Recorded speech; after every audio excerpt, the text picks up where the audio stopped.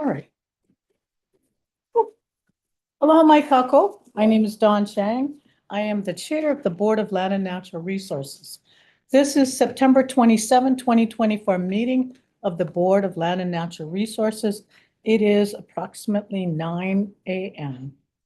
I'm going to go over some public meeting protocols. We're holding this meeting as a hybrid. Some of us are in person in the Kalani Moku building. And actually to join us very soon would be board member Amy Barnes, who's going to join us by Zoom today. But we're also holding this meeting remotely via Zoom. In addition, it can be watched live on YouTube. For those testifying via Zoom, we will move you from the waiting room into the meeting when the board hears the item you signed up to testify on.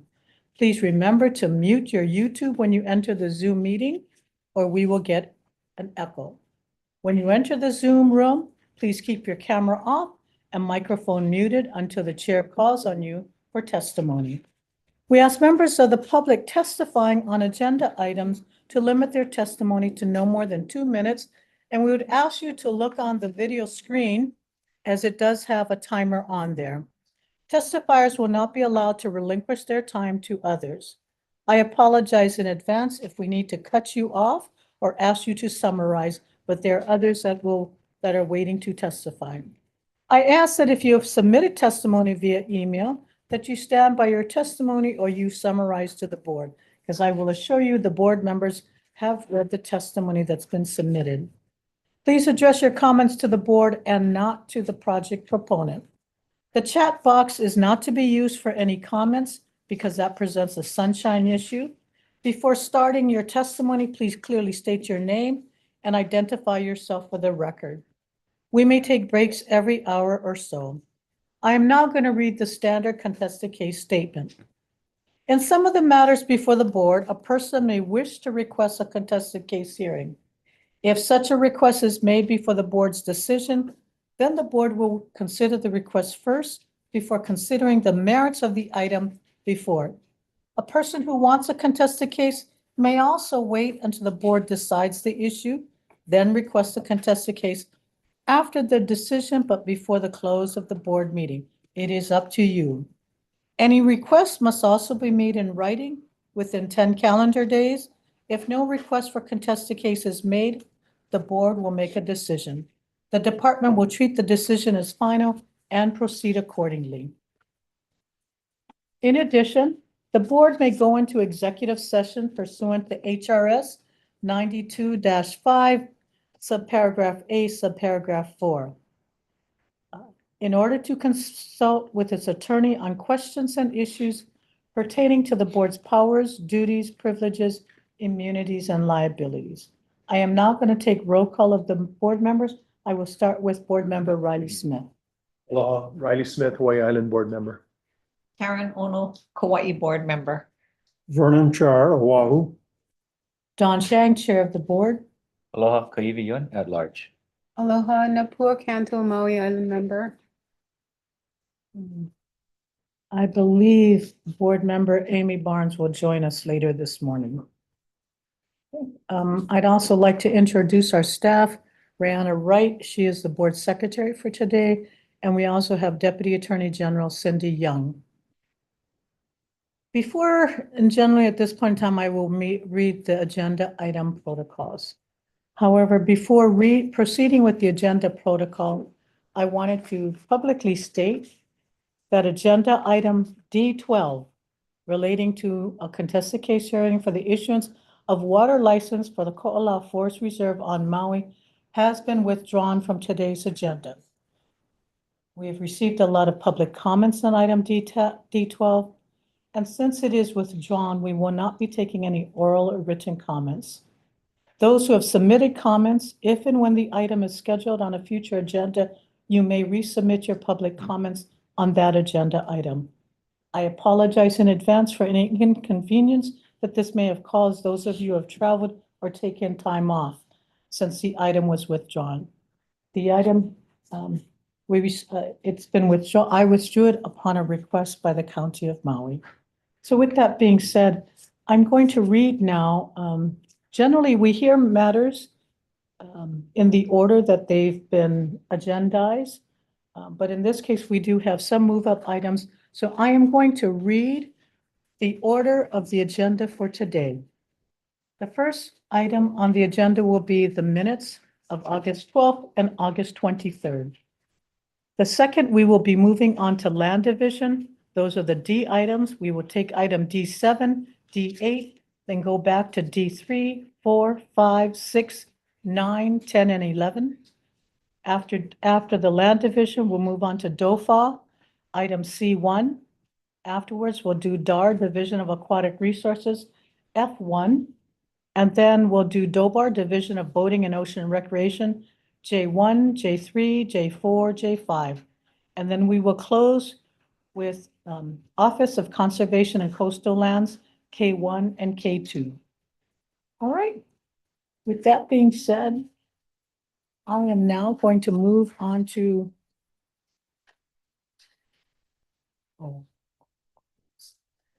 we are going to start with item A1, the approval of the August 9th, 2024 summary meeting minutes.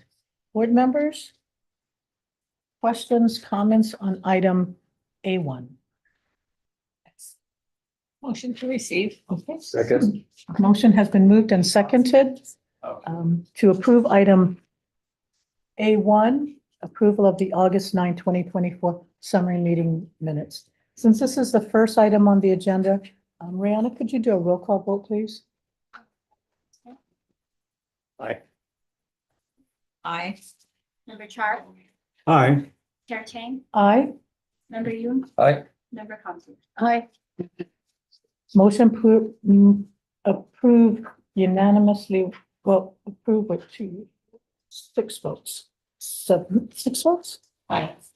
2, 4, Yeah, 6. 6. It's gonna be a long day. Just starting the day. You're right. I do have a hard time sometimes counting while I'm in this room. Okay. Thank you very much, board members. Let's move on to item A2.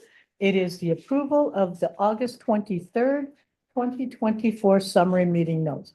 I do want to note for the record, I really appreciate the board secretary Rihanna's work on getting these summary meeting minutes submitted to us in a timely fashion. Board members, item A2.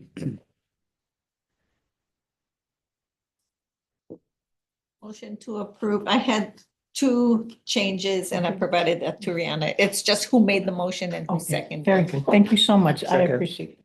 Motion has been moved and seconded to approve item A2, approval of the August 23rd, 2024 summary meeting minutes. All in favor, please raise your hand.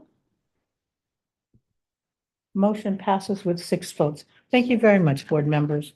We're now going to move on to item B7. This is a land division matter, and I believe we have Russell Suji on Zoom. Go ahead, Russell. Good morning, board. This is a housekeeping matter. We're bringing forward just to document a few drainage easements that's been on the property as far as we think from the time it was built back in the early 60s. Yeah. And so we're bringing it forward to the board. Staff is available for any questions. I would like to note that board member Amy Barnes has just joined us on Zoom. Good morning, Amy. Good to see you. Thank you so much. Hey, Amy. All right, board members, this is item D7. Do you have any questions to ask board member chair? I am to ask staff. Russell Suji. Okay, thank you. I do have members in the audience here on item D7, Joe Ibarra and Onauna Thon. Please come up. Hello, Chair members. Thank you for taking this matter up today. Onauna Thon of Carl Smith Law on behalf of Resort Trust Hawaii LLC. And with me is Joey Barra, Vice President and General Manager of Kahala Hotel and Resort. We're available for any questions should you have them of us, and we look forward to, getting the drainage easement process started here. Board members, any questions? Has a hammock been removed? Not yet.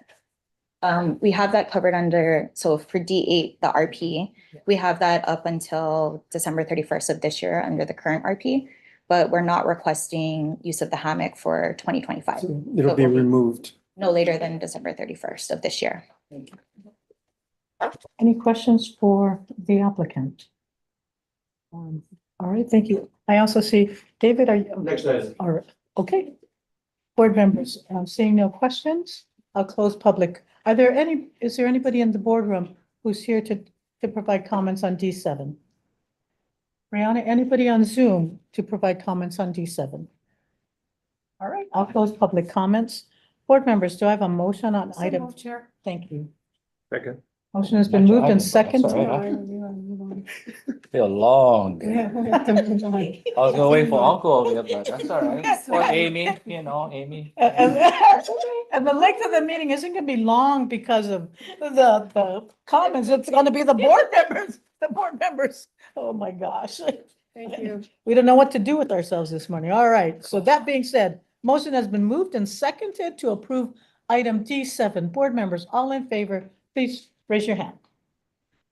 Amy, motion passes unanimously with seven votes, including board member Barnes' hand was raised. Thank you very much, Russell. Thank you. Let's move on to item D8. Yeah, D8 is the resort property, resort trusts RP that we brought before the board annually for the last several years. This time, they're requesting to terminate the existing RP. And we're going to start with a new RP, and the new RP going forward will be just for the maintenance and landscaping.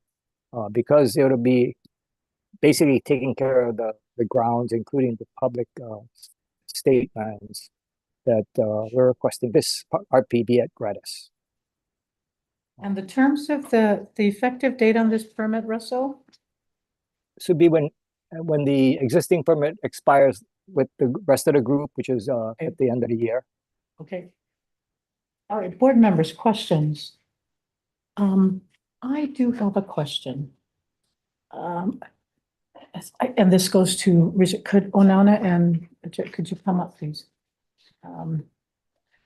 Is this area being exclusively used by the resort?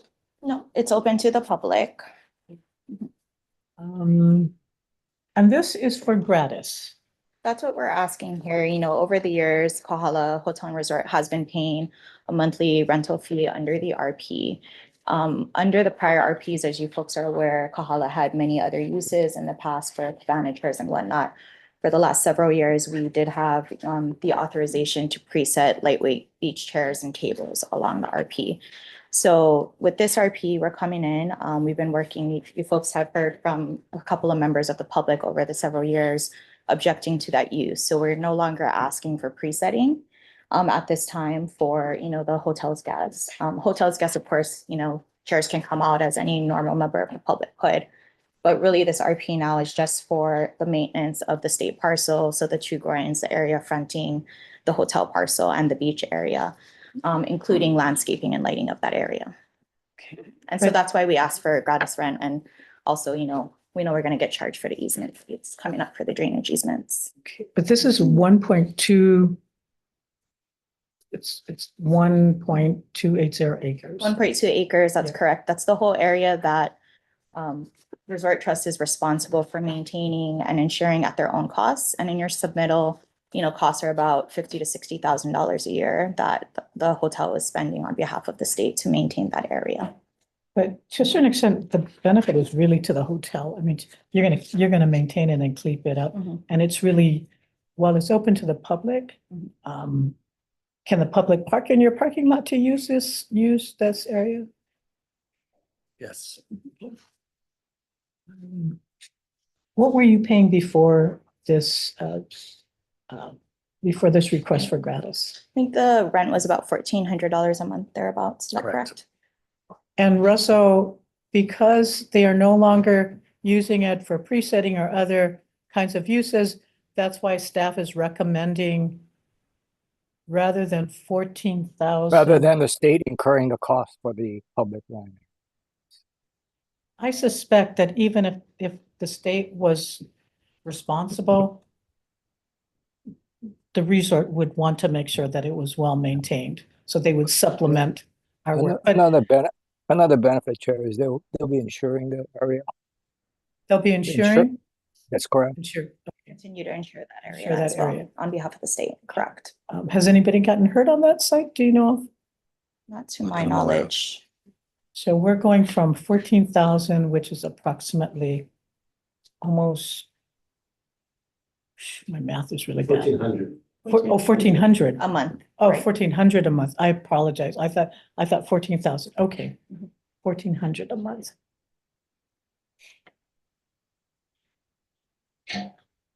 All right, board members, any other questions? Riley? Morning. There are a couple testimony came in from Kimo Frankel and Ralston Mhm. and had a bunch of pictures and stuff in there. Are you guys gonna take care of the requests they have? Correct, yeah, so Pahala is expecting a landscaping quote today to, some of those pipes are actually still in use as part of the irrigation. They're not capped with the sprinkler heads, so we have somebody coming in and Joe can give you a little bit more information on the scope of that work. Right, in communication with Carl Smith and David Frankel, these came up. I met last week with a landscape company to address the issues, and I expect a quote by the end of the day today. Okay, cool. I mean, good to get on the record that Yep. they public, will- they after will be these things, addressed. you guys are agreeing to do them and the timing is by the end of the year? Probably by the end of the year. Okay, I'm good. Thank you. Thank you. Sorry, confusion. Is that the additional request to remove additional hedges indicated? So not the hedges, Mr. Franco did make that request to us directly and we respectfully decline. Some of the hedges that were identified do appear to serve, erosion control in certain areas. Our request today is really just to maintain the landscaping as it is today. So when you're saying insuring the area on behalf of the state, Mhm. what are you insuring? What exactly? Maintaining liability insurance, Liability right? Yeah, and insurance. that's required under the RP and it has been. Okay, thank you. Any other? I guess one of the concerns, and I've not seen it the last 6 months, was the signage, the public, that's public property. At my last visit, I wasn't able to locate some of those signs, but I'm assuming that the hotel will maintain signage so that members of the public recognize the public area, which now includes the grassy area. Correct. Yeah, and that was a condition, and forgive me if I get the years wrong, I think either 2021 or 2022 RP, right? That signage was installed along the border of the hotel property and the state property. And that was. Some of it may have been in the bushes, which is why I may not have seen it, but I'm assuming that this permit includes requirement for you to properly delineate the signage that is public access and make sure that it's visible and as a practical matter to the public. Sure. And I'll defer to Russell on that, on what terms make it into the RP. And I don't think Resort Trust would object to continuing to include that condition that the signage be maintained along the state parcel. Okay. If I could just check, so I know Russell said it in his presentation and, the staff report does identify specifically that the RP purposes will be for maintenance, landscaping and lighting. Just in the recommendation, item number 4, it says maintenance purposes. So I just want to make clear that, the final RP does include that language, maintenance, including, the landscaping and irrigation and lighting. That's all. If you folks have other questions, we're happy to respond. Thank you so much. Thank you. Chair, can I ask a question? Yep. So I know one of the issues that has been raised in the past is that even though in theory this is a property that should be accessible by the public, the lack of signage in the past, and then now I understand there is signage, but some folks have said that it's difficult to see the signage. And then the placement of the chairs and other items has given the appearance to people that it is not actually accessible to the public. And so I guess I have two questions. My first question is, do you have any data or information on how frequently this property is being used by the public?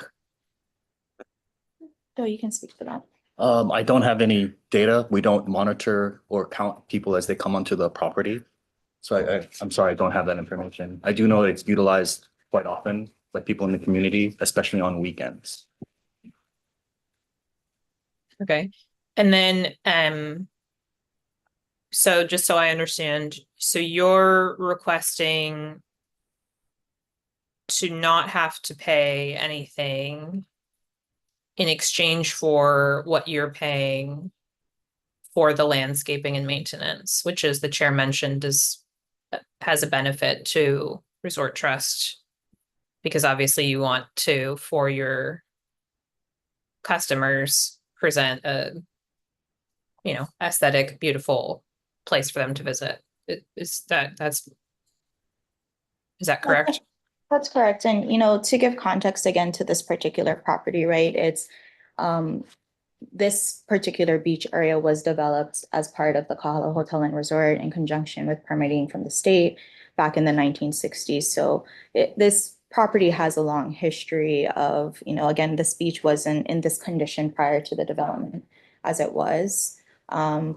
Resort Trust has been a good steward of this area, and we continue to work, when we get comments from members of the public to address those issues. So again, Resort Trust is, spending quite a bit of money a year on the insurance, on the maintenance obligations. And so now with the RP no longer allowing for pre-setting and other recreational uses that it did in the past, we are requesting that, the rent on the RP be gratis.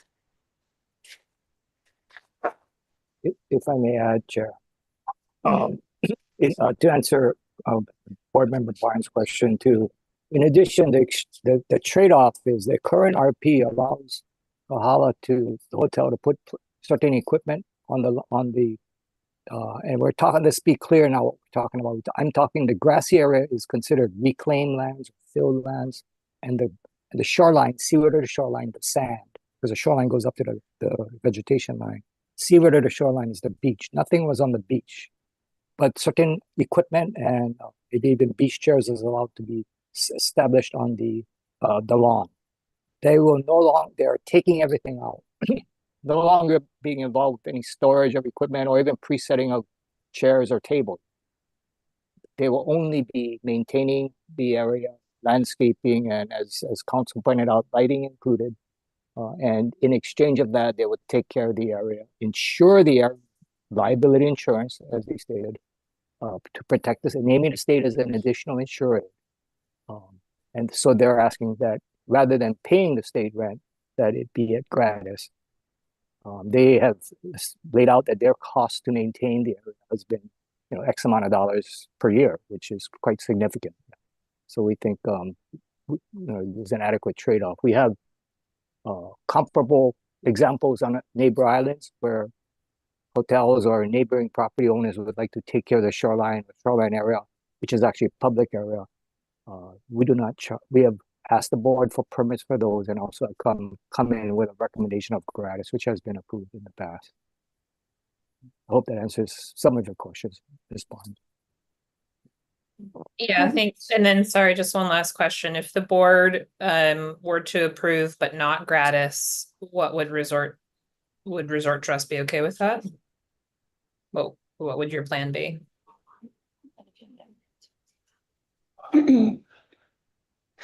I think I would need a minute to discuss.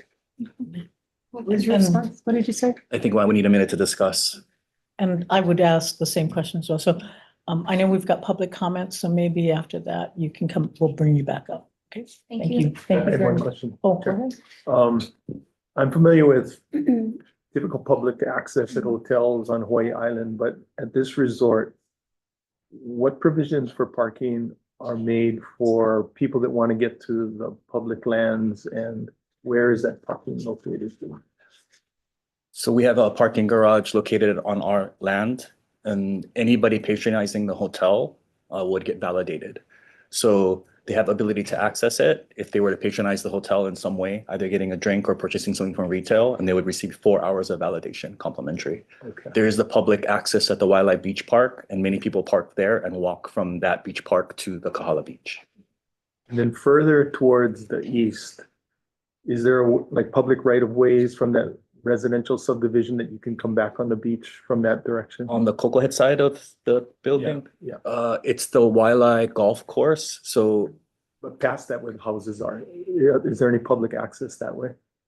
I'm not certain, to be honest with you. Okay, Thank you very much. Quick question. So along this swath of, oh, did you, Oh, no, go ahead. ladies first? Okay, so Chair, yes, I guess this question is for Russell. I wanted to reflect on Amy's last question or concern. So we always reflect in the best interest of the state. So here we are looking at Gratis. How is the state, what is the advantage to the state to remain at status, at Gratis rather? I think what he was, the department's basis is that they're maintaining it at their cost. So the state would otherwise not have to pay for it. So that's the public benefit that is being maintained, and there's insurance. And a lot, yeah, insurance, right? And they're, Because and they're paying the state will not, if we were to get the property back, and we would not maintain it at all. It'll be just open. Oh, we won't. But we're not necessarily asking for the property back. We're asking whether there should be a payment for the use, or, you know, the fact that they're maintaining it. So I don't think I know I'm not suggesting that we would take the land back, but I think whether the Gratis is an appropriate consideration, notwithstanding that you're going to cover insurance and that you're going to maintain it. But it, you know, I mean, this is one of the few public, one of the few beach. And I think you've seen what we're seeing all over the place, that the public's access to beaches are being diminished. So when we have an opportunity to ensure public access and use, I think that becomes an even more mounting responsibility, I think, of the board. So I think that, for me, that's where I'm coming from. But I think to your question, Board Member Kanto, the department feels that if the benefit we get is that we don't have to pay for maintaining it. And I think also, Chair, you know, the board, if they've ever walked from the Waialae County Park to the Kahala, you'll notice a difference between the beach area between the county park and the Kahala Hotel, because they maintain that area. If we were to let it go into this natural state, which is that area fronting the golf course, that's basically what you're going to probably go back to seeing in front of the Kahala, is that equivalent area that you see walking in front of the golf course and the country club. It's kind of a rocky, sandy area.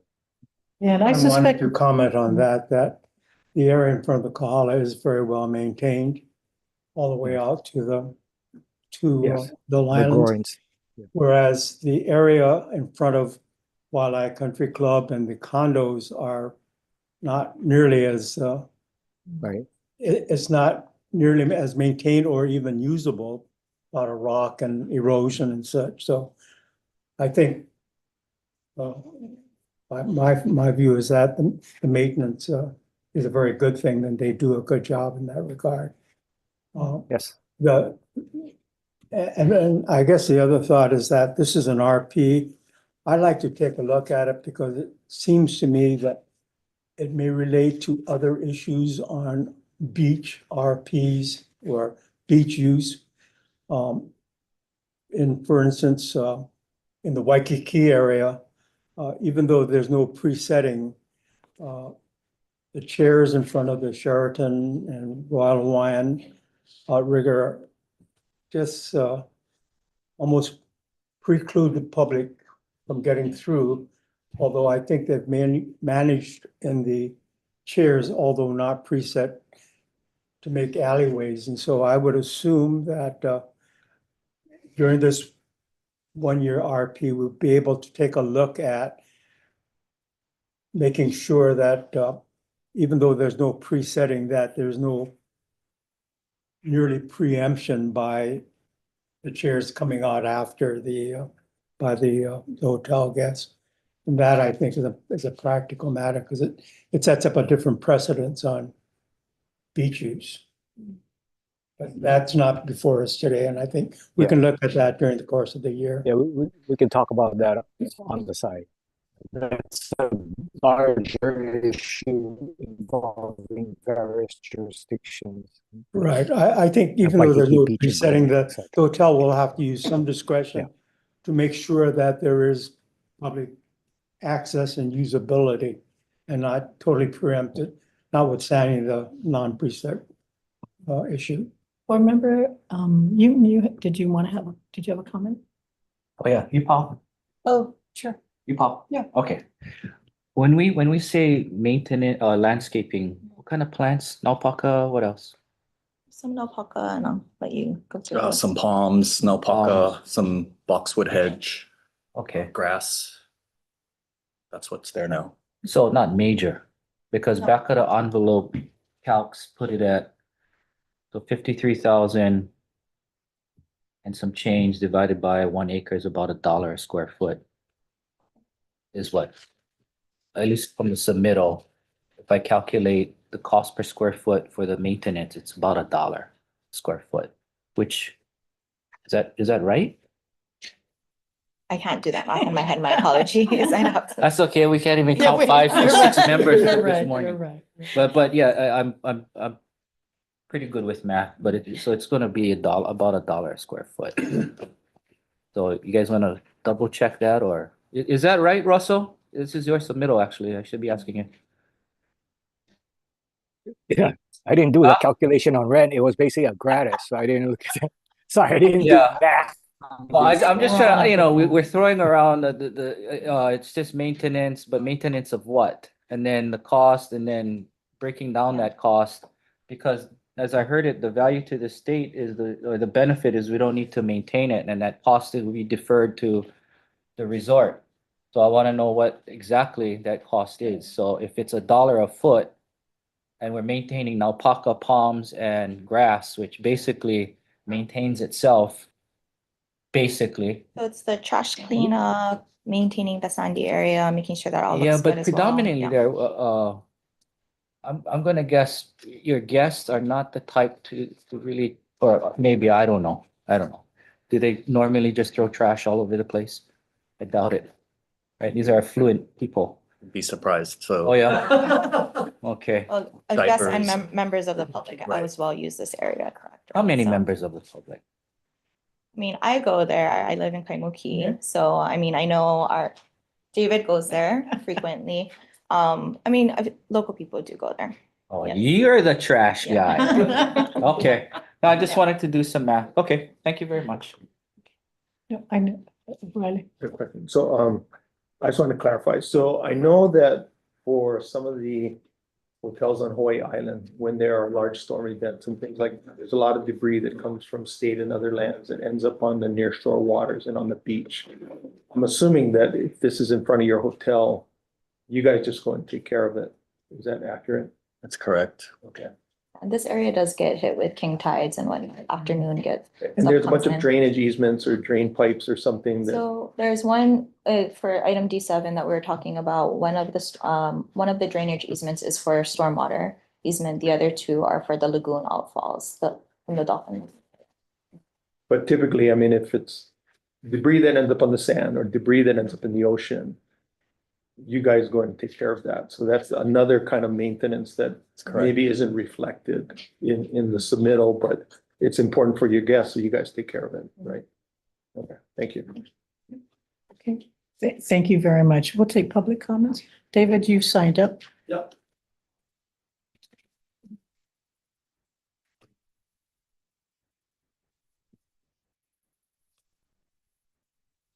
Thank you, David Frankel. I support the staff submittal. Some of you may know I filed 2 lawsuits regarding this revocable permit, one on behalf of myself and one on behalf of Tyler Ralston. And we've just seen so much progress. Things are great now. Back in 2018, the hotel, this is before Joey Barrow, general manager, was operating a restaurant on public land without permission. They were hosting weddings on public land, despite a letter from Suzanne Case prohibiting them from doing so. They were renting beach chairs and cabanas, all improperly. And unfortunately, neither this department nor this board took any action in response to that, hence the litigation. We've made a lot of progress, and since February, things have been really good. There's been, to address Amy Barnes' question, there's been no exclusive use of the RP or beach area since approximately February. I mean, basically they stopped presetting, then they moved the towel caddy.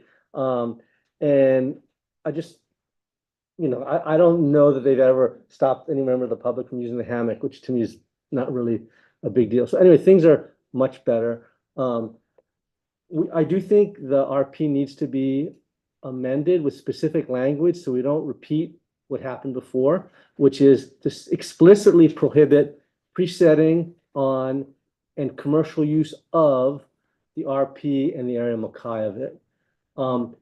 That is, I believe, everyone's understanding here. Unfortunately, that language was not specifically in the RP in 2018, which is how the hotel took advantage.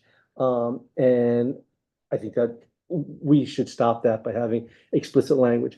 I think there are other, I'll say, less important issues that can be addressed in future years, including payment. I just think at this point, this is huge progress. I think the hedge on the Cocoa Head side needs to be addressed, but that can be addressed in the future. This is tremendous progress. Thank you. This is unprecedented. Hey, bro, I don't know what you're to welcome. I mean, I don't know what to, I appreciate, you don't normally come to tell us that you're supporting one of our staff submittals. So I have appreciated also your perseverance that I think has moved up, but also recognizing the good work of the resort and in particular Joey. That I think that's, that helps. And we're always talking about the relationship. When we're working together, it's so much better. And so hearing things like that, I will tell you, I know I personally appreciate hearing that. So thank you very much, David, and for taking the time to be here to say that. So thank you very much. Yep. Thank you. Is there anybody else in the public that would like to make a comment on item D8? Do we have anybody on Zoom, Rihanna, for D8? No. Okay, I'm going to close public comments. Board discussion. Okay, I'll make a motion to start. Move to approve staff recommendation. Do I have a second? Second. A motion has been moved and seconded twice to approve staff's recommendation. Discussion. Yeah, I'd like to also make a comment with staff that hopefully and the public that during this on-stream period for the revocable permit that the hotel exercises some restraint in the number of chairs that are placed for their guests in the grassy area or the beach areas. So as not to preclude real public access to that property as well as an adequacy of signage to show that they are public. But I applaud the hotel for taking this position. I was concerned when I had seen earlier the daycare people had been out there and an earlier position had been taken by the hotel that they could do preset plus a whole bunch of other chairs, beyond the preset chairs. And that's what caused me to be concerned that there might have been a practical preemption of the public by too many chairs, even though, it didn't avoid the preset law. And I understand the distinction that the lawn with David, there was a conflict as to whether the lawn was beach or, a non-beach area. And that was a legal issue, but I'm glad that things have worked out. So I'm hoping that we'll be able to get a report in a year from now when this RP comes back and give us some status of the fact that the public really has access to this property. I'll just make a comment. I mean, I appreciate just the tremendous movement and the hard work of Resort. And the department has taken very aggressive action on pre-setting. I mean, we've gone down to Waikiki, we've put everybody on notice, we're starting to enforce. There is a public perception about beaches, and so I recognize, so for me, I will support the motion to grant the revocable permit, but I have a real difficulty with gratis. Because in my view, I think even if we didn't maintain it, the hotel would maintain it, because it is primarily being used. While it's open to the public, there's also, it is a benefit to your guests. But I think the money that is generated from, revenue that goes into the Land Development Special Fund, it helps us to do other kinds of monitoring, enforcement, taking care of other places that may not have the same level of attention as at Resort. So that is my difficulty with just having it gratis. And I would support some kind of an amendment, because I think the $1,400 is approximately $17,000 a year. And I think it's not, in my view, an insurmountable expense for the hotel to help contribute towards that. So that is, if somebody wants to make a motion, but that's my, what I'd like, my comment on this particular motion. Riley? I'd just like to give a different point of view. The resort is there. They're the first responders if something ever happens. If someone, member from the public gets hurt or something like that, it's likely going to be that someone from the hotel is going to provide some kind of assistance to them. If there's a storm event or other debris that ends up on the beach or in the ocean, they're the ones that are there, can respond quickly. They're not going to wait for a call that's going to go to Russell or go to DoCare or someone to respond to it. They're just going to take care of it because that's what they do. And the folks on the Big Island, they do that all the time too. So I think the benefits to the community and the response time more than makes up for granting this access at no cost. No, I guess my only comment, I think they would do that anyway, whether we maintained it or They not. do, and Yeah, they don't they ask would for do. it, you know. Right, right. After that big storm in Hopuna, Yeah. the general manager called me up, who do I talk to? Mhm. And I gave him DAR, I gave him DoCare, I gave him state parks, I gave him all the information because he had his crews down there that morning and they were trying to figure out, what do we do with the dead goats in Hapuna Beach Park? And they were taking care of it immediately. And I don't even think anybody from the state responded for a day. So, that's the kind of response I see from the resort community. And, maybe it's their self-interest because it's their hotel guests, but it's also the public that's using the same ocean, the same beach. And so I think we could just have to acknowledge the contributions that they make to not only their hotel guests, but also our community. No, that's a fair. I guess my comment, I don't disagree with the sentiment of some consideration, but I think it starts a whole new precedence as to whether the state has the right to charge any hotel for the use of the beach, which is public property. Technically, the guests take their chairs down as any other member of the public, and there's no charge for the Sheraton or the Reef or any of these other hotels for the use of the public beach on an at-will basis, not preset. So I'm a little concerned as to if we were to charge the Kahala, and maybe the difference is the grassy area, not the beach area, the sandy area. Whether we're creating some kind of a precedence as to whether there's adequate consideration, especially where we're maintaining public access and easement to. Chair, I just would like to chime in, and I think agree with a lot of what a lot of people have said. I mean, to Riley's point, I think that, there are good actors and bad actors within the resort community, and I think the good actors do contribute. And I think that that is important and expected. They're part of our community. I also think that as a part of the community, providing compensation for the use of state lands is something that a good actor should be willing and eager to do. And I sort of, maybe the inverse of Member Char's point, have a concern about offering this gratis.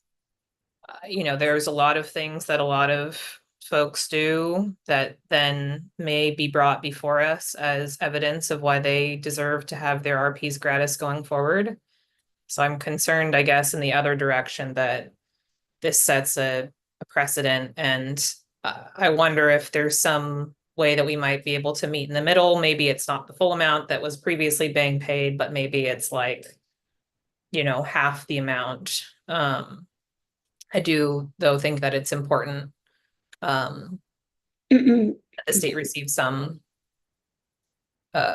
compensation in return for this. Maybe, well, I'm thinking this through. Russell, for instance, on the Hilton, there is a charge, not the dock, but for the beach area. Is that a precedence of charging for public access? I mean, public areas on the public beaches? The Hilton contract, No, don't we charge along the boardwalk area? the Hilton contract, Hilton Hawaiian Village is totally different.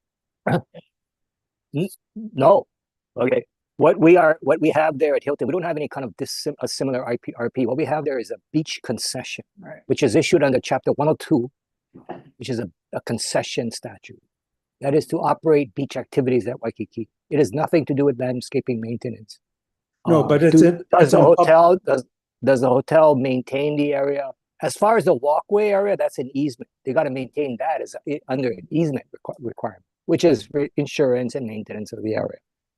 But the sandy area, there is nothing like a written agreement to maintain, except to the extent we have a concession agreement there. Yeah, so they do take care of it generally by raking the area as well. But we are charging them for beach. No, again, let beaches me make clear. They're paying the state rent, very significant amount, for the right to operate a beach concession. Beach activities kind of stuff there. That's what they have a right for. It's not about landscaping maintenance or even pre-setting. No pre-setting, of course, is not allowed as a matter of law. With the Kahala, the difference is that there are no concessions. No. On the lawn area or the beach area. No concessions, period. There's no precedent for. We're going to terminate the existing RP. Once that is done, it'll be just like any other unencumbered lands where commercial activity is prohibited unless otherwise approved, and it's not going to be approved. Okay. Yeah, I have a macro comment maybe. So in 2018, when I joined this board, it was my first introduction to Mr. Franco over there. I think Vernon and I were sitting here, and that was a very different chemo back then. So good to see the happy chemo today. The lengths at which we're accommodating visitor experiences via presetting, it amazes me. It took from 2018 to now, and the time and resources it took, the presetting conversations, it amazes me the level at which we're willing to concede and make these accommodations. I'm not a hotelier, but I'm gonna, the high cost to advocate for these types of experiences must be exorbitant. Legal fees and other fees, and perhaps these costs or resources could be deferred to other more worthwhile things. But again, I'm not a hotelier. I'm curious as to the next generation of visitor, whether these types of entitled experiences actually move the needle as far as good visitor experience. Do you have any thoughts about that?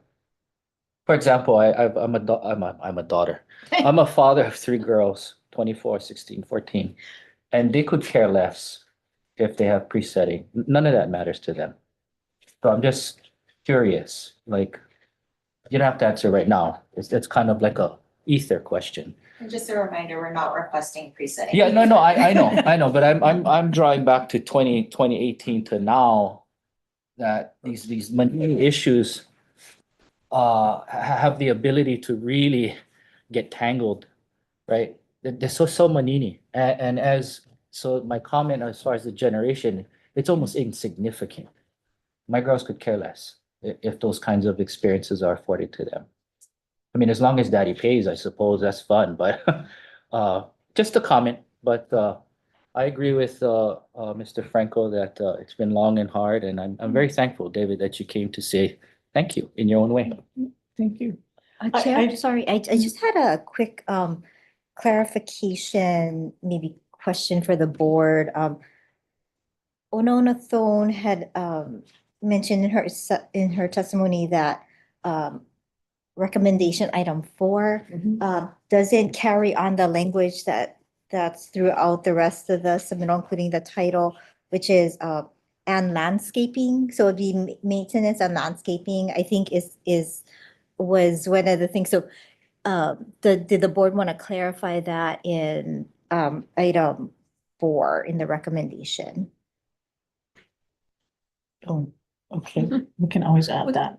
We can always add that, just in one, So is and that, landscape. yeah. Is that part of the motion that was made? I guess that's. the Yes. point of it. Okay. Okay, thank you.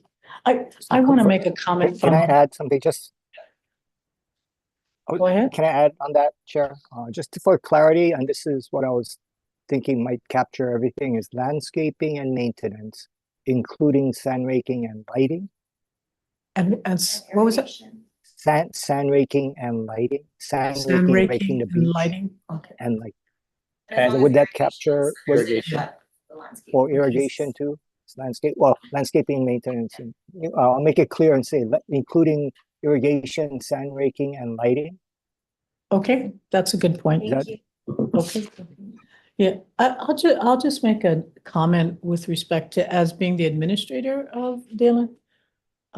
Staff's time to prepare submittals, staff's time to enforce the conditions of any permit, it costs the department. So, I understand the concerns about, are we setting a precedent? And perhaps it's not such a bad precedent that use of public resources, even if it is open to the public, in my mind, there should be some consideration for that. My suspicions are, if we didn't give you this RP for you to maintain it, and if the state was left to maintain it, it probably would not be maintained at the level that your guests would be accustomed to for what they're paying to stay at the hotel. So to a certain extent, while you are doing us a benefit, it probably is benefiting you to maintain a certain standard that we would not otherwise, I don't think the state would dedicate the same level of resources that you would do to maintain this.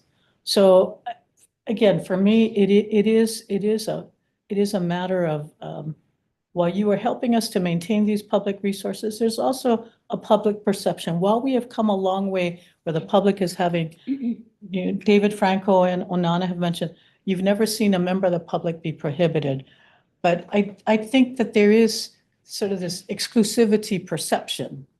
So again, for me, I think if we can find some medium ground, $1,000 a month, it's less than the $1,400 that we were charging before, but it is some consideration for enforcement, for administrative costs, but also I think it sends a message to the public that there is some consideration, even though we're receiving a benefit. So that's my final comment on this.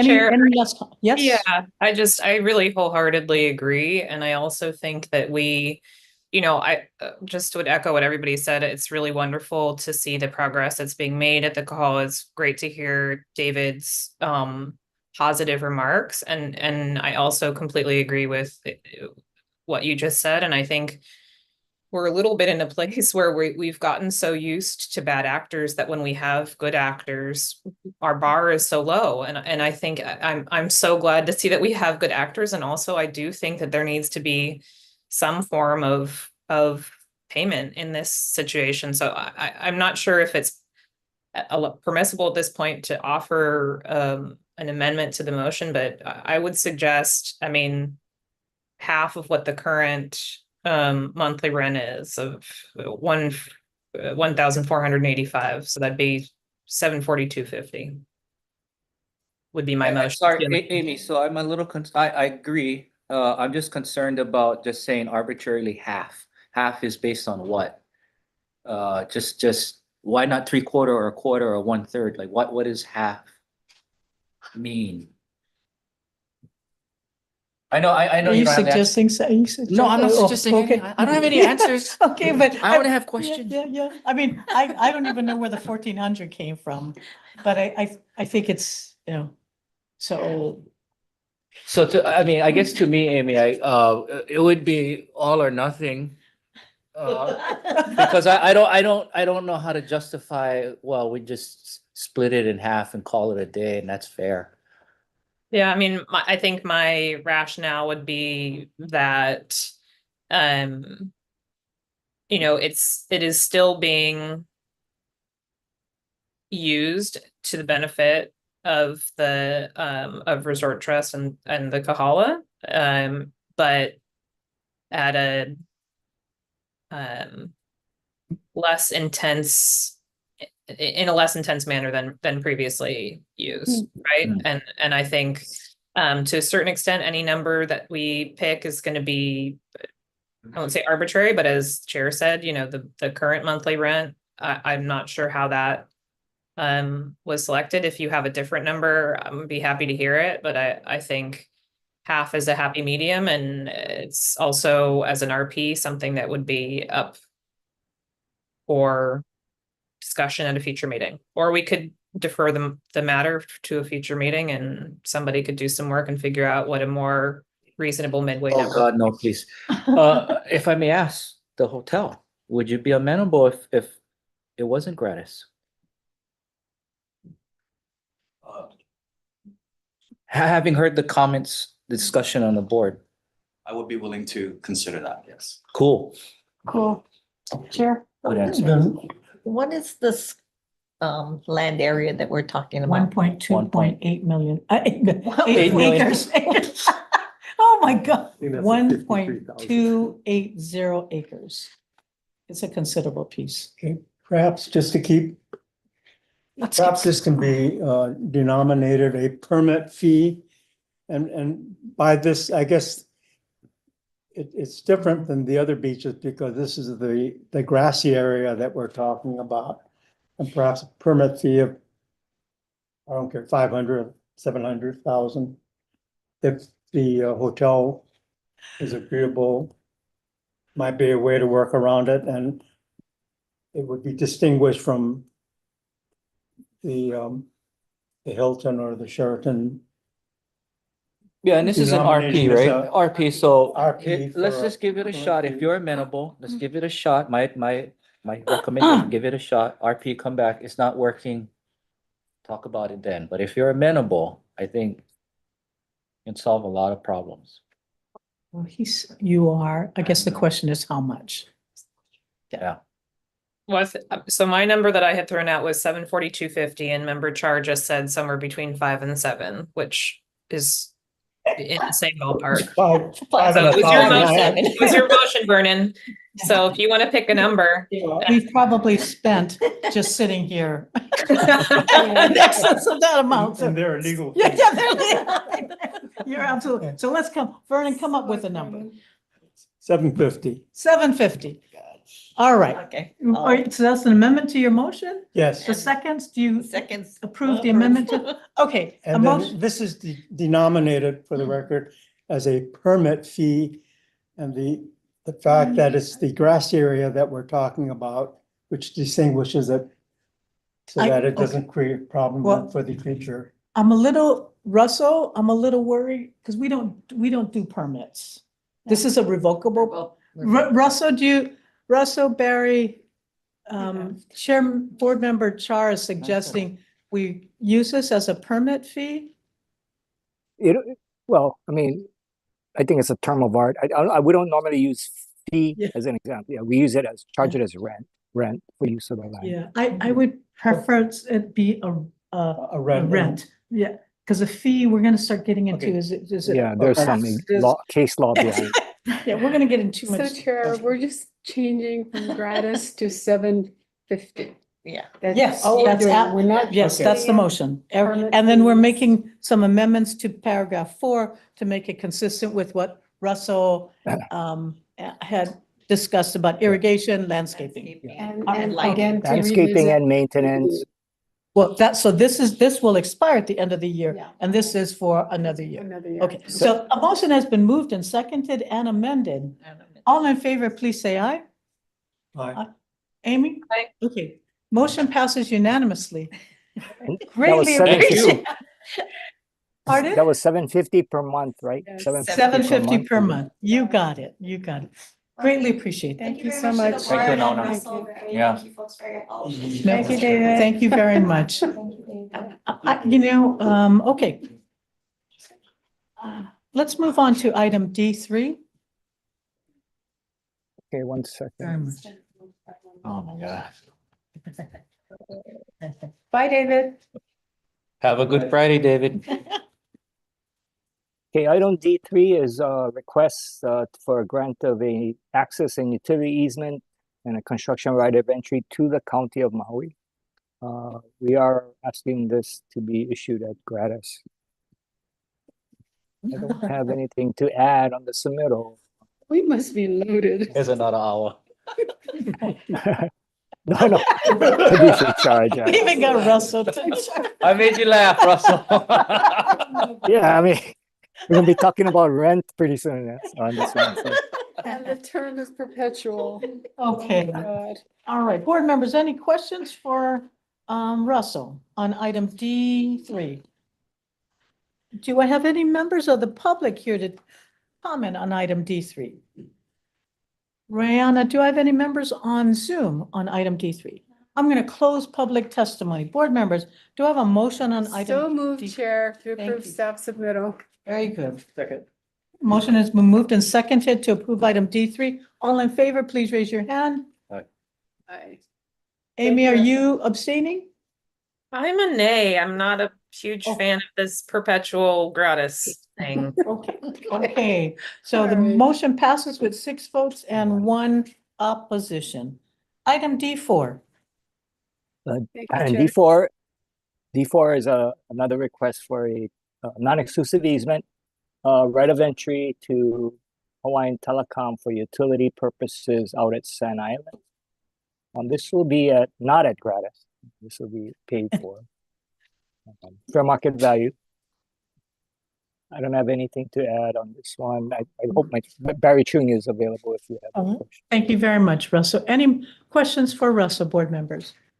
Do you have anybody in the audience in the boardroom on item D4? Brianna, do I have anybody in Zoom? Most of the public comments are closed. Board members, do I have a motion on item D4? So moved. Do I have motion is moved and second to approve item D4. All in favor, please say aye. Aye. Aye. Aye. Motion passes unanimously with 7 votes. Item D5. D5, another non-exclusive easement to the city and county for the rapid transit system for an elevated guideway. Again, this would be gratis. It's a gratis request. I don't have anything to add other than that. Barry is available if you have questions. Thank you very much, Russell. Board members, any questions for staff? How does this become gratis? I'm sorry, Russell. How does this gratis? Government, it's a government entity. The heart, and it'll be, it's actually to the county for the department. I think Barry, the easement is to the Department of the County Department of Transportation, I believe, DTS. Yes, yes, because DTS, Bertrand Land Division, because Department of Transportation Services of the city is the eventual managing agency for the rail system. Yeah, it's for hard. So it'll be county to county. this for the rest of our For the rest- So please, make this Thank you so much. Okay, board members, any Oh, questions my to staff? goodness. Anybody in the boardroom here on item D5? Brianna, anybody on Zoom? Is it Bob Stelmaker, but I think He's with Hart, yes. Bob, did you want to add anything to this agenda item D5? Bob Stelmacher with Hart? Okay, seeing none, I'll close Chair, can I public. just- Can I ask a question? Yes, So, in these perpetual gratis easements, what happens in either the prior case or this case if the city and county determines that at some point in the future, they no longer need the land? it comes back to the state, To DLNR or to DLNR. We can terminate it. And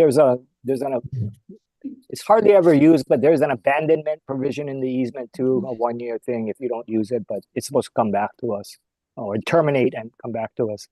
We, since I've been the administrator, have been making it real clear though, before termination, I'd like what was there taken out of the ground and restored, which sometimes becomes an issue when you have very old things in the ground, like pipes and stuff.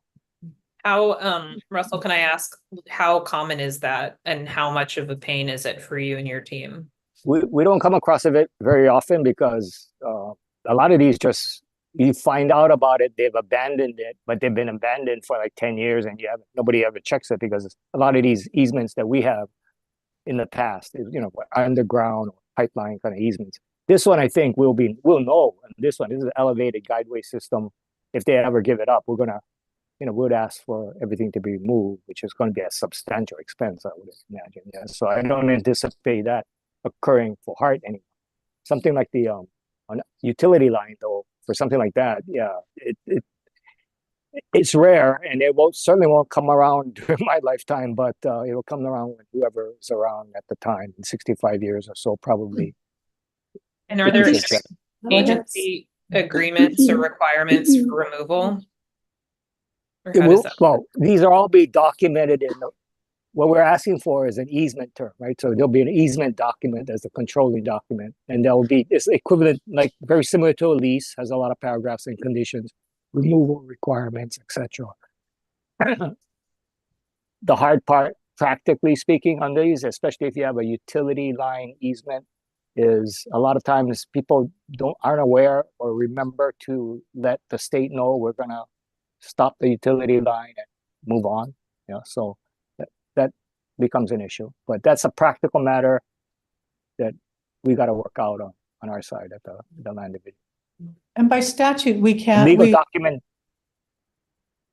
Oh, no, I was just going to say, from a documentation side, we're covered, right? We got the legal easement and it has all those provisions and protections. Board I'm sorry, member Chair, you Barnes, passed. yeah, from a policy standpoint, we generally do not charge public utilities or other government agencies because it's a public benefit, there's a public purpose, and and taxpayers pay taxes. Yeah. So we don't charge, and this is Gen- not a fee generally, simple Chair. transfer, it's an easement. Yeah, generally, I was going to say that's true, Chair, but we do charge HECO, those private entities that Oh, yeah. for a utility line, yeah. Oh, But generally, public- certainly yeah. county, Public other utilities. government agencies. Right. Yeah. Okay, board members. Amy, you don't have any other questions on this one? Okay, do I have a motion? What, is there anybody here to provide comments on D5? Anybody on Zoom? Oh, okay, is there a motion for D5? So moved. Thank you. Second. Motion has been moved and seconded to approve item D5. All in favor, please say aye. Aye. Amy, are you okay? All right. Yeah, I Yes. guess just, yeah, I'll vote yes for this with just the note that hearing what Russell just explained makes sense, but I think there's some inconsistency in Tower treating 3, 4, 5, understanding that, these are all supposed to be the same across city, county, and utilities, so, but yes, I will vote yes on this one. Okay, motion passes unanimously. Item D6, D6 is a request to terminate an existing Russell, you're RP, breaking up. reissuance of a Russell? new RP to GSR equipment. Yes, can you hear me now? Can you we hear me? can hear you now. No? Okay, so this is a request for termination of an existing RP and a reissuance of the RP to GSR equipment for base yard, office, and storage purposes. I don't have anything to add. Barry Chung is here as well if you have any questions. Thank you very much. And if you notice, board members, it's not a public utility or public agency, so we are charging them a monthly rent. Yes. Okay, thank you. Board members, any questions on item D6? Is there anybody here to provide comments on item D6 in the boardroom? Is there anybody on Zoom? Public comments will be closed. Board members, do I have a motion on item D6? Second. Motion has been moved and seconded to approve item D6. All in favor, please say aye. Aye. Okay, motion passes unanimously. Item D9. Okay, D9 is a Kauai matter that we're coming back. Sorry, this is a housekeeping matter. We're trying to come back to the board, and very simply what we're trying to do is allow the start date for the new lease, which is a direct lease, to start after the day after the holdover period. And so we have, rather than change from the first of the month, we designated a particular date. I believe it's September 9th, and we wanted that articulated in the board decision, since we're now working with the Attorney General's office in preparing the lease document. That's the submittal. My staff is also, I hope, are available if you have any questions. So it's not any substantive changes, it's just the date to the start. The date of the lease, Yes, all right. Chair, just a point of clarification. So Russell, they met all the requirements that we had requested the time before, putting up the bond and. No, it's, yeah, they haven't given it yet. We haven't signed the lease or preparing the lease. So yeah, that will be required, and so they have agreed to provide that. Okay, The thank bond, you. in accordance with the bond language that we agreed upon.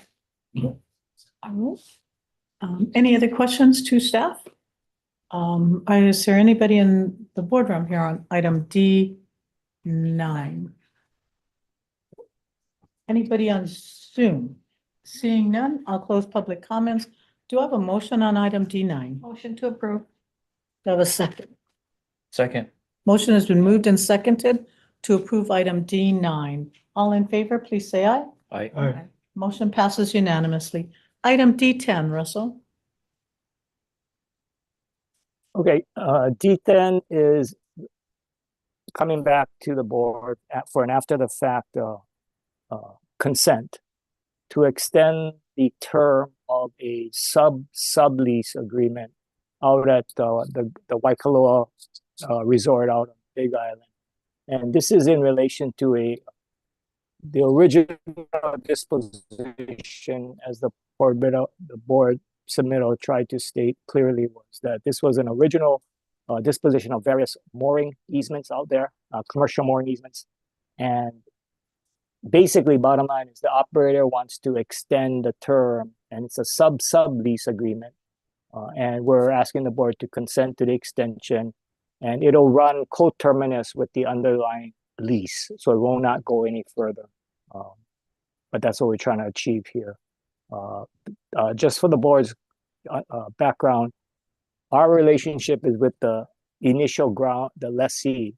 And so this would be sub-lessee. Sub-lessee and sub-lessee is relationships between our lessee and those other entities. So the rents that they charge is established between themselves. Our rent is based upon a gross amount or percentage, whichever is higher. So whatever revenues received by our lessee for these agreements are captured in some form of calculation into the performance percentage rent calculation to determine at the end of the year whether percentage rent is due or not. And So- Russell, did we approve this, the consent to the sublease and the subless? Yeah, and then it expired, yeah. So the Okay. sublease expired, yeah. So it was consented to Okay, agreements, all of it. It just expired, and we were unfortunately not able to bring it to the board in time before it expired. We had other matters going on. It was a late request, etc. And Russell, can you explain why is Land Division issuing the mooring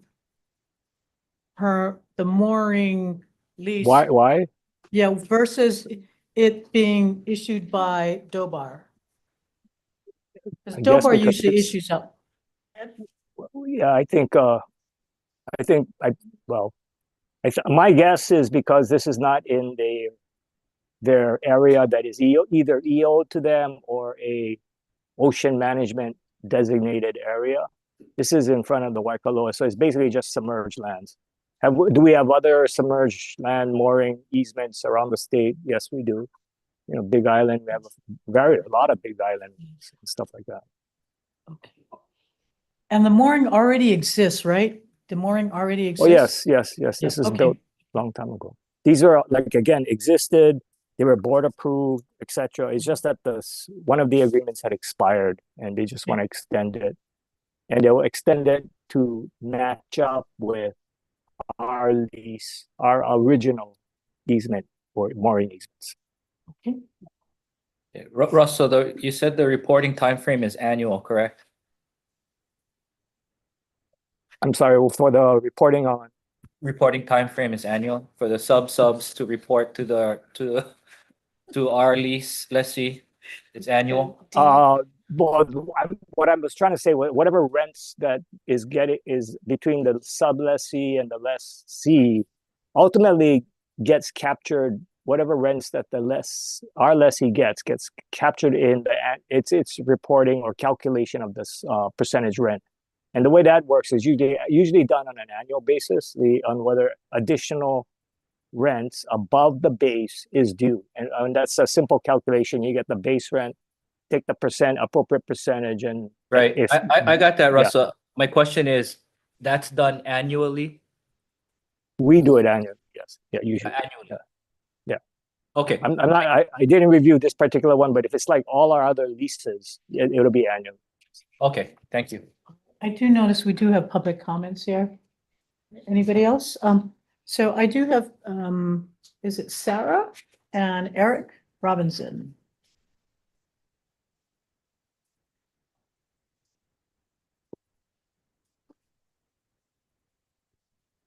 Good morning, Chair, members of the board. My name is Eric Robinson. I'm joined by Sarah Strona. We represent Global Resort Partners. They are the sub-lessor in this request. I also believe that online is Mr. Craig Wagmild. He's counsel for Hawaii Nautical Inc., as well as Doug Ewell here in the room, who is one of the operators of that entity. So we've put together kind of a summary here of the different documents and parties involved that might help the board walk through this. I apologize, Member Barnes, we don't have an online version for you. But as Mr. Tsuji covered, the state's interaction here with WBA, so this is the Waikoloa Beach Association, is the general lease. And then underneath that is a sublease between WBA and Global Resort Partners. And then where we're at today is the sublease between Global Resort Partners and Hawaii Nautical.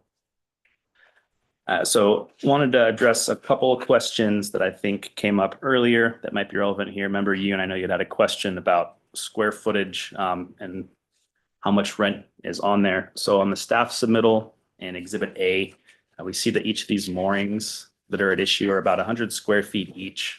So if we're looking at the past rent that's been paid, it breaks down to, for 2022, $331 per square feet. 2023 is $362 per square feet, and year to date so far is $255. If we annualize that, it's about $383. So I just highlight that to point out that there is a significant amount of rent being paid Thank for you. the sublease, and that's in addition to the per passenger fees that are paid by Hawaii Nautical to Dobor. Okay, hold on. Amy, I just texted you the handout, so take a look at your phone. Thank you. Yep. So in brief, what we're seeking today is the board's consent to continue the current sublease to Hawaii Nautical so they can continue their operations. And this does run up until, I believe, about 8 days prior to the end of the term for the underlying lease estate.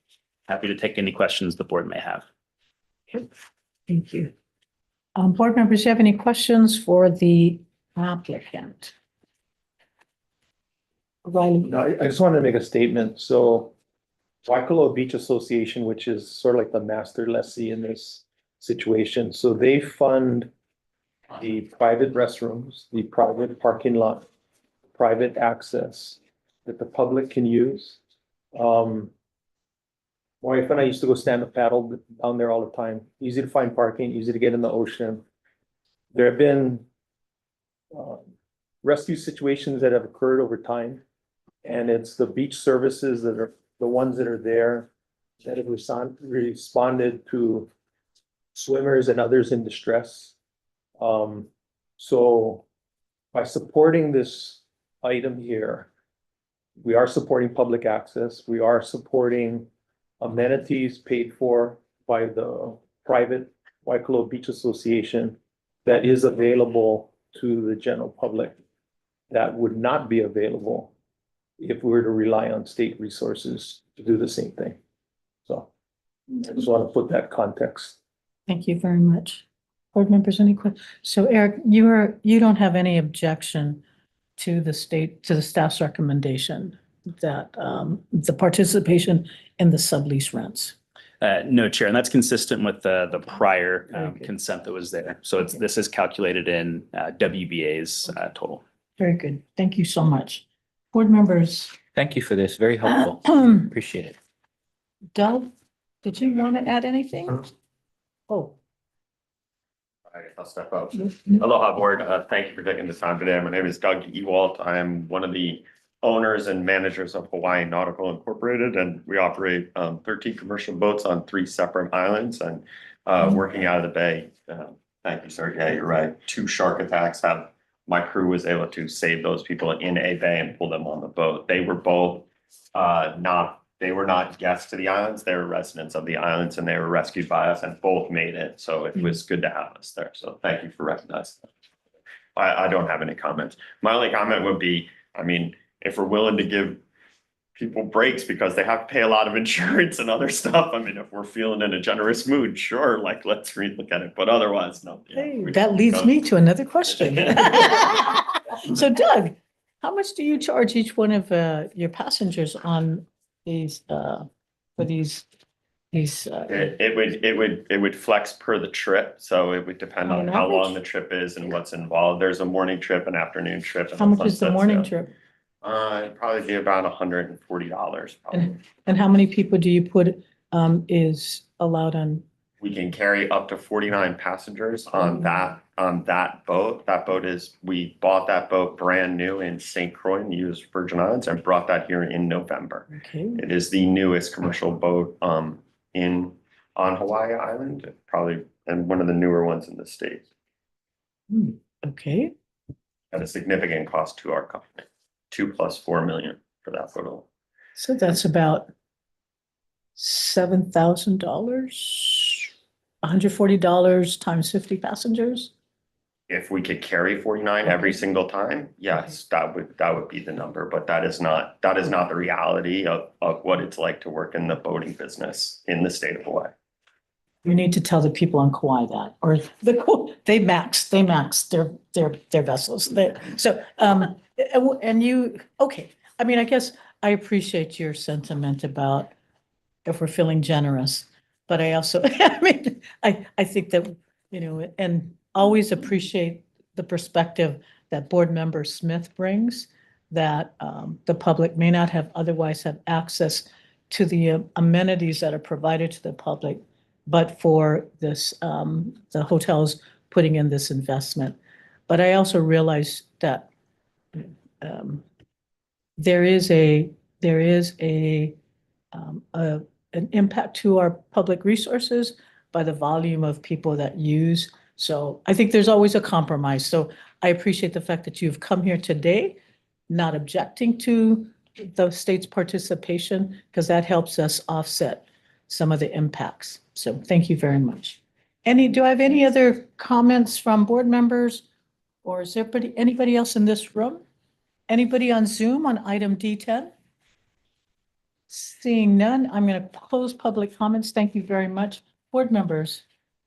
Move that we approve item D10 as recommended by staff. Second. Motion has been moved and seconded to approve item D10 as submitted by staff. All in favor, please say aye. Aye. Aye.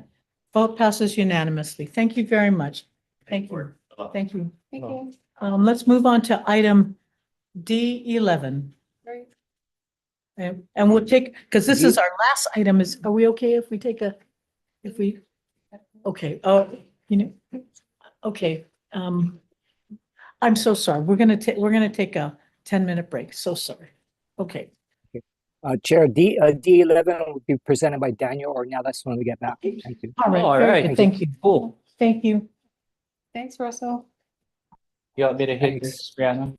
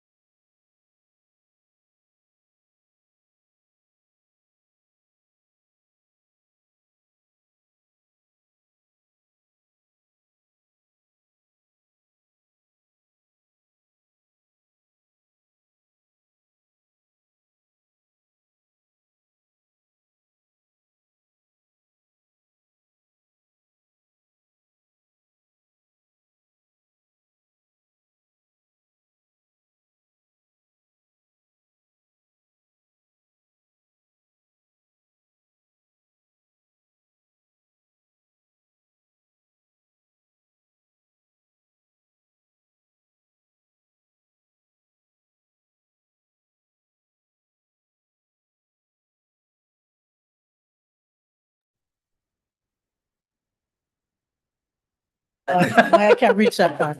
Okay, Aloha, we are back in session. We're going to now go on to item B11. Daniel Ornelas. Is Daniel here? Yes. Okay. Oh, that. Aloha, brother. Thank you. I will note, I was asked to note that Colin is our deputy AG at this time. Thank you, Colin. Hey, Daniel, good to see you. How's it, Please Daniel? go ahead. Item B11, Aloha, board members, and good right morning. after staff submittal. Aloha. Go ahead, Daniel. Yes, Daniel Ornelas, District Land Agent for Maui District, reporting on item D11 in support of Michael Ferreira, who wrote the submission, who's not able to be here today. So I'll give you a brief synopsis of the recommendation. There are going to be 2 recommended amendments to bring before the board, and I'll get to it as we discuss.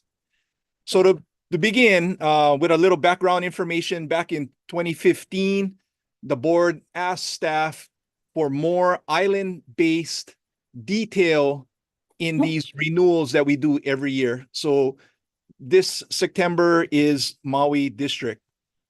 In our submission, our recommendation, there is Exhibit 2, which itemizes all the revocable permits that are being proposed for renewal. Again, there's going to be one that I'm going to suggest that we pull out, but I'll get to that later. In Exhibit 2, we listed by RP number. You have the permittee's name, TMK, basic information related to land use and annual rents. So back in 2018, we hired Hallstrom Group to do a portfolio appraisal report on all permits. And since 2018, we've been bringing things up to market rate for rent. And this year, 2024, there were 10 of the, because we were doing it incrementally. We didn't just go from, $20 to $100. We kind of wanted to phase it in. So this year in 2024, there were 10 revocable permits that were not at market rate. As of 2025, 8 of those 10 will be at market rate. There's only 2 that would still need to be incrementally changed. And at this point, and I'm looking at page 2 of the submittal, if you folks are following along. And the 2 that are not at market rate as of 2025 would be 1 for the Manakai and 2 RP 7746 to Stephen Doris. I wanted to draw your attention to the Stephen Doris revocable permit. So this is for a large piece of ag land, 9 acres, more or less. It's page 2 on the originals. So I know, Daniel, we're all looking at Exhibit 2. So if you got could it, got it. reference, if you could reference the Yeah, docket so number. Exhibit 2 is on page 9 of 13. Okay. And it's the second revocable permit, 7746 on page 9 of Exhibit 2. All right. And we have Stephen Doris. Historically, it's been set aside for general agricultural purposes, but I find that this fella has not been very proactive with the active use of the property. It does not have access to county water, so he has to store water and create his own source. That's one of the challenges. However, it is a large piece of property that is usable. In the past, he took some attempts to get it going, working with farmers, but really there has not been much use of the land. So I'm suggesting that the increase, rather than a 15% annual increase to the rent, that the board consider maybe jumping it up. So right now, we're recommending on this submittal that he get a $3,999 per year rent, which is basically $300 a month. I'm suggesting at least $6,500 a year, which is like $550 a month, or the market rate, which the appraised market rate back in 2018 was $12,740, which comes out to about $1,000 a month. And why am I saying this? I'm thinking it might be an incentive to get him to be more proactive, as well as I see that he may be having people live on the property. Again, I don't have any evidence, but I do see large vans since 2021 parked on the property for extended periods of time. And I get this information from the aerial photos from Google Earth and stuff like that. What I need to do is get out there, sit with him, take a picture and all that kind of stuff. But I'm suggesting to the board that for market rate increase, this one you may want to consider stepping it up beyond the 15%, which we've done consistently with other RPs. So Daniel, if I can ask a question, since you're explaining, what's the total acreage? 9 acres. 9 Usable is about 6 acres because, you know, you get your little slopey areas and this and that, Okay. and it's an odd shaped parcel, a lot of different elevations, but I believe what's usable is about 6 acres. 6 acres. What is And- he actually using in agriculture? 0. Okay, so I think that is something that's kind of that's an enforcement issue. I mean, I am thinking about the example that comes to my mind. We have some issues in Waianae where someone was not using the ag land for the purposes and in fact was having an illegal, he was using it for an unauthorized site. So I think we'd have to, if they are not using it for the purposes that's under their permit, I think that's an issue that we should look into. And I understand that's what you're suggesting, Daniel, that you have to go out there and monitor. Because if people aren't using and they're only paying a very small amount, perhaps there are others who may really be interested in using that land for ag purposes or another purpose, because this is public lands. And I think we need to be much more responsible in how we are making those lands available. Because is this a Act 90 land that's supposed to go over to DOA? Like it. DOA did not receive, they didn't go to the board to receive the lands. Okay. They feel that because of its odd shape and distant Yeah. location, that it wasn't something that they wanted to work with. But I understand there is new administration there. They're changing their mind. I need to get back with them and encourage Okay. them to take it on. All right, let's confirm for this one in particular. Confirm one, Daniel, with DOA that they want to take it. If they don't want to take it, then if you can confirm the use is consistent with the RP. Right. So for this recommendation, we're going to go with a consistent rent of 15% increase and renew it. Are you suggesting that we not renew it? Well, I'm suggesting maybe you need to do some other additional due diligence. Is he using it for the purpose of the RP? If he's not using it for ag purposes, maybe we should defer this particular matter until you can confirm that he's using it for the purpose of the RP. So the deferral would mean we're not renewing it. Is that correct? I think so. Would you concur with that recommendation? Or did you want to renew it for 1 year and then give you time to do some due diligence? So the recommendation is to increase the rent as an incentive. At the same time, I am going to do management and enforcement if there is unauthorized uses. Okay, Which all could come right. back before the board for remediation, of course. All right, I'm going to defer. If that's your proposed plan, then I'm not proposing any change to your recommendation. Got it. Okay, sorry, go ahead. So what was the proposed rent amount again, Daniel, for 2020? $3,699 Okay, with some change, which comes out to about $300 a month. okay, thank you. That's what's on the submittal, yeah? Yes. Yeah, but okay, but Daniel, you're going to increase that amount, correct? No, that is the increased amount. That's the increase. Okay, got you. All I'm right. suggesting we pump it up even more, but I'm hearing that that's not what we want to consider at this point in time. Yeah, but what you just said to chair confuses me. So wait, are you gonna bump it up more beyond 3,699? I'm Is that your sorry, the recommendation? 15% annual increase that we've been doing since 2018 is 3,699. That is the increase. Okay, got you. Okay, yeah. Yeah. So I think I don't want to micromanage what you're doing. So if this is a recommendation to give you time, we bump it up, but you take the time to confirm that he's using it.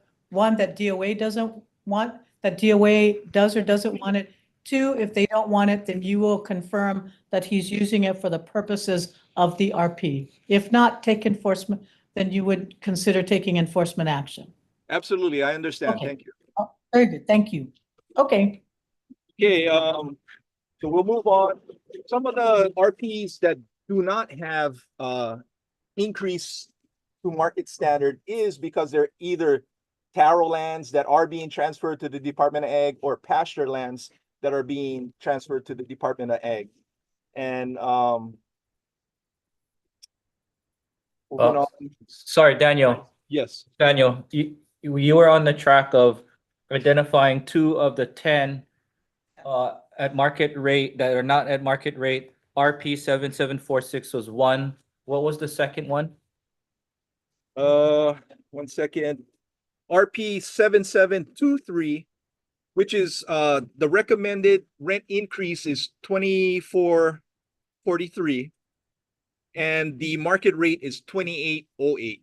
So in my opinion, that's per year, yeah. So it's real manini as far as our access to market rate standard. I was raising issue with Stephen Doris because his market rate standard is 4 times more than what he's paying right now. And it's been since 2018. So that was my trying to bring to your attention so that we understand what we're approving, yeah. okay. But there's Thank no other RPs that are not at market rate except for the small taro patch kind that is like 5,000 square feet, and they're true agricultural type lots that I think we would want to encourage with nominal type rents, yeah. So I'm gonna fast forward to the recommendation section. Of course, we're doing 2 amendments consistent with the Oahu RP recommendations that the board amended. The first one, as a reminder, was that no RPs are to be renewed that are in default, especially for tax, county tax purposes. So as an example, we have one RP like that in Kakaloa, where the fella is in default with not only RP lease rent, but county tax payments are not consistent. And then recommendation number 4, that if there were mistakes in our calculations, that up to $75 a month, we would have chair's ability to approve the amendment.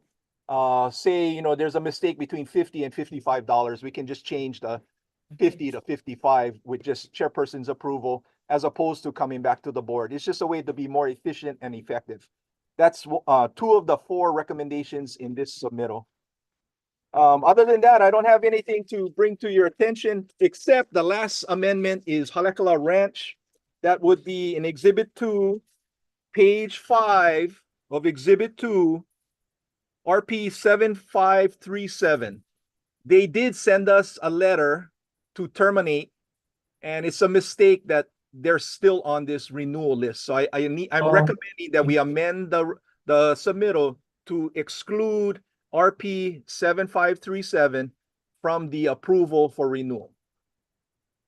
And lands are set aside by board approval already to DLNR DOFA for reforestation purposes, and no objection from Halekala Ranch in those regards. Oh, very good, okay. And that'll be it for me, unless there's any questions.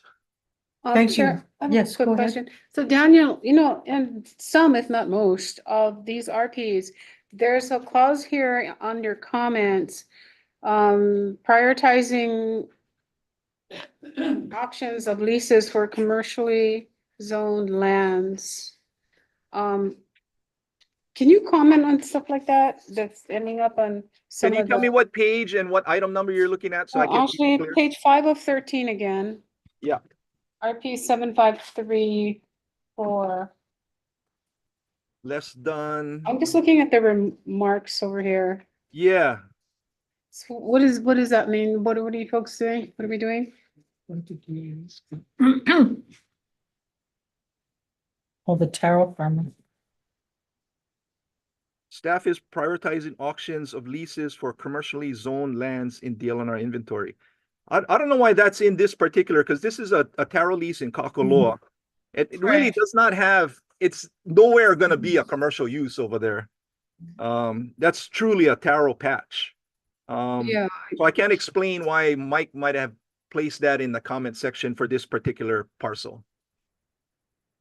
okay, and then, well, just to bring that to your attention as well, and then, let's move to still exhibit 2.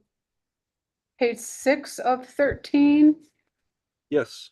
William Latham. Yes, again, taro patch in Keanai, East Maui.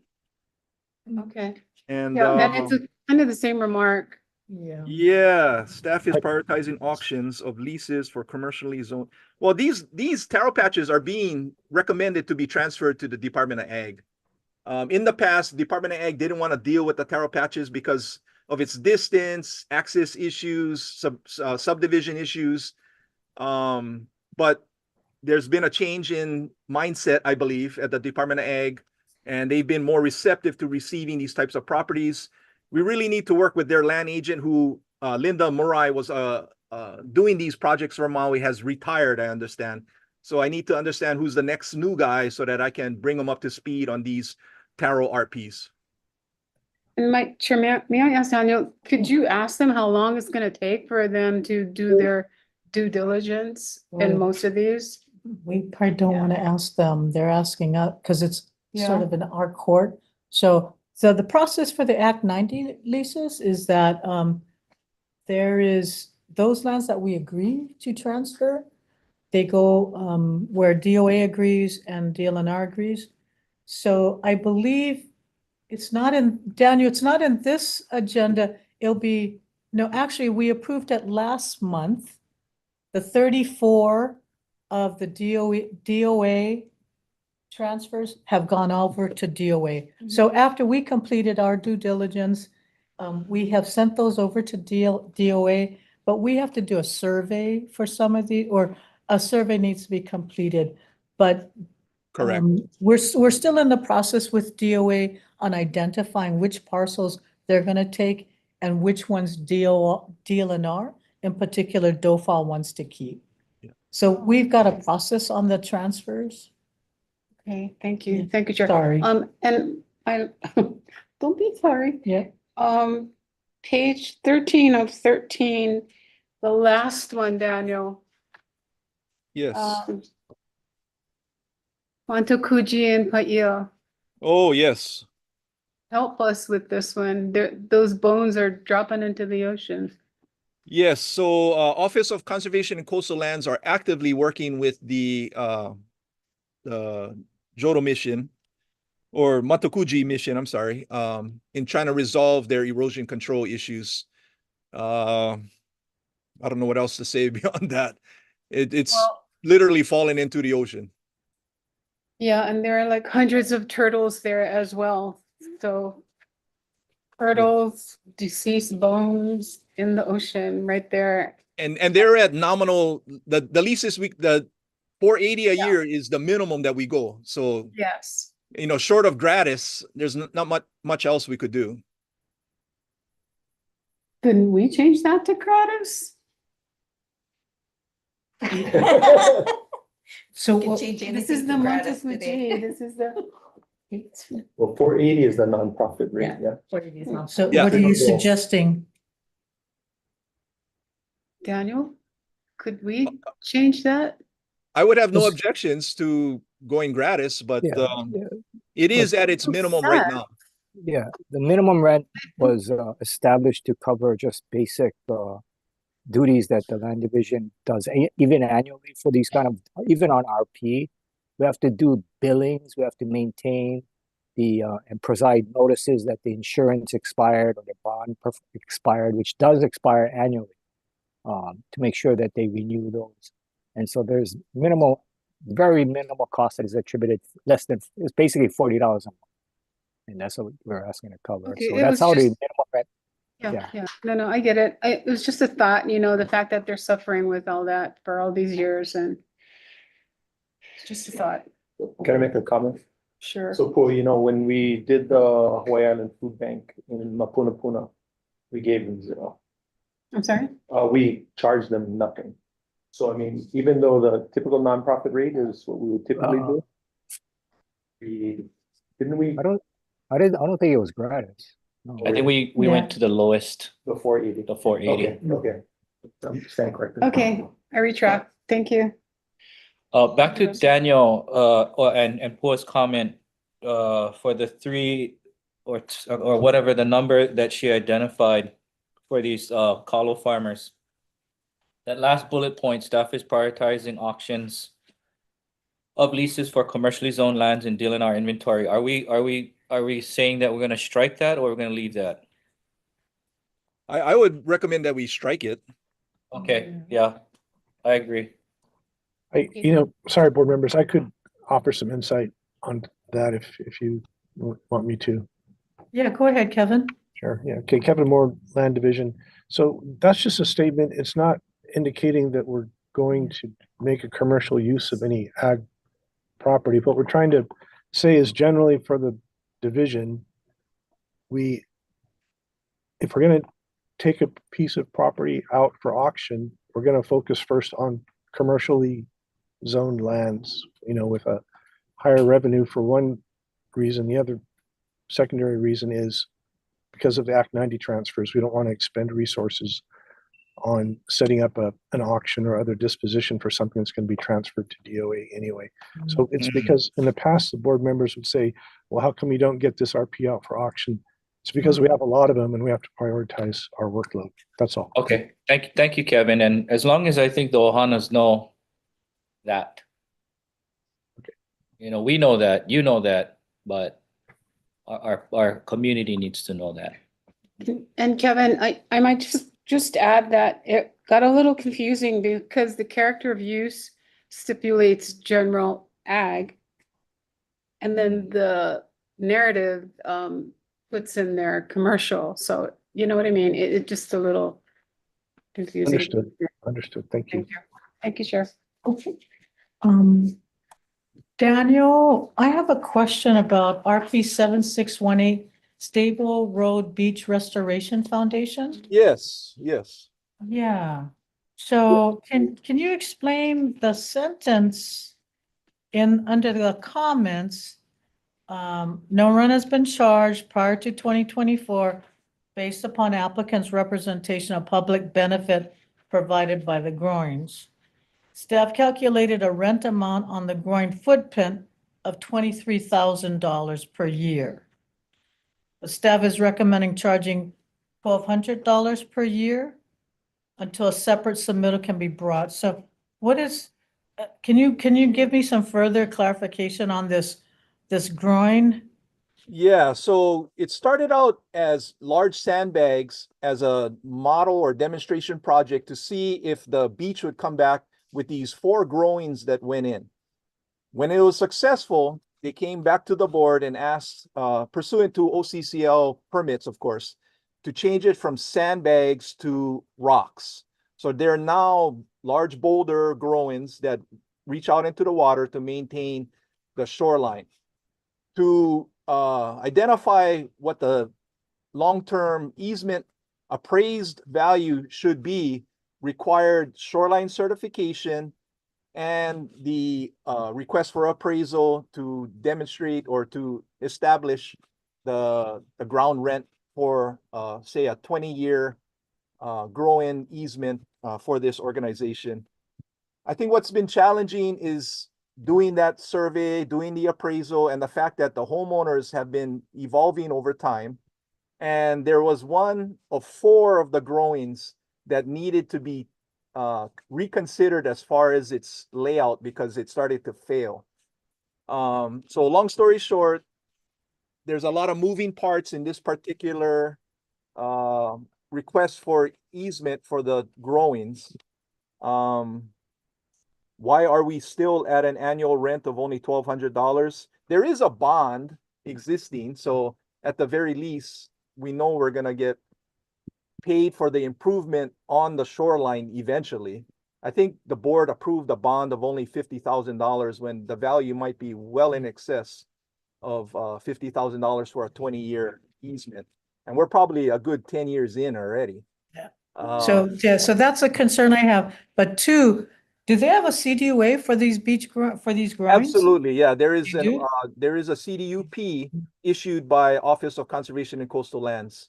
Again, what I understand is still pending is where's the shoreline, and then how much of that encroachment area is going to be appraised. Yeah, that I'm Yeah, not clear about yet. because I mean, this seems a very de minimis charge. But now, I suspect Stable Beach Road Restoration, are they protecting? Sorry, Michael, could you come up? Because we're not permitting the beach hardening. So is this can you explain to me, Michael? Okay, so this was done under our small scale beach restoration project, and bringing it signed in. The groins were approved again before I was administrator, so I'm going from memory. Okay. So beach hardening refers to literally hardening the shoreline, building a seawall, impounding the sand behind it. The groins used in beach restoration are designed to mimic a natural headland. So in this project, they use sandbag groins as a temporary measure. When those prove successful, what it does is it sort of locks the beach, stabilizes the beach. And we're willing to consider those in areas that are already like bounded, where we know it won't interfere with sand transport along the beach, where there's already other headlands. So, And what's adjacent? What is it protecting? so it was a private project, not a state project. So, protecting those private homes. Luxury private beach homes. Daniel, I don't know if they're know? luxury or not. I would believe one of them is a residence for a person that lives on the island. The rest are vacation rentals. Right. Okay, I have a little issue with charging $1,200 for what seems to be protecting private property and somewhat impacting the public shoreline. I believe what we've historically done is that, we would, when the appraised value for the areas that are encroaching into government lands, we would backdate the easement value to when it first went in. And then we would pay fair market value from that period to current, and then current to, whatever the remaining on the easement term may be. So again, I believe we're about 10 years in, so we would charge them fair market rent for the 10 years after the fact, and then 10 years moving forward would be that market rate. So in the end, we're gonna be at the market rate. It's just at this point in time, we're not there yet because of uncertainties and moving parts, yeah. And sorry for me being cynical. I got landowners whose properties are falling into the property based upon promises. And so I suspect these parcels have probably changed hands numerous times over the last 10 years. Do they know what the fair market value is? It's one thing we're gonna be able to retro that, but are they gonna pay that? It's a good question. Again, there is a bond that the board approved. It was reduced from the board's the staff's recommendation down to 50,000. I don't know why we reduced the bond, but if users are not able to pay fair market value, then the growing will need to be removed at their cost. Michael, is this something that we need more time to assess, especially the appraised value? I think we should resolve that sooner rather than later so that we can get them to start paying rather than trying to retroactively get it, is to pay. Is this something that we should defer, Daniel, or are you comfortable with this recommendation? Well, an amendment could be to increase the rent. I believe that's your point of discussion. We would hope that we have a disposition that we can hold them or tie them to. So we would want to renew the RP for the existing encroachments onto government land so that we have insurance and all that kind of stuff. Yeah, But, if what's at issue is the rent, then I'm not objecting to raising the rent at all. But there has to be some basis, like an appraised value. I'm thinking about the people that we're charging like in Kaneohe Bay. And they've, they're paying, I mean, they've paid us several $1,000s. So I think what I'm gonna recommend is that this particular RP 7618 Yeah. be withdrawn and deferred to permit staff to complete the appraisal. Well, Chairperson, there has been a staff in-house appraisal at Okay. 23,000 a year. Okay, So we do have some basis to increasing the rent. but that would be back, you would charge that retro? Well, the 10 this years? is an RP renewal, so the rent for the RP in 2025 going forward would be at 23,000 a year. For the retro stuff, we'd have to, work something out with the board for after the fact RP rent, yeah?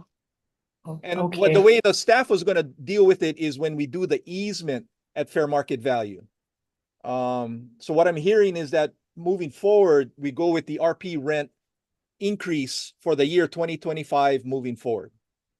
So I just did some basic research on this foundation, 501c3. They're not in good standing. They're delinquent in filing 2023 and 2022. So these guys are in trouble. Not a solid org as far as DCCA is concerned. So I'm a little nervous about this one. And I went to their website and I really don't know exactly what they do. Mission, yeah, except protect their. Yeah. So maybe, Daniel, given this additional information that they may not be in compliance with their existing RP, that maybe what we should do is not renew this permit until they get in compliance and then look at assessing the larger, the appraised value that was done by staff, the 23,000. And I have a question for Mr. Kane. So would that be per day violations? Because they're gonna be a disposition that is not in compliance. And obviously the result is remove your encroachment until such time that you come into compliance. This expires at the end of the year? The current RP, yes. I would have to take that into consideration. I don't know Yeah. how we would approach it. Do you have a map to show you what we're talking about? So maybe they've got 3 minutes, let's see. That might help. And sorry, I don't have screen I know, sharing. I apologize that So we're for just the bringing record, this to you I'm on. showing a Google Earth map of Stable Road, Paia, Maui. Maybe I can screen So what we're share looking from at my are side. these, see those lines of rocks extending out? Mhm. That's what we're talking about. And what that does is it stabilizes the beach. And basically prolongs the lifespan of the beach nourishment. I see skeptical faces, but this is actually one of the few soft approaches we have. And it doesn't work everywhere, but where it does work, we don't pay for it, but we do try to allow homeowners nature-based solutions to protecting But properties. based upon what at least I'm seeing, can the public freely access through here with these groins? Yes, Okay. yeah. Okay, there, Daniel has it up. Oh, thank you, Okay, oh, thank perfect. you. Yeah, so removing these groins, we would expect to see an increase in erosion, a significant increase. But how does the public access over those rocks? Fine. They come through a right of way that the Department of Transport Airports Division maintains, which is about a half mile to the north. And people can walk along the shoreline, and fishermen do dive that area a lot. There is no public access from the road right of way, which is Stable Road. There is no perpendicular access to the shoreline in that area. The private properties restrict any perpendicular public access direct to the growing area.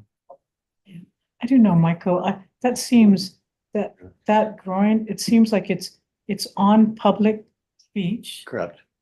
And how do the public, they have to walk around the rocks? Well, if, without the groins, there wouldn't be a public beach. Well, we have that all over the place. Right, We have that. so, I mean, yeah. It's protecting these particular properties, That is correct. And but it's that's, also prohibiting public access. no, I don't understand think- it. Well, No. I mean, how does the public walk across the beach if you've got those groins? Well, It's the pretty groin- low profile, Chairperson. It's not Is that, it? yeah. I've walked it. I haven't Oh, is had any that, issues. well, it's hard to tell. It's not Yeah. three-dimensional here. So it Right. looks like the rocks could be like a, a mound. Yeah, so closer to the shoreline, it's sand. You don't have to climb over anything. Yep. Okay. Yeah, oh, sorry. O'Reilly? So I looked at the street view on Google Earth and it looks like you can walk on the beach Oh, I see. and the rocks Oh, are I very low see. profile. Okay, thank you. I Well, we would be apologize. concerned if there were Yeah, I impacts of didn't, public access. that's a very different view from what I saw there. Well, this is the street view, yeah. Okay. The other thing, when I looked at a more expanded view, there's probably about 14 of these structures along that stretch. of beach. So, I think whatever we decide Yeah, on should be fair enough. consistent. Okay. And if I can note, there are other communities looking at this. I can So, imagine. yeah, so, decisions made right now will impact, I don't know if I want to name them or not, but private, again, Probably private, comparable to what these communities look like. similar, people with money, obviously, because these are expensive projects. But also projects that are still working with the community to, achieve consensus. These have been working with the community? I'm talking about the ones that are Okay, pending. okay. That perhaps one day will be in Okay. front of the board. And I apologize. I don't have sufficient information. I am just making these assumptions based upon similarly situated where we're taking very aggressive actions Correct, correct. on beach erosion and mitigation measures that may block the public. All right. I understand. Chair, I have a question. Yes. Katie mentioned something about, the status of this foundation. And I think we just approved that recently in this particular go around. But prior to that, there wasn't any confirmation under delinquency. So I don't know if we can do that for this particular time around. I don't see why not. It's knowledge known to us today. You're not fighting me on this, are you, Karen? No, I'm not Just kidding. Yeah, I guess I'd be concerned as to the entity that we're dealing with and if it's a foundation, how effective that is, whether it's just a shell organization, whether there's any liability issues that we can get back to the homeowners that it's benefiting. So I think we'll want to take a look at, wondering whether we ought to defer and have this whole area look at I think Yeah. so. and use this as a template, handle this with land and with OC. Yeah. If the foundation were to just dissolve and disappear, we do have past practice where wherever the improvement inures to the benefit of the landward homeowner, that landward homeowner is held liable for that improved area. So I would- we do have some precedents to go after the landowners. Okay, I guess I would want to check legal alt ramifications also with reference to the organization and the ability to get back. Especially we're talking about retroactive rents and things of that nature and changing ownership. I think it raises a whole parcel of legality and entity and the actual benefit to the homeowners. I think we ought to defer this and have that whole thing looked at between OCCL, land and legal and our deputation. Yeah, and Vernon, to be clear, when you say defer this, you're talking defer RP 7618, Right. not the whole thing, just Yeah, to be clear, Yeah, record, no, yeah. Just Romney? remove that from the approval. I would agree with that. Daniel, I guess I'm confused. So this is the permittee is the foundation, yeah? Correct. But the home is who's in the property? Because So that's, the foundation consists of property owners that got together and cost shared the improvements on government land. I believe some of the some of the original cost sharers may have sold their property. And that might be part of the reason why there's a problem with the foundation is maybe the new owner doesn't want to play ball. I don't know if there's a condition in their deed, requiring them to participate. I don't know those details, but it is true that the foundation is not as active as it used to be. How many properties are included in this whole foundation? 4. so are the rock grinds that we're seeing, are those all part of one restoration project, or is it just that curved one at the end that's the restoration? It's Like, I don't know if you can see my cursor, but the Yeah, curved yeah. one is to the west. So 1, 2, 3, 4. Those so are the that whole thing is what we're talking about. Correct.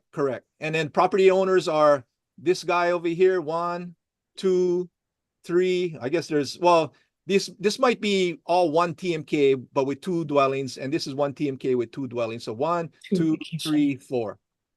Yeah, I mean, I found something online that says there's 7 property owners. It might be CPR, I really don't know. Yeah. Or, I mean, that must have, maybe it's consolidated, but yeah, I mean, this seems complicated and like a bigger question for another day, so I would agree with deferring this specific RP. Chair, may I explain something, Chair, on why Yes. the RPs are in place? Yeah, this is Russell again. There is a purpose for having the RP in place pending any further evaluation of whether you want to continue for the long term or not. And the benefit to the state is not the rent by any means. It's the liability protection. We have encroachments in the shoreline here. They provide insurance. And what my concern and the division's concern is if it's without an RP, if someone gets to get hurt, obviously because it's within the shoreline, the state will be brought in. There'll be no insurance, no attorney representing the state. Right now, there would be if there was the insurance. And that's one of my reasons we like to have the permit in place. That doesn't stop staff and the board from reevaluating of whether any long-term, of whether the ultimate decision should be terminate, order removal of the improvements, etc. But if we're not clear today, I would ask that the RP at least continue so that we get the protections that we normally would have. Well, But it's as a still board- valid until the end of the year, right, Russell? It's still, it Well, doesn't expire. which is right around the corner, though, which is a few meetings from now will be end of the year at this point, yeah. I Really, I 'cause think we're the in alternative, October. yeah, my alternative to Vernon's, if you're urging the board to take action, is to charge them the $23,000. Russell, what happens if they default? If they, I'm sorry? if the nonprofit dissolves And they no longer exist. and they no longer exist. And unless then someone, I mean, I would think there will be an owner of the real property that want to take it over. But if it ends up being and no one wants the easement, there's no reason for it. We would try to go after the abutting or whoever was responsible for building the groynes to order them to remove. I mean, that would be the landlord would have to make that decision and order that of the landlord in an enforcement action. So in the event that they dissolve, the liability, to your point, does the liability dissolve with the Well, entity? No, what I'm talking about is insurance, yeah. So if there is an insurance policy, if the entity dissolves, right now, because it's in the form of a name of an RP, in the name of the entity, I guess legally you'd say, well, you can't necessarily go over whoever takes over the property. We might look at it differently though, and evaluate how can we go after the owner of the property. There's got to be someone who owns the property. But Russell, in light do you of do the new solve? information that they're delinquent in their taxes, they may not have even paid their insurance. That's my next question. Yeah, insurance is, at least for this RP, is current. I haven't seen any notices of default for Stable Road Beach Foundation. Michael, if I look at that picture, Mhm. above the groin, it looks like the beach is eroding. It's a rocky shoreline. It's a correct? rocky, I see. Okay. Okay, so let's complete this agenda item. I do have a member of the public that wants to speak to. Make a Right, comment? yes. So, in looking at a much expanded view of the coastline, this is the Kanaha Beach Park area. I probably see about 20 similar structures along the coastline there. Yes. Starting from almost by Kahului Harbor in front of the whole airport frontage there. And if Daniel's statement about we would hold the abutting property owner responsible for a groin in the ocean in front of their property. And I think one of the problems that has happened, we need to be consistent statewide. But one of the other issues that has happened is people are transacting sales of property. And you might have an offshore buyer who might do a title search and might not be aware that there's a structure in front of the property they're purchasing that the state feels they have an obligation to participate in its removal or maintenance or whatever. So I think this is a much broader concern that if we're gonna assert that obligation of the abutting property owner to be responsible for that structure, we need to consistently go along this coastline and hold every I think that's person- by law. By law, the abutting landowner is responsible for any, Russell, am I correct? That by statute, is it 46, HRS 46 something, that the abutting landowner is liable for any fixtures or any, because I thought there was railroad tracks in front of this around this parcels, that I thought there's a statute that does hold the abutting landowner responsible for any fixtures that may be in front of their property, unauthorized fixtures. No? Am I making that up? Yeah, 46 is a county, is a It county. sounds like a good law. It should The be a county law. statute. No, as far as what you repeated just now was what we have asserted. Yeah, as that if there's if the structure is actually something such as, in this case, a groin, which actually protects the shoreline, it probably is protecting the homeowner. We try to determine who actually built it, but sometimes it's hard. A seawall is easy because it clearly is benefit. It was very likely built and by the private property owner and to protect the private property. We have asserted that. There's not necessarily a statute behind that, but then it is our argument that it was done by the homeowner, and we've taken those position even in mitigation in Gold Coast as well, which in Gold Coast, for example, it was stipulated that the Gold Coast seawall was built for the purposes of protecting the private property. And so it's very hard to dispute that. The harder ones is like here when you have groins in the ocean or just rebar sticking out in the ocean. Those are a little bit harder. We take the department has tried to assert that the abutting landowner is responsible, but we're not always successful in getting the homeowner to take care of the problem. Okay, thank you, Russell. In this case, though, they did go ahead and get the RP, so it's one indication that they're acknowledging their responsibility for the area. Yeah, I think that's a good comment at the macro level, but we are in bed. We are in agreement, or we have an instrument between us with Stable Beach Road Beach Restoration Foundation. So that's what we're talking about. I do. The comment is, I think Russell's point is well taken. Perhaps the action we should do is to approve the staff recommendation and also impose upon the staff of land, OCCL and the AG office to report back on broader ramifications of the amount of the rent, the liability and the organization and so forth. But at least if we approve these RPs, that'll give us time to Because if we cancel it, then the question is whether there's gonna be insurance and things of that nature. And not fuss anything more, have the staff go back and take a look at it and bring back to us. It could be before the end of the year or at least during the next year. But as soon as possible. I'm just uncomfortable with just $1,200. Yeah, so let's up Yeah. that. Yeah, I mean, For the present time. there's staff has done an appraised value of Yeah, 23,000. Yeah, so. So there's some rational basis as Board No, Member yeah, Yoon yeah, asked yeah. us. There seems to be a rational basis upon which to charge them the 23,000.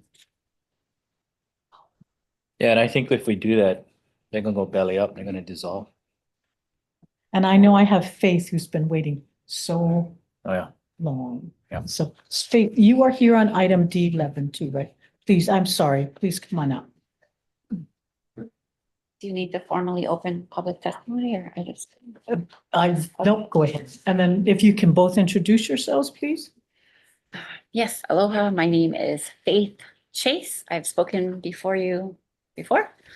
I have the fortunate opportunity today to clarify some land title issues. Daniel Ornelas knows me pretty well. Won't be surprised at my testimony. Aloha kako. My name is Faith Chase, and I have been asked to deliver an urgent message from Gene Tamashiro, Secretary General of Hawaii Transitional Governance. Gene sends his warm regards to you all, and especially to the members of the East Maui Water Authority. We're prompted, I should preface this, prompted here by the removal of item 12. I came from Kahiki Nui. My fellow So colleague Faith, Sky came from. I'm gonna ask you before you continue, are you here? I'm speaking to on D11 because it's relevant. Okay. Same thing. I mean, I would have said, my testimony wouldn't have changed because it's about title. So I just wanted to preface that. All right, go ahead. Because he mentions East Maui Water Authority, especially to the members of East Maui Water Authority. He is truly grateful for everyone who is working to protect Hawaii Pai'aina Crown lands, water, and the sovereign independence of our beloved Hawaii Ne. HTG is an interim governance entity. We operate on the Creator's natural law as sanctified on this Aina Declaration of Rights, 1839, Kaukeaoli, Kamehameha III, as well as the last lawful ratified Hawaii Constitution of 1852. Remember, no one is above the law, truth is sovereign, and there is no statute of limitation on fraud. Hawaii is now under 131 years of U.S. corporate military occupation. The occupying power does not have sovereign rights over the lands they occupy. You cannot lease lands that you do not lawfully own. Dear Friends for Freedom, if you want lawful remedy, you must establish lawful status, standing, and procedure. For over 10 years, HTG, Hawaii Transitional Governance, has continued to exercise public record due diligence with occupying corporate power. DLNR Chairperson Don Chang is already in full acquiescence and has been in default for over 1 year. State of Hawaii Attorney General Ann Lopez has also been notified 8 days ago. HTG looks forward to her lawful remedies and enforceability opinion. Lahaina legislator Ellie Cochran has also forwarded HTG's urgent request by her own law, HRS 28-3. AG Ann Lopez is required to respond. Hawaii's remedy is within the Creator's natural law, the law of nations, and the law of the belligerent occupation. God doesn't expect you to be perfect, but he does insist on complete honesty. Yours truly, Gene Tamashiro. Sorry for reading so fast. I see in my 2-minute notice. This is a letter that went to Ann Lopez on the 5th of September. Aloha Ann, Hawaii Transitional Governance is an intern governance entity for Hawaii So, Pai'aina. Faith, your- Am I 1 minute in? Your time, the 2 minutes of. Okay, so I'm going to submit this in my written record, this letter. I'm going to submit the letter to Ann Lopez from Ellie Cochran. I'm also going to submit the letter that was certified mail received by Don Chang in 2023 and Jean's message. And thank you for your time. Thank you very much, Faith. Please. Aloha. Aloha. I'm start my own timer over here. My name is Sky. Tahuhunui o te rangi, kalani, ki aloha pau'oli, hafki. And I would like to just thank you, each and every one of you, for your service on behalf of preserving the integrity of our water, our soil, and our way of life here in the islands. However, I wanted to say I'm here to introduce to you members and to the community an expression that I'm going to use. And I want you to see it, hear it, and get used to actually working with it. It's called termination of jurisdiction. I do want to also comment, it was disturbing to learn that agenda item D12 was removed from the agenda, which points to a probable acquiescence to Major Bisson's request to allow another year of this revocable permit to operate, which will impact the farmers and families of East Maui who are directly impacted by that decision to do so. So I wanted to share that the Hawaiian Kingdom continues to exist as an independent sovereign nation state, irregardless of the illegal and prolonged occupation since January 7th, 1893. Alfred de Zayas, UN independent expert, sent a memorandum to the members of Hawaii Judiciary stating international laws require that governance in legal matters within the occupied territory of the Hawaiian Islands must be administered by the application of laws of the occupied state, specifically the Hawaiian Kingdom, and not the domestic laws of the occupier. Article 43 of the Hague Regulations and Article 64 of the Fourth Geneva Convention obligates the U.S. to administer Hawaiian Kingdom laws in the Hawaiian Islands. Deliberate failure by the U.S. to administer Hawaiian Kingdom law amounts to grave breaches under Article 147 of the Fourth Geneva Conference. So I want to end this with one question. Have you been guaranteed immunity from criminal and civil liability and culpability in regards to any and all war crimes that you may be found complicit in execution of your decisions and duties? And two, if so, can you please share who this individual or group is and on what legal grounds is this immunity established? I'm not expecting an answer. It's kind of a rhetorical question, but I just wanted to share and remind that Alfred de Zayas, this is over 10 years ago. And so, thank you. Thank you. Thank you very much, Sky. Thank you both for patiently waiting for your time to come up. So And I thank you. just wanted to share this copy of the same documents that Faith shared with the secretary with you, Colin. Thank you. Thank you very much. Is there anybody else here to provide comments on item D11? Is there anybody on Zoom to provide comments on item D11? All right, with that being said, I'm going to close public comments. Board members, item D11. Chair?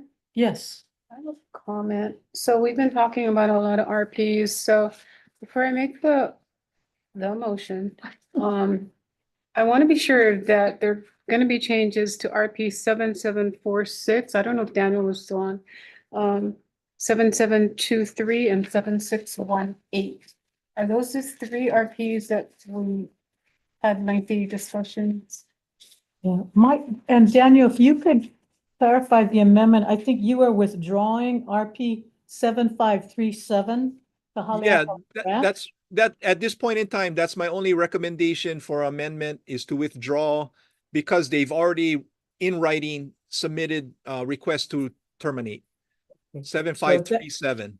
So that's an amendment, and then I think who the other one was this potentially 7618 Stable Road Beach Restoration Foundation. Okay, and if I wanted to let's just say that I wanted to add something to 7746, Daniel, where are you? I know we had a lengthy discussion on this one. I know we needed to, I think we were gonna give Daniel more time. And then he was gonna confirm with DOA on Yes. that, right? We're gonna allow you, and that was to confirm the use and is consistent with the character of use and up the annual rent. Is it possible to up the annual rent, Chair, at this point? Sure, you can revise an amendment to staff's recommendation. Are you proposing to? I increase it? am. So Daniel, as you do your due diligence on 7746, I'd like to propose that we up the rent to $6,500. I think your numbers came out to $300. Was it? $300 a month. Yeah. So it I'm was, sorry, my so pages are- 3699. So you are suggesting, Pua? that we up the rent to $6,500 $6,500 A month year. or Per a year. year? a year. a year. Okay, Did we not discuss that? I'm sorry, Daniel. Did you? Oh, that was my recommendation, is to consider the rent. So you would be at 50% of the market value as appraised in 2018 at $6,500 a year, which is about $300 a month. Okay. I mean, I'm sorry, $500 a Yeah, month. I'm 500. sorry. I'm sorry.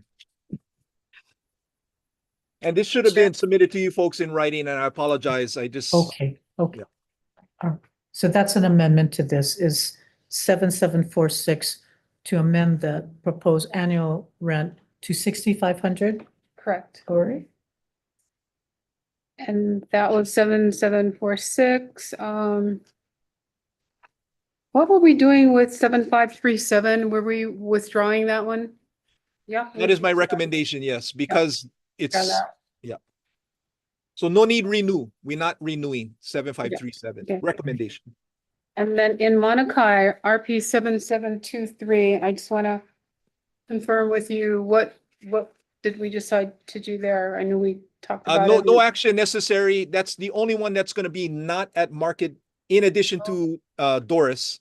That's the So only no other action. one that'll be not at market rate, but it's only like a $300 difference. It's Okay. not a huge thing. Okay, and then the last one was Dawn, the lengthy discussion on 7618. We're gonna defer that. Oh, I think we're gonna Yeah, I just think gonna just- renew it, but increase the rent, Increase the rent to Okay. staff's recommendation. Was that the 23,000? 23,000. Okay, and that's for year 2025 going forward, Right, is that correct? right, that's correct. Okay, so well, you let me know when it's good. If you want to make a motion. I will, based on what we've just discussed, I'd like to make a motion to approve staff recommendation. Okay, and Daniel, you got all those amendments? Yes, I have RP 7618, increase rent to 23,000 per year. RP 7537, Halakala Ranch, we will not renew. And Correct. RP 7746, increase rent for Stephen Doris to $6,500 per year. Correct. Excellent. Thank you. Okay. Second. Okay. A motion has been moved and seconded to approve staff's recommendations with the 3 proposed amendments. Board members, and it's been seconded, all in favor of the staff, of the motion? Oh, Did I'm that sorry. include 7618 to 26,000? I mean, 23,000? yes, it did. Yes. Yes, it Okay, did. sorry. Yes, it did. Thank you. Sorry. All right, all in favor of the motion, please say aye. Amy, was she voting? No, she's voting. Okay. Okay. Aye. Motion passes unanimously. Thank you very much. I guess with that though, is the comment that we do want the staff Right. to come back and on that stable road with a broader look at all of the issues that were raised. And to coordinate with OCCL and Land Division. Okay, Thank you. very good. Thank you, Daniel. Thank you, Land Division. That is closing item, all of the D items. We're gonna do item C1. C1, and that is DOFA. Hey, Rob. Good morning, Rob Hoff, Acting Administrator for Division of Forestry and Wildlife. And in this submittal, we're asking for your approval of the issuance of a right of entry to the National or the Atmospheric Administration, National Oceanic and Atmospheric Administration, NOAA, for the repair of the Mauna Loa Observatory Access Road, and are also requesting your approval for the declaration of the exemption from Chapter 343. We do have staff from Hawaii Island, both Steve Burkeville, Branch Manager, and Jay Hatayama, Forestry Program Supervisor, and I believe Noah is also on Zoom. I see and Brian. has prepared a presentation, perhaps, I've been told, or not, but is available for questions at the very least. I know I want to take one more item before lunch, Mhm. item F1. So if, are there any questions to staff? Do you have any questions to NOAA, Federal Highways? Need a motion to approve? Yes. I move that we approve item C1 as recommended by staff. Second. Motion has been moved and seconded to approve item C1 as submitted. All in favor, please say aye. Amy, are you opposing or abstaining? Opposing.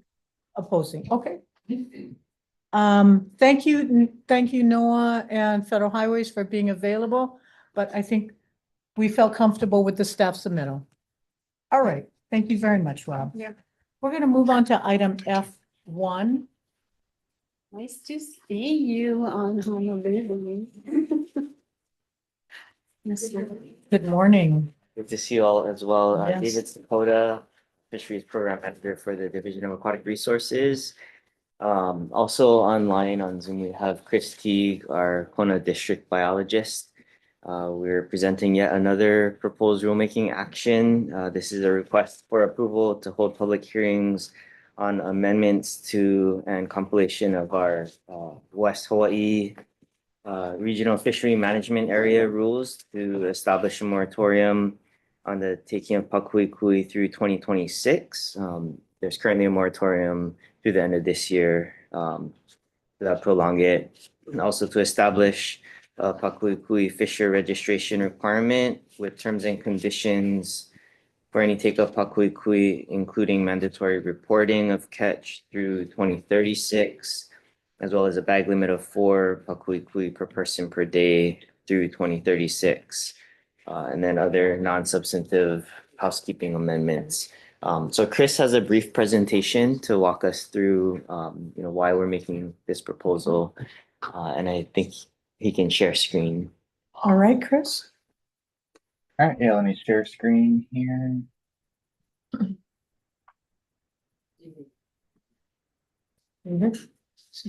Okay, is that showing up? Yep. Great. Yep, we can see. Mahalo board members and Chair Chang for allowing us to speak on this today. Like David said, we're requesting to go to public hearing for proposed pakuikui rules in West Hawaii. So to kick things off, I wanted to show this graphic kind of that depicts everything that goes into our decision-making process when we're proposing new management efforts. We always want to ensure that we're incorporating a wide range of information and different types of data whenever we can. For pakuikui in particular, we initially became worried about the species based on some of our monitoring data. And then we also heard from a number of communities and fishers that shared similar concerns for that species. Then in the past 2 years, we've also been working with a number of partners, research partners, to compile additional information to determine the type and scope of management that we're proposing. Specifically, we were trying to fill in this kind of gap in our species life history information for pakuikui. So to sort of walk you through a bit of that process, this is the data set that initially gave us cause for concern for pakuikui. So between 2008 and 2018, we conducted a number of surveys along the shallowest portions of the reef. This is where the adult pakuikui tend to prefer. This is in West Hawaii from Manukau up in the north down to Manukau in the south to Lapakahi up in the north. And during that time, we saw a drop in the average density of pakuikui observed. So you can see that in this plot. And this isn't a true statistical test, but I wanted to throw some error bars up here just to kind of show you the level of variability within this data. And what we can see is a pretty substantial difference between the 2008 numbers and what we saw in 2018. Alongside of that, we also saw decreases in the number of sites with pakuikui present, the number of medium and large sized pakuikui when we did see them, and the rank of pakuikui amongst the other species that were surveyed. So the number that pakuikui relative to other species. Now, based on those numbers and those concerns from the community, 2 years ago, the board enacted a 2-year moratorium for the take of pakuikui in West Hawaii. This was enacted in December of 2022. And then we essentially spent the last 2 years working with those research partners from Milili'i, from UH Hilo, and the Highmark team to fill a number of data gaps that we knew we had. Then we all kind of came together in April of this year to share back about that research and gather input from the community on whether that jived with with what people understand about this species themselves.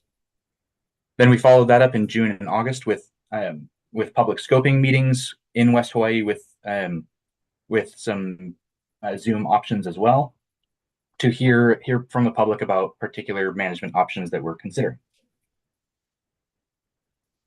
And so our submittal goes into a bit more detail about the details of that process and what we learned, but I wanted to kind of put this up here. It's a smattering of things that we learned from those various events. So really, we heard that multiple communities have seen declines in this species in their areas. They used to see a lot in front of some particular spots in West Hawaii, and now they don't see nearly as many. We haven't seen any kind of clear spawning period within the research that's been done in the past couple of years. Seems to be targeted more in Kona and Ka'u rather than Kohala, where it's not targeted so much. And we learned that this species is pretty sensitive and doesn't seem to recover once it's been removed from an area. So with all that, where are we in the current process? We've conducted a number of those initial public scoping meetings, and we've compiled those suggestions into our proposal. We're now at the point of requesting public hearing. And then if approved, we'll go to public hearing in West Hawaii, summarize the testimony that we hear from that, and make any amendments to the proposal as needed. And we'll come back to the board for final review and approval. And if the board approves at that time, it goes to the governor for final signature. So to sort of outline what we're proposing here today, we'd like to continue the current moratorium through 2026. This extends the rest period to a total of 4 years, while also giving us time to conduct a few additional targeted surveys and implement some of the other components to the rule that I'm going to talk about in a moment. Following the moratorium, we would want to institute a bag limit of 4 per person per day. This is essentially to prevent any kind of excessive take. Alongside of that, we would like to implement a mandatory free Pakuikui fisher registration program. And this one is essentially because we have almost no information on the true fishing pressure for many reef fishes in Hawaii. There's a lot that goes into that, but it's a pretty difficult thing to get a handle on. And this would help kind of, it wouldn't fully solve that problem, but it would provide really useful information on that side of the equation. Additionally, if it included a reporting requirement, which we would like to do ideally, that would give us additional data on the amount of catch that those fishers are bringing in, and all that feeds into more effective management of the species.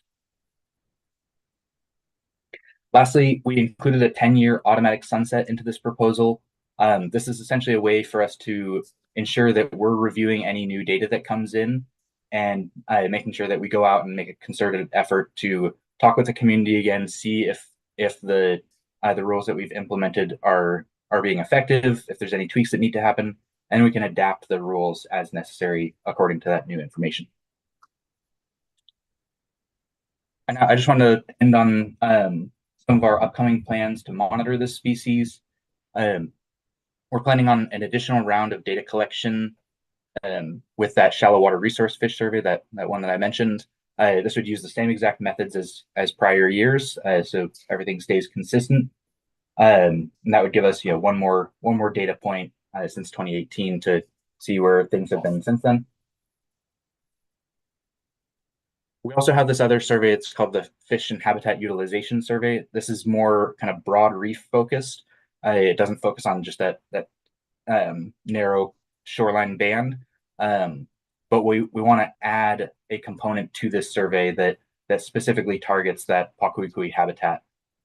We found in the first couple of years that this survey has been going on that we're still not adequately capturing that. So by adding this extra component, we're hoping to capture that better. And then lastly, like I mentioned before, we want to bolster fisher catch data, and that would primarily be through that fisher registration program to help kind of us better understand the fishery as a whole and how much of that species is being taken out of the water. So I kind of went rapid fire through that, but I'm happy to answer any any questions, I can go back and, the particular slides if anyone has questions. Thank you. I know we have members of the public. board Yeah, I members. got questions of Chris. Chris, thank you for the presentation. You showed a graph, density 6 pounds, 2008 to whatever the dates were. It was a 10-year span. It went from 6 pounds to 1 pound per 500 meters squared, correct? Yeah, let me pull that up so I can show the exact numbers here. So it's a density in terms of number of individuals. So it's about 5.5 individuals per 500 square meters, down to about 1 in Right. 2018. And that's the average number. Yeah. Okay, so about a pound every 2 years. In your opinion, is 6 pounds or 5.5 pounds per 500 meters squares indicative of a healthy Pakuikui population? That's really hard to say. Like, I don't think we have a good true baseline because our data collection started, after it had already been a fished species. So we don't have any real comparison of what a truly healthy system for Pakuikui is. Okay. Yeah, so it's a Okay, hard reason why I ask is there are timeframes for the moratorium provided, extending additional 2 years, but whatever the years are. I think that's one way of looking at it, but I think another way of looking at it is to better comprehend what is a healthy Pakuikui population look like. Is it 6 pounds? Is it 10 pounds? Right? And the time is then becomes moot. Right? So a moratorium, whatever that moratorium and the conditions of that moratorium looks like, we don't start bagging any of them until we're at 6 pounds, 8 pounds, whatever it is, whatever the science suggests and our community suggests is a healthy community for Pakuikui.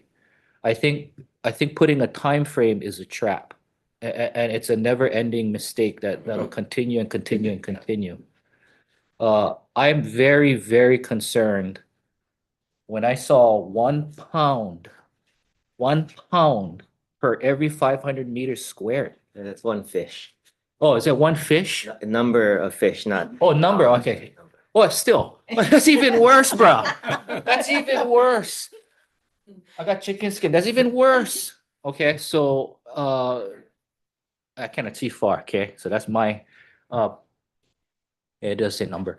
Okay, so and to clarify, I don't think the actual number there doesn't matter at quite as much as the trend. The issue with thinking about it in terms of the number itself is that we do capture some habitats that aren't particularly Pakuikui habitat, but since it's consistently done throughout the year, you can compare, sort of try to make comparisons across years, but I wouldn't focus so much on the exact number there. okay, I'm going to push back, and I love you, Chris, but I'm going to push back. If it's not important, then why present it? If the trend is more important, then present the trend. Don't present the number if it's immaterial to the point. Right, that's what I was trying to do. Yeah, looking at the difference between first years and the later years, I think is the key component here. But But I think logically you shot yourself in the foot there, because if you're going to present this, then this is what I'm going to react to, right? But regardless, one fish, 1 pound, whatever the trend is, it's bad. It's not good. So my point still, I think hopefully my point in the ether of the universe is that the time frame of the moratorium is not as critical as us understanding the baseline of what is a healthy population. I think if we start there, it's a better take on it. That's just my manao. And I apologize if I was too rough. I'm a data guy, so thank you, Chris. I appreciate it. David and Chris, can I ask you, is Pakuikui, is that an aquarium fish? Is that on one of the lists?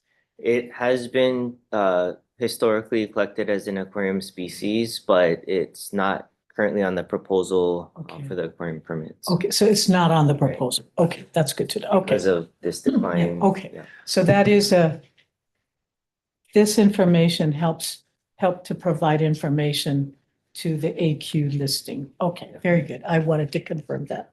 Okay. Yes, right. So David, I think this is a question for you. So the item before us on F1 is the request for approval to hold public hearings. Right, so we either say yes to have public hearings or no to have public hearings. we can provide input as far as what's been suggested that you would include at the public hearings, like daily catch and things like that. But the question for us is whether you have the approval to go ahead with the public hearing. Yes. If we decided to vote to modify the daily take and things like that, that's all part of what we could vote on. Hopefully, Yes, so the board could modify or, direct us to make changes to the rules.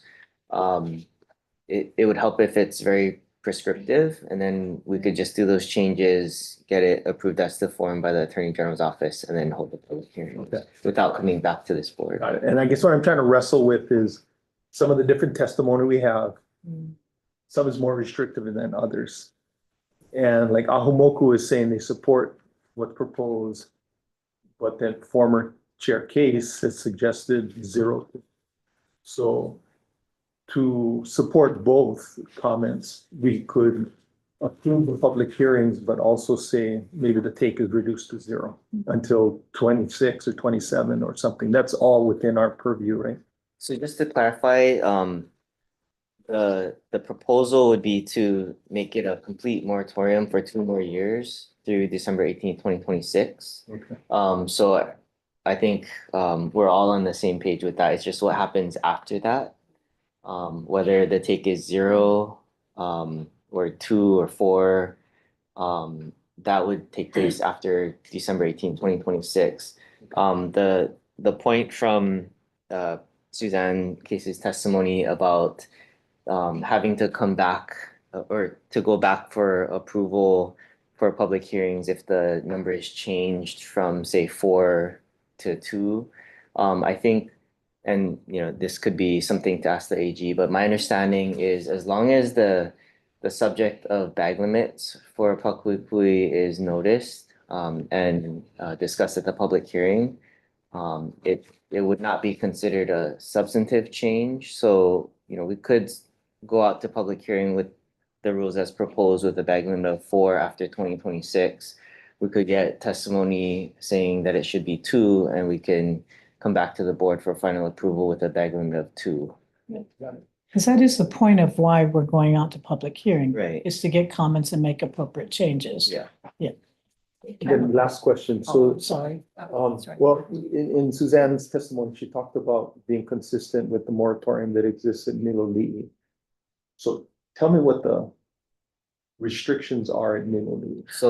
So currently the Miloli'i Community-Based Subsistence Fishing Area Rules has a moratorium for Pakuikui in that CBSFA area until July 1st, 2027. So moratorium means 0. 0.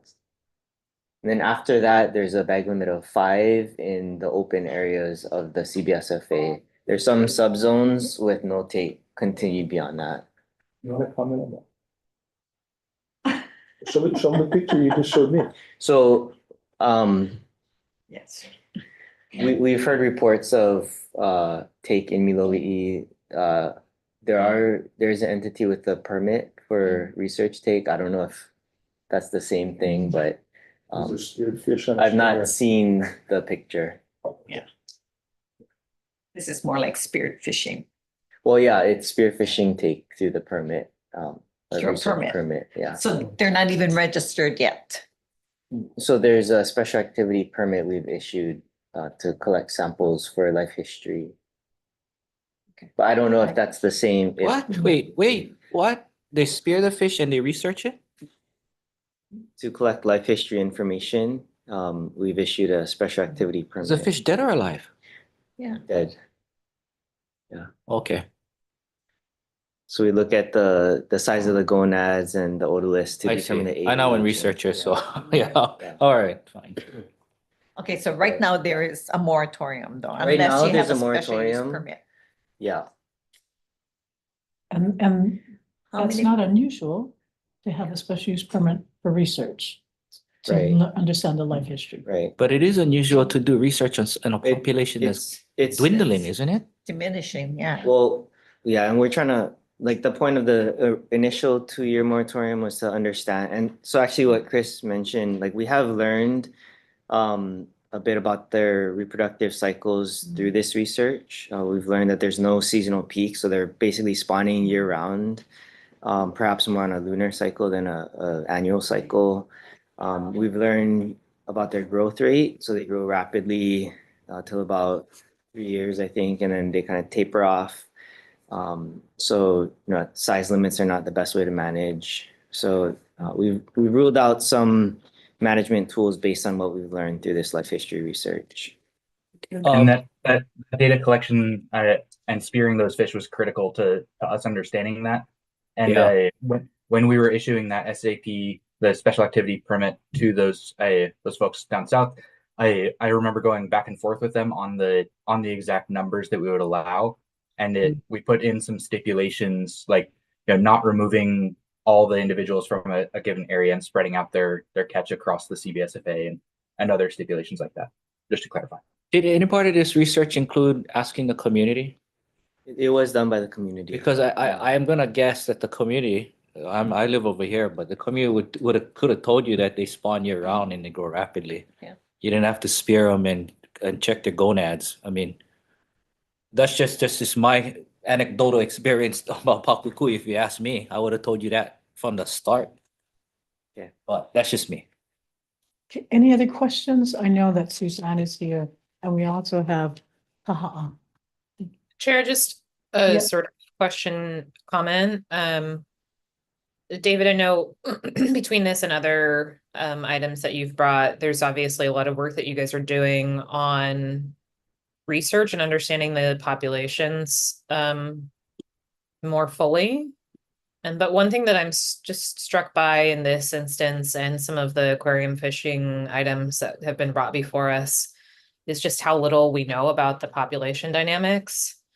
And as you guys know, I mean, when you have that level of uncertainty and a high risk for a population that could be not recoverable, generally you would apply the precautionary principle and take sort of extra care to make sure that you're not doing anything to impact the population in a way that is not recoverable. So I guess it's sort of a comment, but just a question, if you could comment on whether that's something that you guys are taking into consideration here. And then a second question is, as we're looking beyond the next 2 years and the numbers, is my understanding is this is a situation where you all and we have the flexibility to do adaptive management. Is that correct? And if so, how does that play into this process and the idea of picking a number today,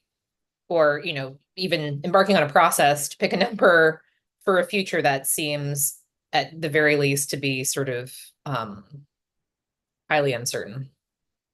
Yeah, thanks for the question. So you're right. We are limited in the data that we have for this species and for a lot of our nearshore species. We see this as a precautionary approach. We do hear a lot from fishers that we shouldn't take management action in the absence of scientific justification. In this case, we feel that there should be a reduction in take, and in this case, a moratorium until we can try to get a better understanding. And we're trying to use the regulations that we put in place, like the fisher registry and reporting, to get a better understanding of take. And there's other ways to do it, which are not in this proposal, that we might end up coming back like within that 2-year moratorium and proposing like a new proposal. But the bottom line, I think, is monitoring is resource intensive, and there's so many different variables with natural variability, habitat, the different factors affecting populations like water quality and things like that is just so hard to really zero in on what's the cause of the problem and how the population's actually doing without doing a lot of monitoring and a lot of basically a full-on stock assessment, which we don't have the staff capacity to do. So we're doing our best to try to implement regulations that we can hopefully get data from. And we do intend to adaptively manage as we learn more about, what's driving these trends and what's working and what's not. Yeah, I appreciate that and all the work you guys do. And I know you're doing a lot of Herculean work with a shoestring budget. So, I would like us to move towards a future where you guys have the resources that you need to understand these populations because, I think that is really going to be necessary for success. I guess the last thing that I would say is that I know you guys are always walking a fine line. It's a knife edge, right? Trying to balance the different interests here. But at the end of the day, it's not going to be in anybody's interests if these populations, plummet and cease to exist. So I guess I just would encourage you, we really rely on you to give us the science so that we can make the tough decisions and often bear the brunt of people's unhappiness when we do that. And I just would really encourage you to set aside what you think is maybe going to make people happy and tell us what you think is really necessary to make sure that this is something that's around for our future generations. Thank you. Oh, go ahead, Chris. If I go may, ahead. there's one other component to think about also is just kind of trying to balance between a full closure, something that would definitely push more to extend the population versus the sort of compliance aspect. We talked about this a little bit in our in some of the public scoping meetings, where if you set the bag limit too low, I feel that you would be likely to see a number of fishers just not complying at all. This is a large coastline, and it's hard for DoCare to be present at all locations and see all that's going on. So if we get buy-in from fishers on that number, then they're more likely to abide by the rules, and we'd get more compliance. That's kind of what we were worried about with setting it too low, and that's kind of where how we landed at that 4 was in talks with the community members at those public scopings. Yeah, no, totally. I hear that. And again, I think you guys are doing incredible work to help us understand how to navigate those compromises. And also, I think my point was just, if we're making a compromise in the short term to get buy-in that's going to erode a population, people are going to be happy in 1 to 3 to 5 years, but they're not going to be happy in 10 to 20 years. And sometimes that's our job, is to do things that people might not like in the short term to make sure that we have these species available to all of us in the long term, because they are not just an important part of the ecosystem, but they're an important part of, who we are as people, our culture, just the natural wealth that we all have inherited from the people who came before us, and that I know we all want to pass on to our kids. All right. I've got Susanna's been waiting patiently. Suzanne, why don't you come on? She's gonna fall off her chair pretty soon. Thank you, board members, and I know other Thank you. people want to testify too. Thank you. And as Good to always, see I you. really appreciate everything that you do. Suzanne Case, I'm testifying in my personal capacity. I know I've been tracking this super closely. One thing, if I could just show, I wish I had printed this out, but I'll just flash it here. This chart shows where the Pakuikui population estimates were in 2008 from 1979. And so in Puako and I think it's Pau are nearby, it was 97% decline and 84% decline to 2008. So that chart you see up there is since 2008. So that shows you what a dire situation this is. And this is the West Hawaii Fishery Management. It's DART. DART has this data. That chart has been around for forever and has motivated me for forever. We do need this process. We do need to set catch limits. We don't have any data, so I think the proposal to put a fisher registration in place for this is a good one. I just like, where did the number 4 come up? Well, so first of all, there's no reason not to extend the moratorium to 5 years instead of 4 years. I just, but where did the number 4 come from? I think it's a random number. And it does not relate to any estimates of the population. And so that's number 1 point, is like, I think when you go out to public hearing, you do need a conservative rule so that you have room to move. And that's, you have the ability to change the rule proposal today.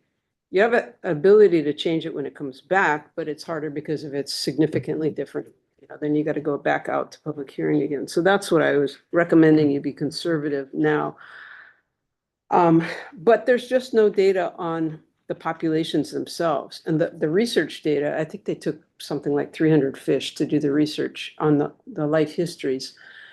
But that's just trying to find out. They found out one fish was, I think, 39 years old was the estimate. And like, so if that little fish has been swimming around and then you take that fish out, what does that do to the population? So it's not like, hey, which churn every, over the years. So, so what I was trying to do, and I'm glad to hear the trying to gather more data as the years go by to do adaptive management, but there's no place in the rule right now as proposed that gives you that adaptive management capability. And I think it's an opportunity you have here to tie, I agree, that number tied to the population, not to a time limit, to tie changes to take limits over time, because you know what it takes to do a rule. This is like, there probably is going to be 20 years or 30 years before there's another rule on Pakuikui. So why not take the opportunity now to do, to put adaptive management measures into the rule? So that's what I was trying to do in my testimony. Thank you. I always appreciate you coming, and truly always appreciate you taking the time. David, adaptive management, I mean, we have an overarching rule that allows us to change any rule, or do we have to have an adaptive management provision in each rule? Last year, we approved 6 rules. That's I know, it's amazing. That's It's- fabulous. No, that's this team, but yeah, legal fellows. So we have adaptive management authority to implement rules, and we just got the authority expanded. So if there's new available data, or if there's rapidly changing resource conditions or advancements in technology that threaten a resource, we can address it through board action. It's an expedited process, and so that's actually how we implemented this moratorium in the first place, because it's temporary, it lasts for 2 years unless it's renewed by the legislature and the board. Oh, I see. But other than that, like, adaptive management is more of a broader concept where we learn from monitoring our management actions and then adapt. It's just if we go through the regular rulemaking process, it takes a little longer time. So do we have to have someplace specifically in this rule, or we have those general provisions that allow us to do that? So it's not in our proposal, but in Suzanne's testimony, there was suggestions for thresholds and monitoring. The trouble or the challenge with that is you need a lot of monitoring. It's very resource intensive, and there's also natural variability. So sometimes you could have a really good recruitment year that bumps it way up, and then it comes back down even higher than it was. But because it's a reduction, it triggers a 5-year moratorium again. And so it's just, we are trying to look at trends and manage accordingly. It's just difficult with like built-in triggers based on like percentages in the absence of like a full-on stock assessment where there's like where we understand what's sustainable. I would throw out throw out another consideration. I understand after the 2-year or whatever extension of the moratorium, we're proposing a region-wide allowance of 4 per person per day.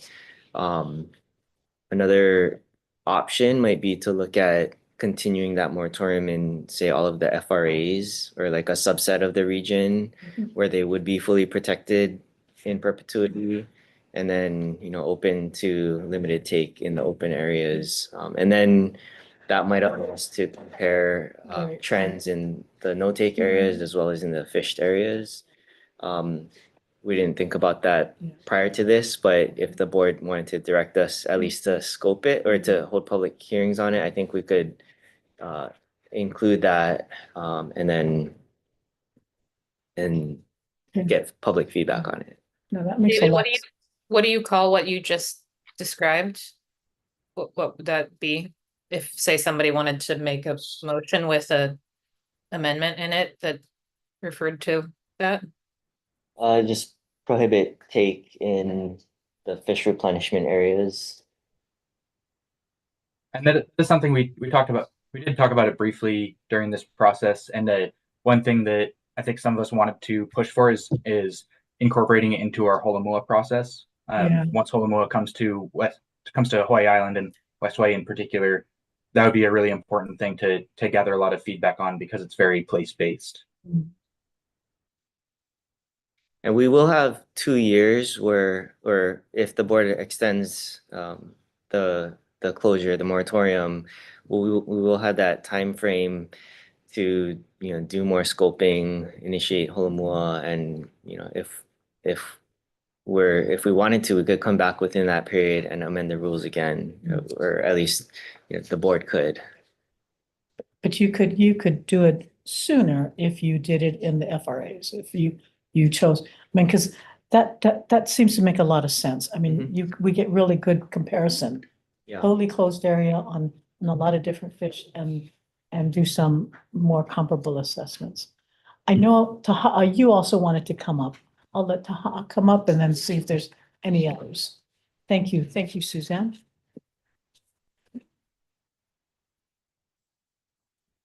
Good morning, everybody. Good morning. I'm Taha Kahele at the Middle East CBSFA. And so to answer your question, Member Ono, so the SAP is for research purposes.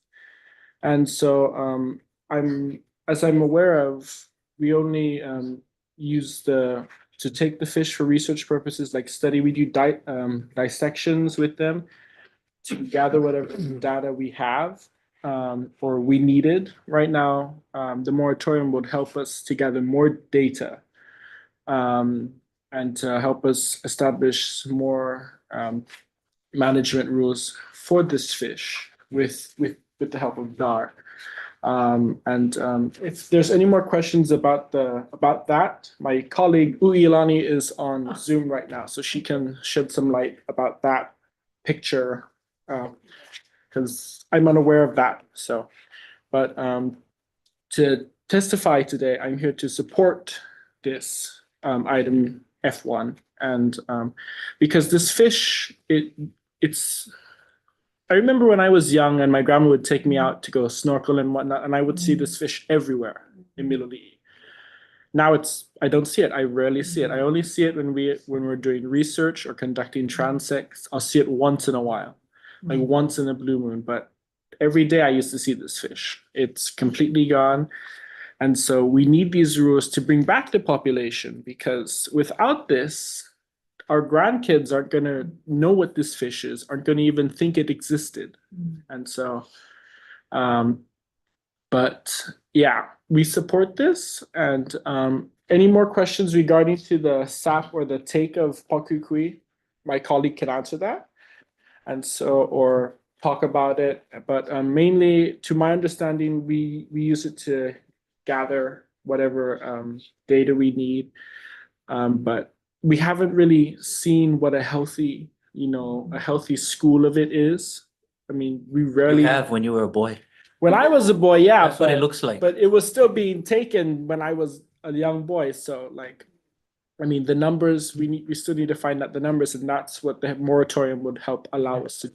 So No, thank you. Taha, have you been participating in some of the public scoping meetings? yes, I was, as a young boy, I was part of the research team with, when we were working closely with Uncle Mac Poi Poi. Yeah, okay. And so he really helped us to set our conservation methods. And On this particular set of proposals? yes, I was at the symposium and scope meetings. Yeah. Is what DAR is proposing consistent with what you were hearing as comments from the community? Yes. Okay. That's Oh, so did you learn in this research anything other than what was shared that was learned already? About their spawning and their growth? To our prior knowledge, our kupuna told us when the spawning seasons were, but we had that generation gap where we couldn't ask questions as, when we were younger, else we would get slapped and whatnot. But going through the process, we're learning when their spawning seasons is, but we still haven't been able to validate it yet. So like their spawning seasons could be, this month. No more, bro. Yeah. There's no, I have no more. Yeah. They don't spawn like that. Yeah. Year round. Yeah, but anyway, I just wanted, okay, thank you. well, with certain places, it could change according to what our kupunas told us, but yeah.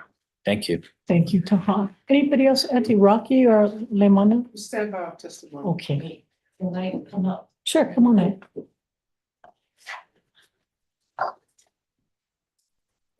Thank you, Leimana Damate Luna Alakai for the Ahamoku.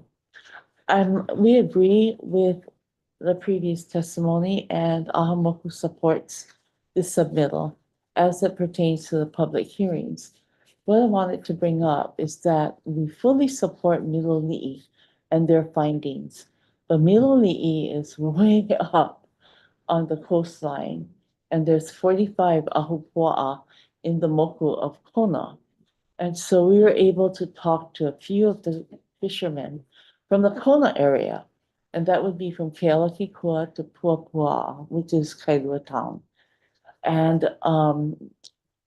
the fish is plentiful enough to eat because you have to know the spawning times and spawning areas.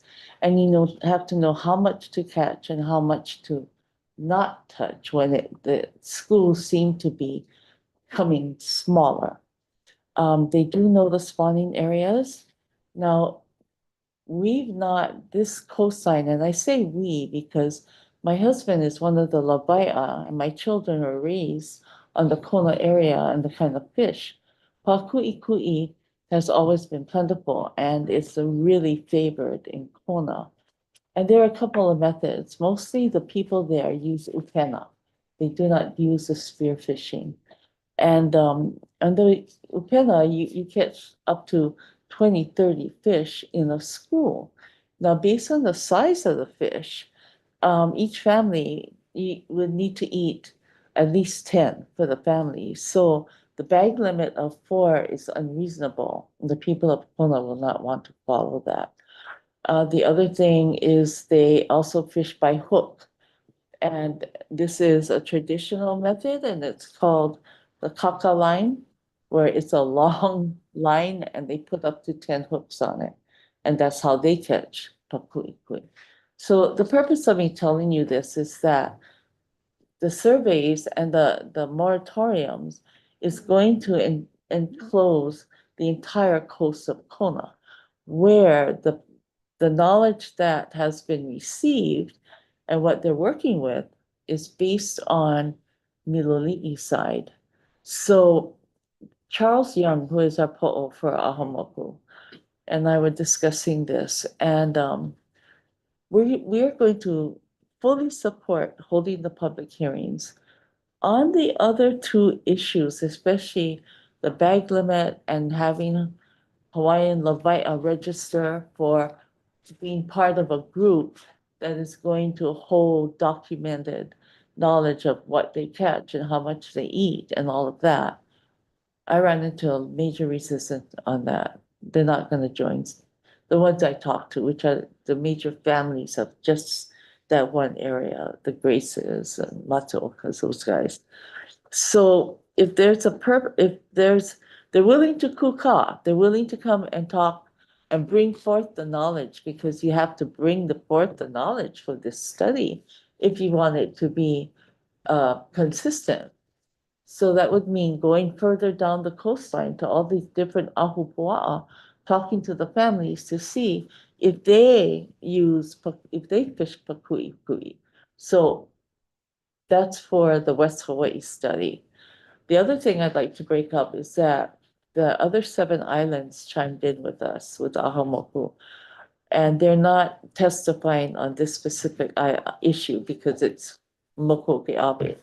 But they're worried that precedent is going to be set so that their catch and their fishing practices on the specific species of fish on their islands are going to be somehow pulled into DAR's way of thinking and how they use data collection. I just wanted to bring that up so that you know that this fish is a favorite fish on all islands. Thank you. Thank you very much. Sorry, Mona, I have questions. So, the opposition or the pushback, are they aware of basic statistics like 1 fish per 500 meters squared? No. Okay, so to me, that's part of the Yeah. misunderstanding. That is. Yeah. And you bring up a good point, and thank you for bringing it up. The registering, not that akamai, but instead, in your opinion, instead of registering, would the Lavaia engage in a more maka'ala, meaning they're not registered, but help us look and see Yeah. as you go out, They're right? That's the absolutely registering, open to that. right? Yes. Because by observing, Yes. right, that's our culture, right? Right. That's So I think enlisting the Ohana and the Lavaia to help DLNR to look and count. And if they go out there and the data says 1 per 500 meters squared, and by the way, 500 meters squared, if because I'm an architect, I love numbers. That's 12 to 13 2-car garages. Oh, see, they don't understand that. Yeah, see, if you put it like that, Yeah. if you put it like that, like brother, your 2 trucks, 12 or 13 of those garages is 500 meters squared.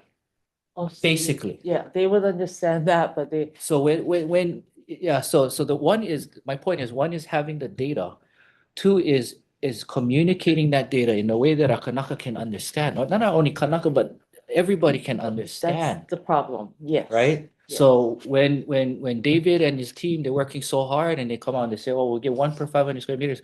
They nod, but I don't think they understand what that They don't means. understand, and they block it out because they don't understand. And then so it's worse when the data showed back in 2018 that it was six fish in 12 to 13 car garages. That's a lot. I getting chills just thinking about it. And then Taha said, as a boy, he used to go out and you see choke, right? And he's a young man still, which is a great time to be. But in that short amount of time, it's alarming.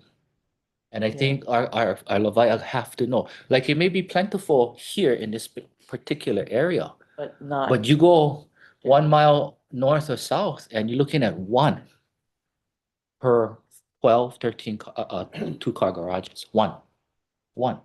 No, you're right. They need to understand what the submittal or the language is. Right. And that's where we need to go out and explain. Yeah. We would ask David to do that, to come out to the different communities. Yeah. And I think that would really, really help. Yeah. Rihanna, can you pull up, I asked the picture that everybody's talking, I haven't seen this, but is this in Miloli'i, Karen, this picture? So Taha, this is in Miloli'i. How many pakukui is that?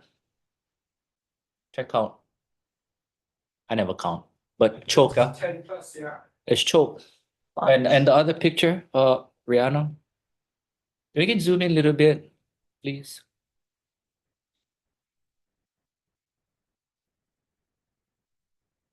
Perfect. Just kidding. Perfect. Giving her hell. Right here. Look at on the stringer. Wow. Okay, That's so, enough for two families. wow. I In don't know. Waimea, in Kona. Far from our garage. Okay, but wasn't it, the point of this was research? Is that what I heard? This is for research? So that picture, I was unaware it was, I thought it was like one of our picture with our team. And I'm unaware that, so that's not our, no, that's This not is insane. Yes. If the data is correct, 1 per 500 meters squared, this is insane. And this is what's going on. I mean, our people need, our Lavaya need to see this because it's Yeah. not, this Yeah. ain't good. It's not pono. So, I know we're dicing and slicing and dicing years and numbers and bags. After I seen this, I almost threw up because why can't it be so simple like zero take? Zero. Until the population comes back to a healthy, right? I think our Lavaya would understand if they understood this is what's going on, So they understood, yeah. right? And, Yeah. and maybe eat other fish for now, right? But not this one.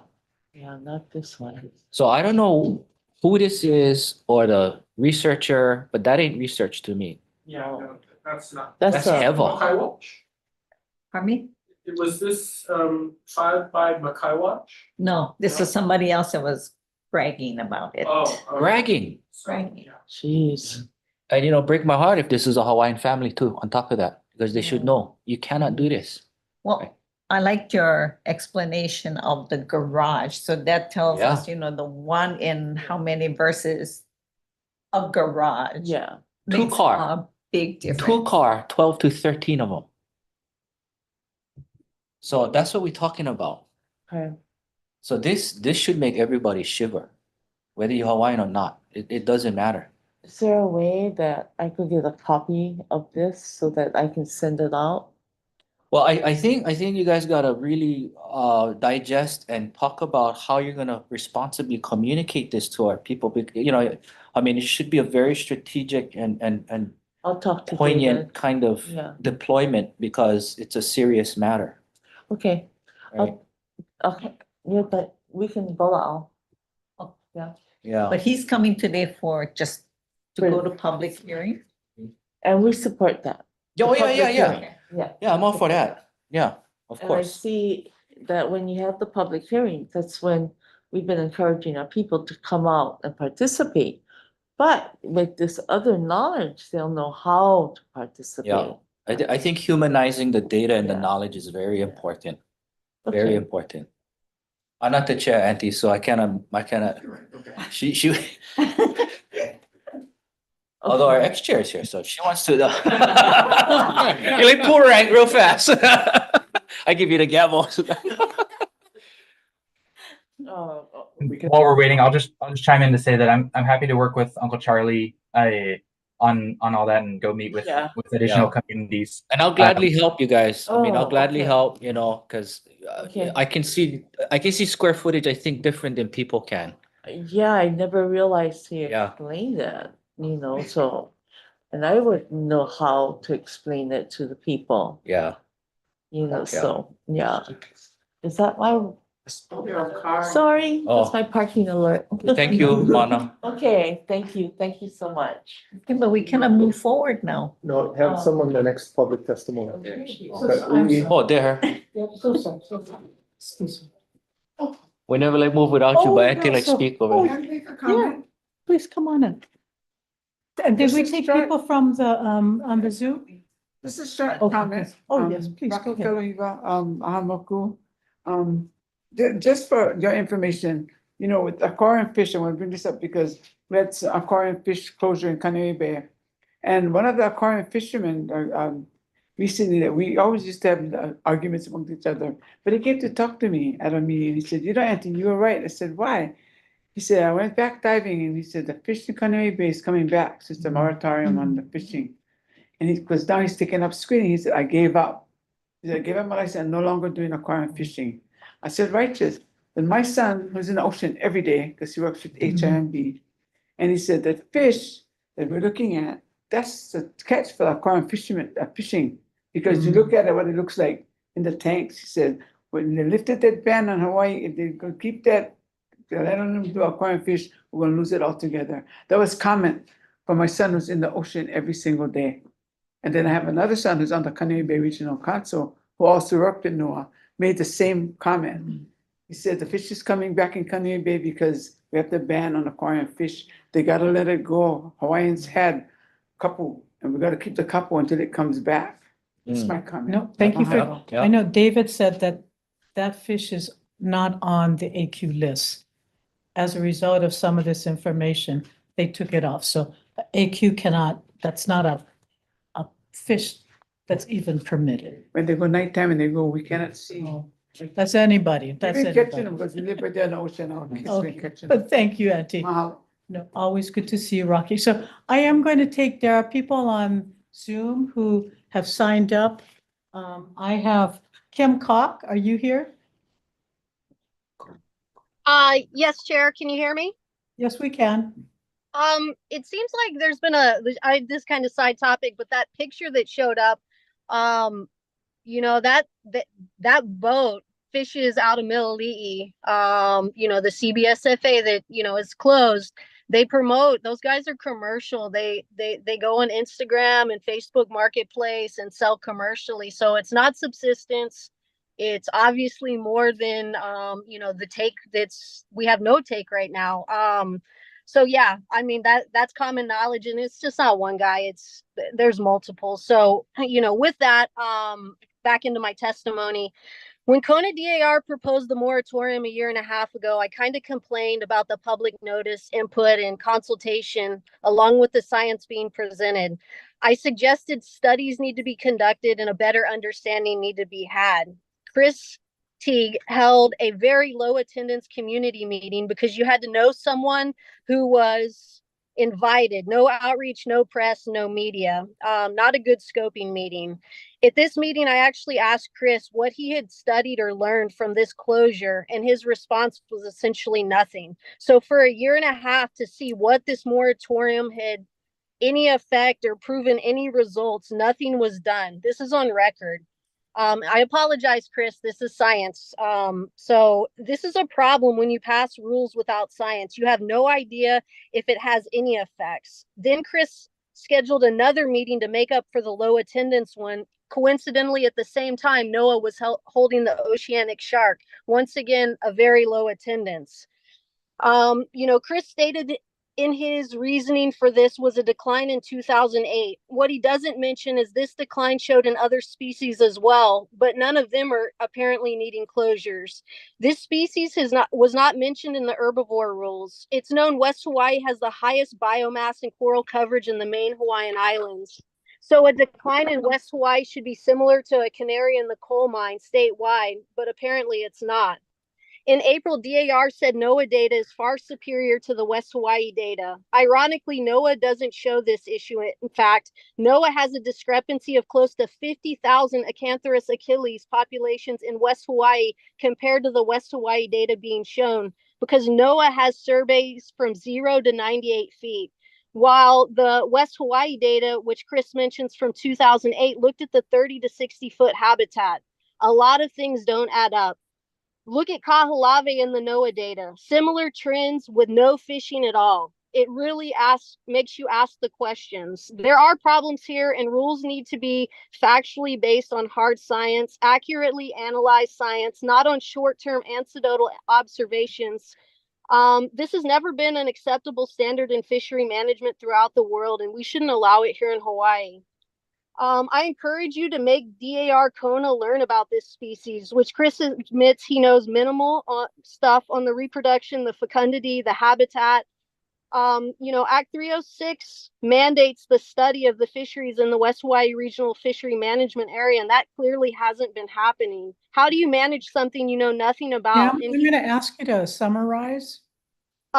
This, you know, my concern is the resource as well as the fishermen, and we need a proper balance of science.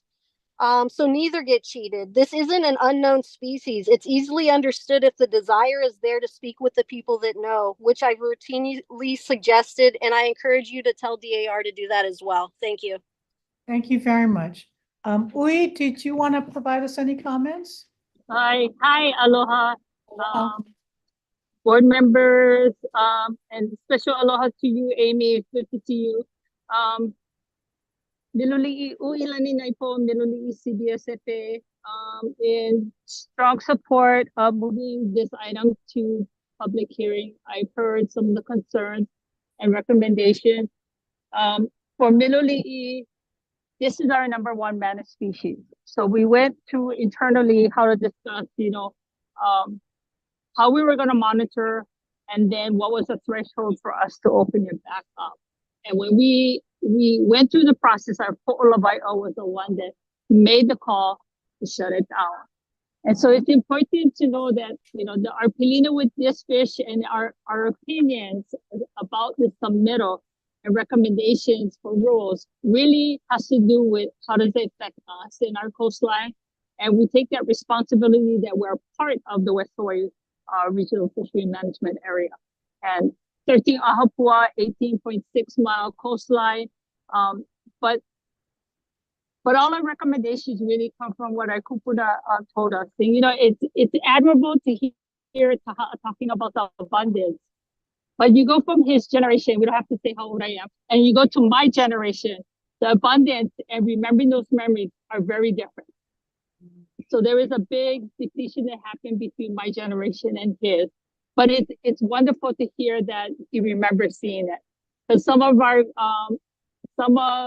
my generation folks down here don't even remember tasting it because the depletion was already happening so bad when we were younger, early 20s. And so really, and as far as the SAP, I really have to take us back to, how our approach is in monitoring. The SAP is filed for collection of doing kilo. It is not to do research per se, and there's a difference when we take our traditional methods and we translate it into English, and it falls under SAP, under research and evaluation and so forth. But our method is kilo. And so if a fisherman was traditionally going to feed his family, he would harvest. And when he opened it up, he would see that it's spawning capable, about to go in spawning, and that was his kuleana to back off. That's not what we go by. We go by rules now, and then everybody got to act according to the rules that are put forth by the state. So that's a different methodology. When we found the SAP, we're taking minimal. It's not what you saw in that picture. It's the management team that we have to account for. And when we open it up, we're confirming that based upon the environmental condition, that the spawning season has moved or not. That's what we're responsible for. So if there's a closed season between March and June, and we see that it should be moved, then we make the recommendation to DARS. So that I just want to explain that there's no general, all you can harvest, you can. It is minimal, it's 2 or 3 that may be taken right around the proposed or the current spawning season when it's opening and when it's closing. And again, it's to confirm that the information that then is interpreted into rules for opening. And I know my time is up, but thank you so much and available for questions. Thank you very much, Ui. Do we have anybody else on Zoom, Rayana? Okay. All right. I am going to close public comments. Board members. I make a motion that we approve the recommendation with the modification to go to public hearing. With the modification that the outreach starts off with a 0 take. Second. At the I'm sorry. The Outreach to the community during the Okay. public hearings Yeah. is that the take be 0. Second. And that's different from what the recommendation is. You had 4.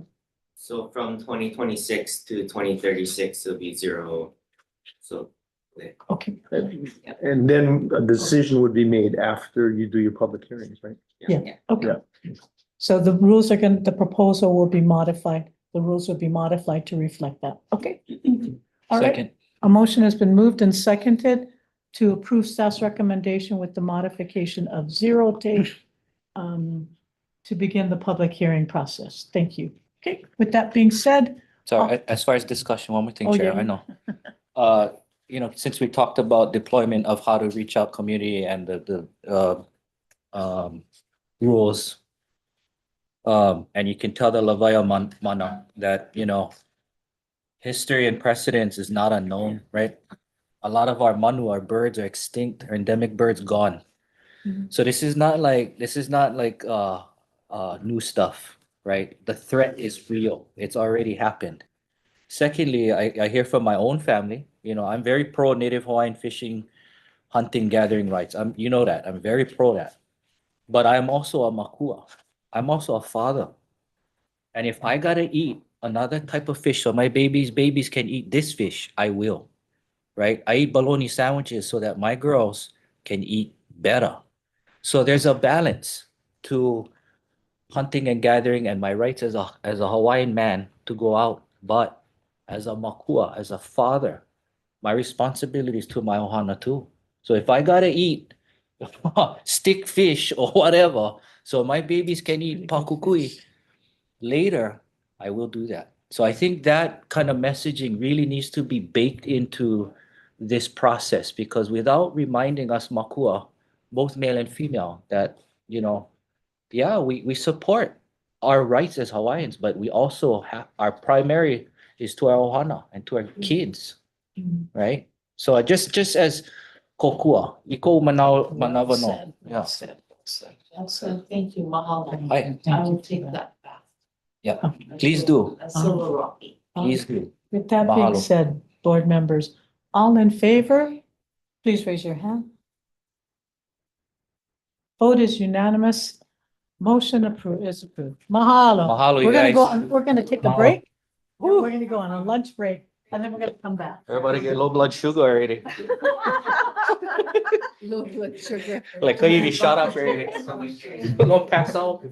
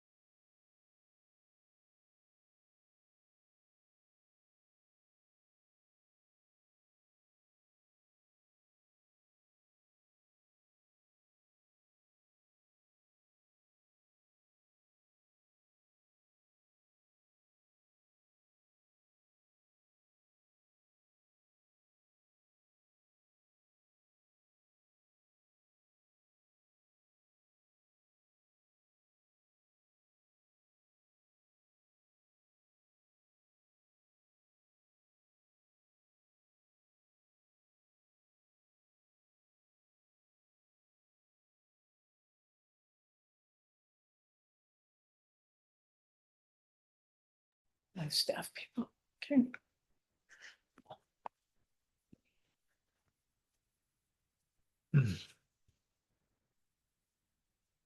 Should be good now. Okay. Thank you very much, everyone. We are back in session. And we are now moving on to item J1. Dobar, Megan? Aloha Chair and board members, Megan Stats, the administrator for the boating division.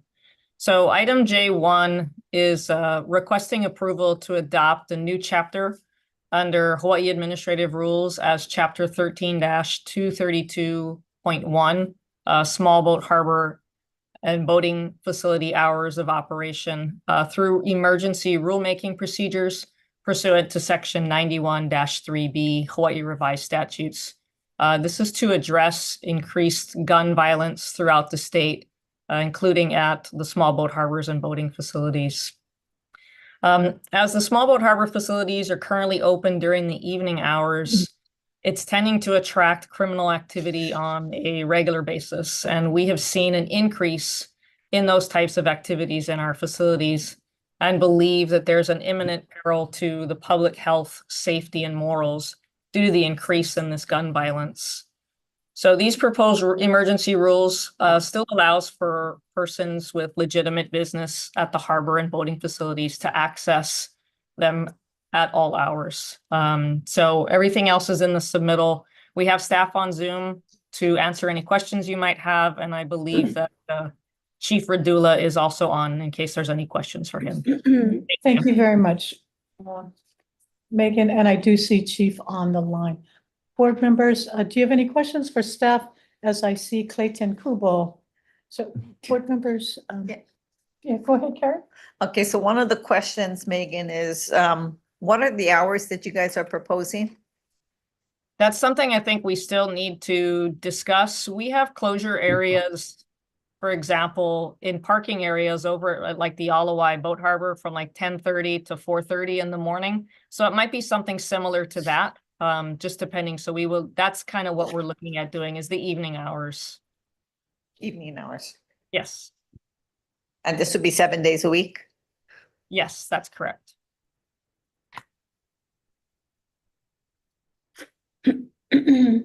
And Megan, these are just emergency rule powers. If we're doing it for an extended period of time, we need to do actual rules. Is that correct? Yes, that's correct. It would only be good for 120 days. Okay. Because currently we don't have a authorization to do that. So as a result, we do have situations like at Waianae Small Boat Harbor where DoCare is doing 24/7 and having to bring in off-island staff to help supplement. Okay. Yes, that's correct. And we've had other situations in other facilities where DoCare's been limited and not able to secure a small boat harbor when there's a type of situation that they need to address. Okay, I have one more question. So in the event that we do approve the hours, who is the entity that will be enforcing? So if this is approved, we're going to be working on some signage similar to what State Parks has up in their facilities for their closures. So we'll work to have consistent signage throughout all of our facilities. And then we would work with DoCare to do the enforcement itself. And Jason can probably add a little bit more to that.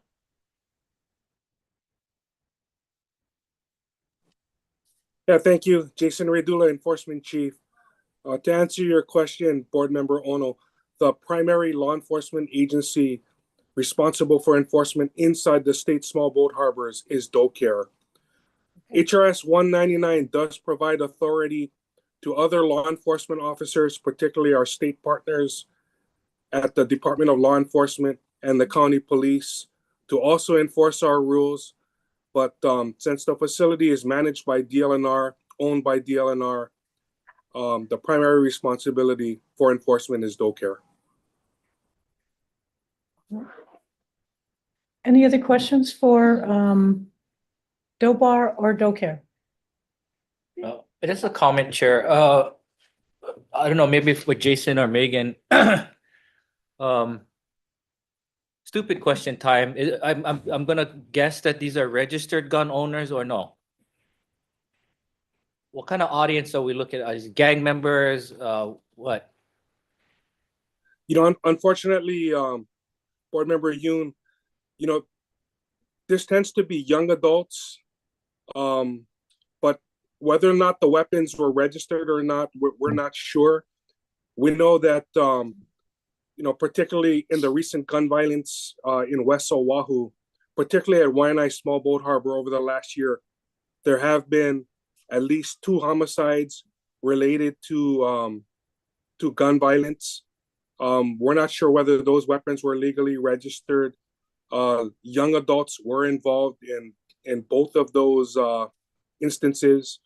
We do know that recently in the month of August, there was another terroristic threatening situation at Nawili Wili involving young adults who got into an affray with each other, and a handgun was brandished. We're not sure whether that weapon was registered either. The fact of the matter is there are a lot of illegal guns floating around just because of the ease in which people are able to access them. Would it be fair to say, Jason, that excuse me, that our harbors are popular meeting points for these young adults to congregate? Yes, sir. I think that's a fair statement to make. These small boat harbors that we manage are open public spaces, currently open to the public 24/7. And as a result of that, particularly late at night and into the wee hours of the morning, these are areas where people tend to congregate because they're open to the public, unlike parks and beaches, which have closure hours. And sometimes when people hang out in our small boat harbors with no legitimate business, it attracts trouble, and it attracts late night shenanigans that law enforcement has to respond to. Yeah, I'm wondering, and maybe you're not at liberty to say because there are ongoing efforts, but I'm wondering if this is indeed hotspots where these young adults congregate, and we know that, is there any coordinated efforts with HPD to then, you know, for lack of, okay, I'll be poetic because I don't know how else to put this, right? If all the fish are in the fish pond, that's when you fish. You know what I'm saying, Jason? Is there an effort like that at play, or not at liberty to say? Well, you know, I think it's fair to say that at least in West Oahu right now, there is definitely an increased law enforcement presence, not just by DoCare, but by the Honolulu Police Department, as well as the State Department of Law Enforcement. That is going to continue for the foreseeable future until the state leadership decides it's no longer needed. But even with that, we are speaking with our partners to develop other strategies, because I think everyone realizes that the current posture is something that cannot be sustained long term. And so we have to figure out other methods and strategies to deal with this problem. Okay, thank you, Jason. I appreciate it. Sure. Yes. So Jason, do we use taser guns out there? Yes, ma'am. DoCare officers are armed with the taser, which is a conductive electric weapon. We've had that weapon now used in the field for about the last 4 years. Okay, and how much of a presence do we have there at any given time? How many men and or women are there at any given time at night? Okay, so with respect to Waianae Small Boat Harbor currently, from about August 16th to current, we've had anywhere between 4 to 6 DoCare officers at Waianae Boat Harbor. Now, our presence at Waianae Boat Harbor is on a 24/7 basis. The officers are also responsible for patrolling our state park out in West Oahu, which is Kaena Point State Park, Makua section, and Keawaula section. as well as our public hunting units. And that's primarily what we're responsible for right now. As you folks are probably aware, the governor has directed what he has termed Operation Malama Waianae, which has been ongoing since August 16th, when we had the last, there was a shooting event the night before involving 2 juveniles in an area very close to Waianae Small Boat Harbor. And since then, we've had a 24/7 presence at Waianae Small Boat Harbor in order to deprive that harbor of being a location where, because of its public openness and access currently without any restrictions, we need to deny that as a venue for trouble and late night shenanigans. Okay. Well, we appreciate what you do. Seriously, thank you. Any other Thank you very- questions? Any other questions? I do see, there's Clayton Kubo and Kim Coach. Coach. Auntie Rocky, did you want to provide testimony on J1? Okay, please come on up.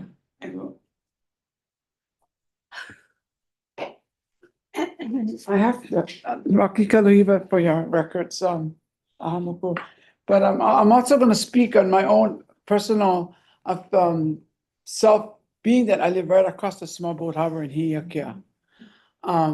I support the issues of them doing that with the Waianae and Kauai, but I have concerns of what is the precedent, what it might set out with different small boat harbors. Because right now, we are working with Tanya. She's the harbor master for the Kaneohe, for Hiiakea Small Boat Harbor. And we've been asking them to, if she could work like how they did before, way before they used to work on weekends. Harbor master says she would do it, only she cannot do it because the bosses won't let her do it. I went and I met with Megan, and Megan said it was because of the union. So if you're gonna, and I'm looking at it, if you gotta go only during administration hours, doesn't make sense. You don't need even to be there in that fact, because there's so many, and it's happening statewide. The illegal businesses is taking over, especially on weekends. I recently took pictures of Moko'olo'e, and this is important because we have important researchers there. They're now landing on the island because we don't have nobody to talk to on the weekends, because they are also shorthanded on your daycare officers. But we need to talk about letting the small boat harbors work on alternative days. If they want to take off maybe Monday, Tuesday, whatever, and work on Saturday, Sunday, that'll help the community more. We got to talk to the union and with their bosses, because are you working for the community or just working to get a paycheck because you got to work through the administration hours? That's the thing. I hear things. And to close, I think, will they be closing our bathrooms at 3:30? Because we have the canoe paddlers right there, and they go to paddle 5 o'clock when they get through working. Fishermen come in. I see them coming in like 8, 9 o'clock at night, bringing in the fish from out on the ocean. Is the bathrooms going to be closed for them? That's my concern, because I'm there, live right across the street, and my grandson is one of them that calls the police almost every night to keep it intact when they hear recklessness going on at Hiiakea Pier. So that's my concerns. I just don't want the precedent to roll on to the small boat harbor in Hiia, and work with the harbor master to do something she wants to work with the people. Thank you, Rocky. Megan, with respect to, will there be criteria upon which this emergency rule, these closures, because they're primarily, the purpose for these rules is to address public health and safety. So will there be criteria upon which you decide when and which harbor you may choose to use this rule to close it? Because it's not going to apply to every harbor. Is that correct, Megan? Well, I think initially it was for Waianae, but we are having more problems in a lot of facilities. So we are looking at doing it at more than just the one. And I think that's something that we might want to do just statewide to just ensure that we're just being consistent straight across the board, because we do, like Auntie Rocky says, Kaneohe in itself at Hei'ia is just, party town, party central, drinking, certain facilities. So we'd like to do it straight across if we can. Okay, because and maybe that's a legal question, because if the purpose for these rules is to address public health and safety, I can see, the closures at nighttime when they elicit illegal activity that could cause public health and safety issues. But for purposes of commercial, monitoring commercial activity, illegal, unauthorized commercial activity, that sounds to be more like an enforcement issue and a management issue, not necessarily a harbor closure issue. That's correct. That would be something different. The harbor closure is really just to protect the facility and to ensure that this criminal activity is not taking place during those evening hours. Okay, but to address some of the concerns that Auntie Rocky's talking about, illegal commercial activity, do you have any response to that? And that's really not this agenda item, but since Auntie Rocky raised that, do you have any comments to that? Sure. I've spoken with Auntie Rocky. She came to the office to meet with me. Understand her concerns about trying to have staff work on weekends. Currently, for the last 10 to 12 years or so, harbor staff are working Monday through Friday because that's the same hours as administration, as the office. I do understand her concerns. I mean, I've worked at Hei'ia on a weekend, and I know that Saturdays are very busy days. For us, it comes down to just staffing. Even though we may have 2 harbor agents over at the facility currently at Hei'ia, when staff calls out, then we don't have any staff. So there may not be any type of closures, and working through that would be something we would have to go through the union with. So is that something we could do, or ask for more positions at the legislature? That is something that's possible. But in regards to illegal commercial activity, I would just say that Jason and his crew out there have done an amazing job. We did bring forth enforcement actions from somebody that was working illegally in Kaneohe Bay as well. So I think it's ongoing operations that are continuing to happen with our staff. Okay, thank you. May I make one clarification? Because I've got 2 more, okay. It's not just for me per se, because I go to the neighborhood board meetings.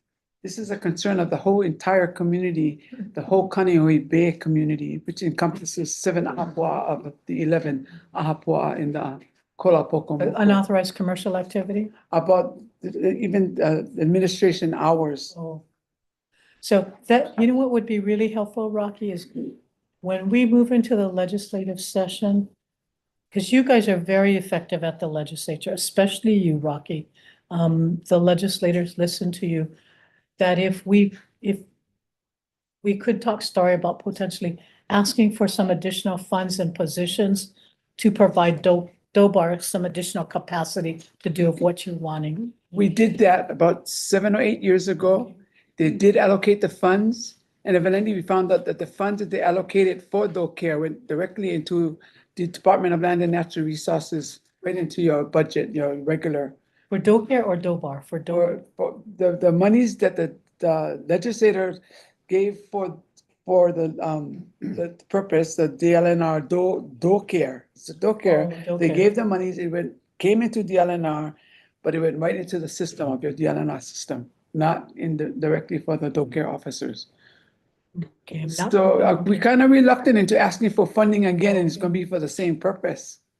So most of the times we'll ask for specific positions for divisions, but maybe that we'll continue to have that discussion offline, because this one is really about the emergency rules. Okay. Yeah, we do. I will bring that up because I belong to several organizations and we do discuss it. Okay. No, thank you so much. I have Clayton Kubo and then Kim Coach. Clayton?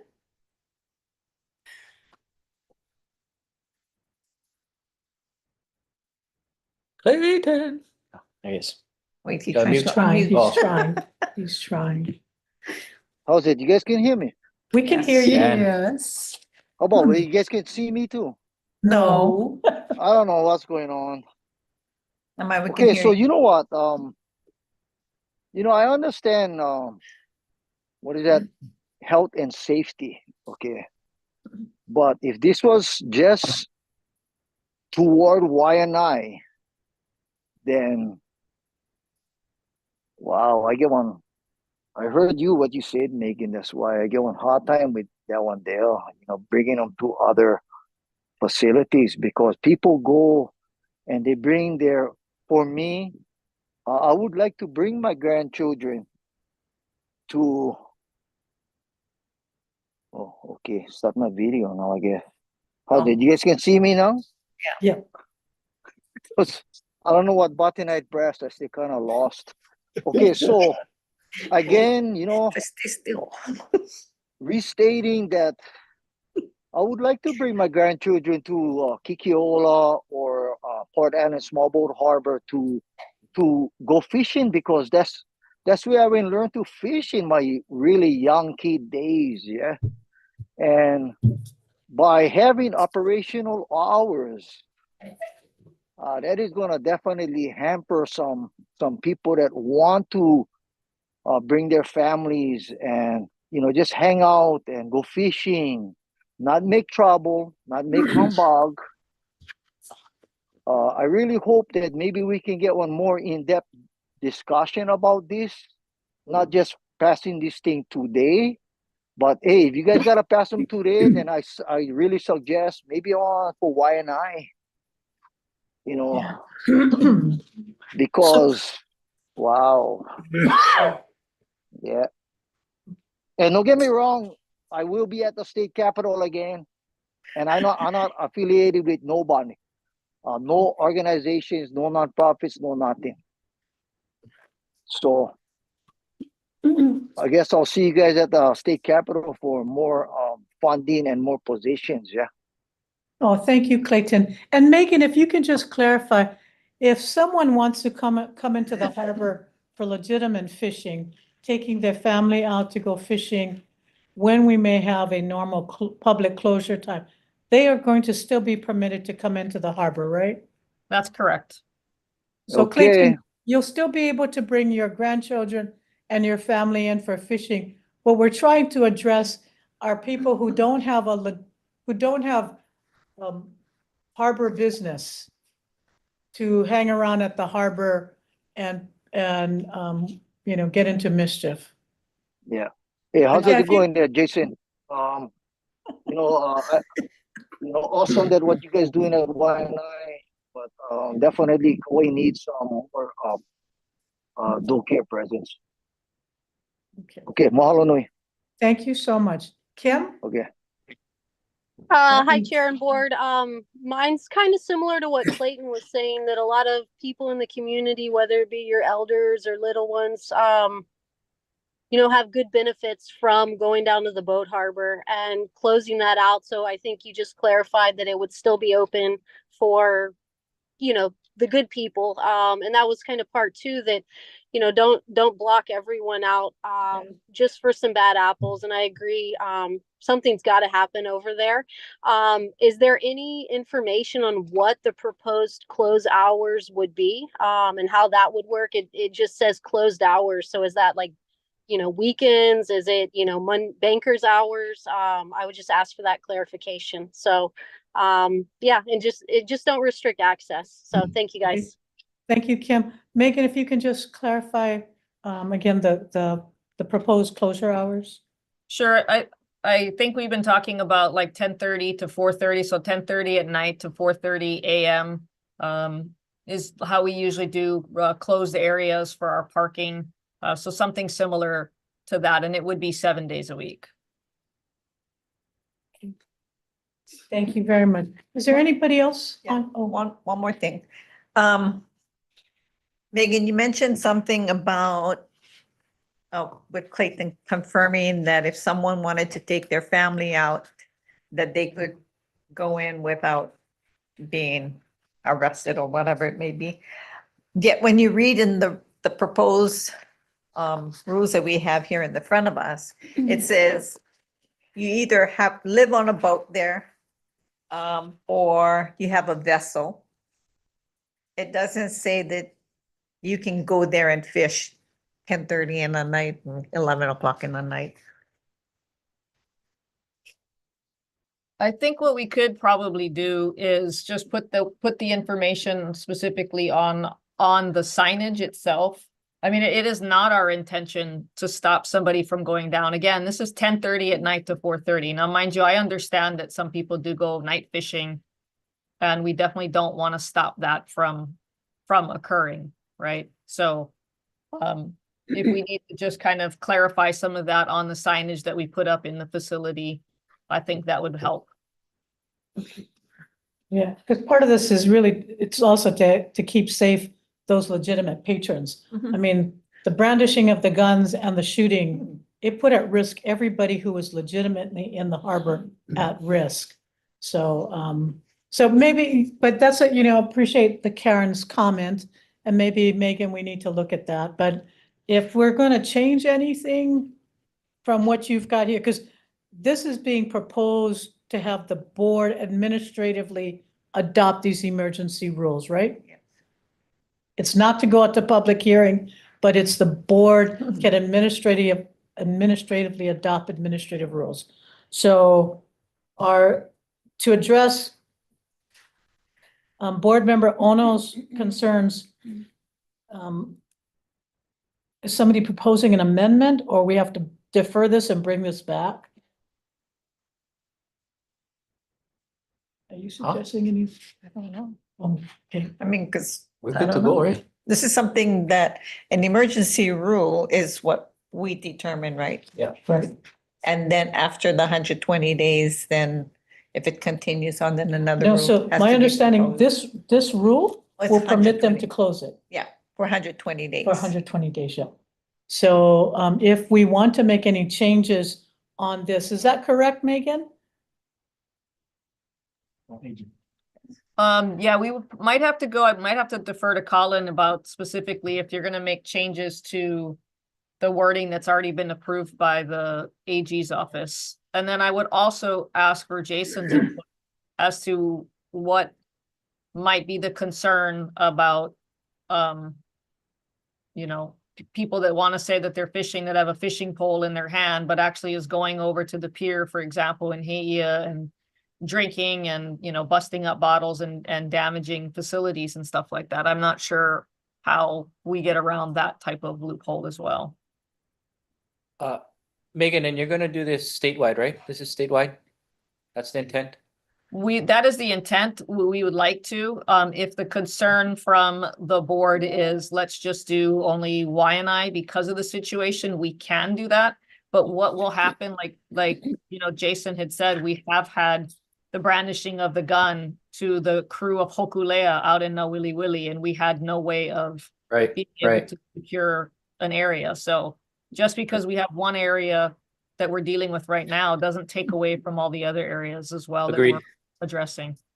What if we do it on, like, maybe the two harbors that that there are problems at for the 120 days, and then if there's a continuation? Yeah, I'm actually, well, if you don't mind, if you're going statewide at large, I'll make a motion to accept staff recommendation so we can go into discussion. Yeah. If there's no other public testimony, Yeah, Chair. let me see is there anybody else on Zoom, Rihanna? No, and is there anybody else in the boardroom? So I'll close the public comments and go ahead, member you. Need second? Second. Okay. Okay, go ahead, Karen. Is there a possibility that instead of doing it statewide, because we know we don't have the manpower to do it statewide, that you selected certain areas? Yeah, so my concern with that. I mean, I know Waianae is right Yeah, now needs to be handled. My concern with that though is if you shut down one port, they're just gonna move to another. Which is the truth, no matter where you. So you if close we, out. if we hamstring them Mhm. as to where this jurisdiction can be deployed, then I just answered my own question. If we restrict it to two, I think we hamstring their ability to deploy what they can to wherever. you know, and crime sees no area, right? These guys, they don't this, you know, I'm glad Jason substantiated. These are young adults we're talking about, right? These are not like, so the outliers, outliers is like guys like me or Clayton or you know, Riley going out with fish with their kids. Those are outliers. The immediate threat though has to be dealt with, I think, and that's should be of primary concern, you know, So if we did it statewide and we left it up to Megan and to Jason when they need to mobilize someplace else, Yep. that it could easily be done without coming back to us. Correct. Support that. Correct. Yeah. Right, that sounds good. Appreciate that. Within members. 120 Giving, days. giving. And the giving- hours, we need the hours here, 10:30 to 4:30. 10:30 to 4:30. And then maybe, you know, after the 120, we get a debrief by Jason and or police. What's working, what's not working, you know? I don't know. This is the first time you guys are doing this, right, Megan?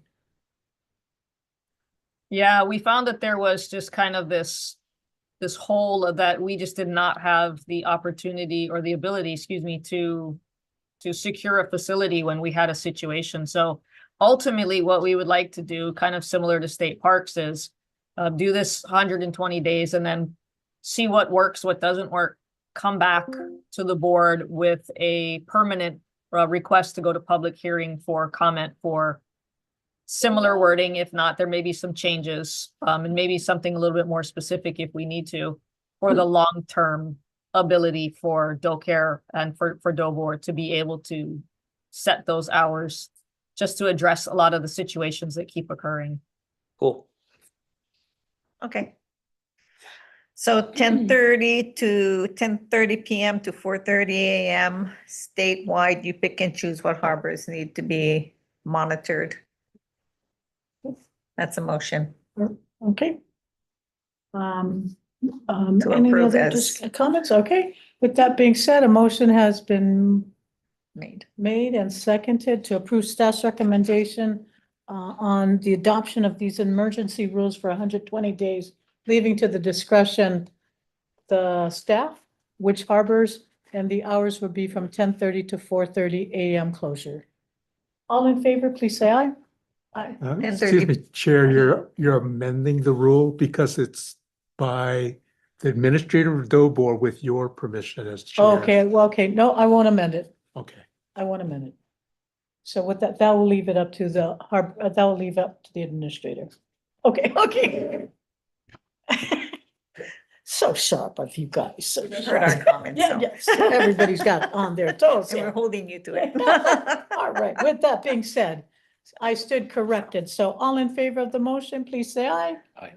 Motion passes unanimously. Thank you very much, Dobar. Good luck. J3, Good afternoon, Chair and Howard? board. Richard Howard. Richard Howard for DoBoard. Oh, it's hard to hear you. Hard to hear. I think you've got to turn your microphone out. Oh, one moment. Richard, you just need to yell. Yeah, just scream, bro. Okay, There can you you go. hear me now? No, it's still very soft. Okay, one moment. Megan might have to do this then. You're more than welcome to come into my office if you would like. Yeah, Richard, just That go and works. do that. She has You a want me to better do view it? Mm. Anyway. Yeah, please. I can't find the volume. Okay, why don't you come in here and then I'll start it. How's that? About the history. All right, so item J3 is a mutual cancellation of a revocable permit, number 149, that's issued to Pauhana Yacht Charters LLC. So Pauhana Yacht Charters LLC was issued a revocable permit to moor at the fuel dock, the former fuel dock at the Alawai Boat Harbor.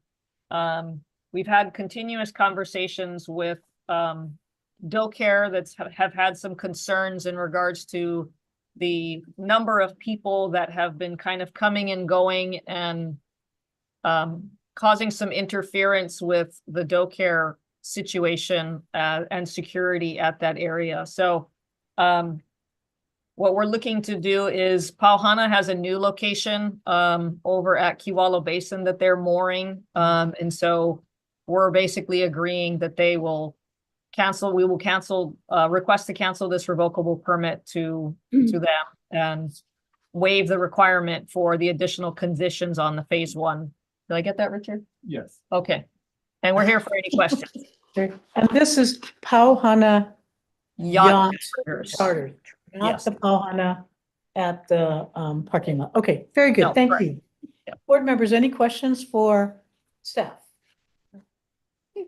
Do I have any members of the public here on item J3? Is there anybody in Zoom on J3? Seeing none, I am going to close public testimony. Is there a motion on item J3? So moved. Second. Motion has been moved and seconded to approve staff's recommendation for item J3. All in favor, please say aye. Aye. Motion passes unanimously. Item J4 has been withdrawn. Item J5. So item J5 is a consent to sublease under Harbor Lease H-70-14 for Kehi Marine Center, lessee for Shaka Engineering. And this is just a short-term sublease from July 1st to December 31st, 2025. And Richard's here for any questions if you have any. Board members, do you have any questions for staff on item J4? J5. Is there- J5, so sorry, J5. Is there anybody here in the boardroom who's here to provide comments on J5? Anyone on Zoom? Yeah. I'm going to close public comments. Board members, I have a motion for item J5. So moved. Second. Motion has been moved and seconded to approve item J5. All in favor, please say aye. Aye. Aye. Okay, motion passes unanimously. Thank you very much, Dobar. Mahalo. Mahalo. Have a good weekend. Let's move on to item K1. Where's Michael? We're probably a lot earlier than he had expected. Meeting adjourned. Oh, no, I think we need to add. Oh, Michael's there? Trevor. Oh, Oh, Trevor, Yeah, okay, Trevor is sorry, the one Trevor. that's- Trevor, go ahead.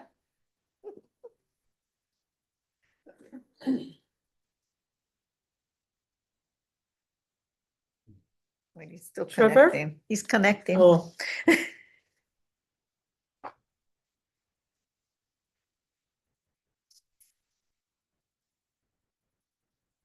Yeah, I thought Michael was coming. Yeah, We're waiting for Trevor to connect. Oh, no, I've been multitasking. We had Yeah. recorded questions on Oh. other issues. Okay.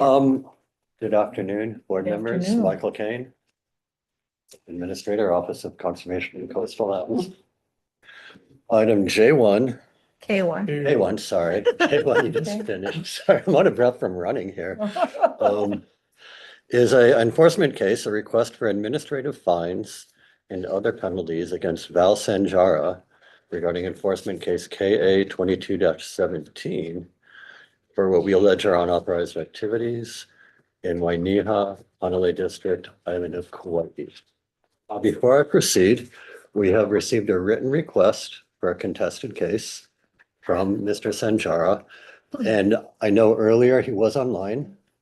I see him on the line as well. Okay, so may I pause and turn it over to you to see if he'll make? Yes, Mr. Sanjara, could you unmute yourself?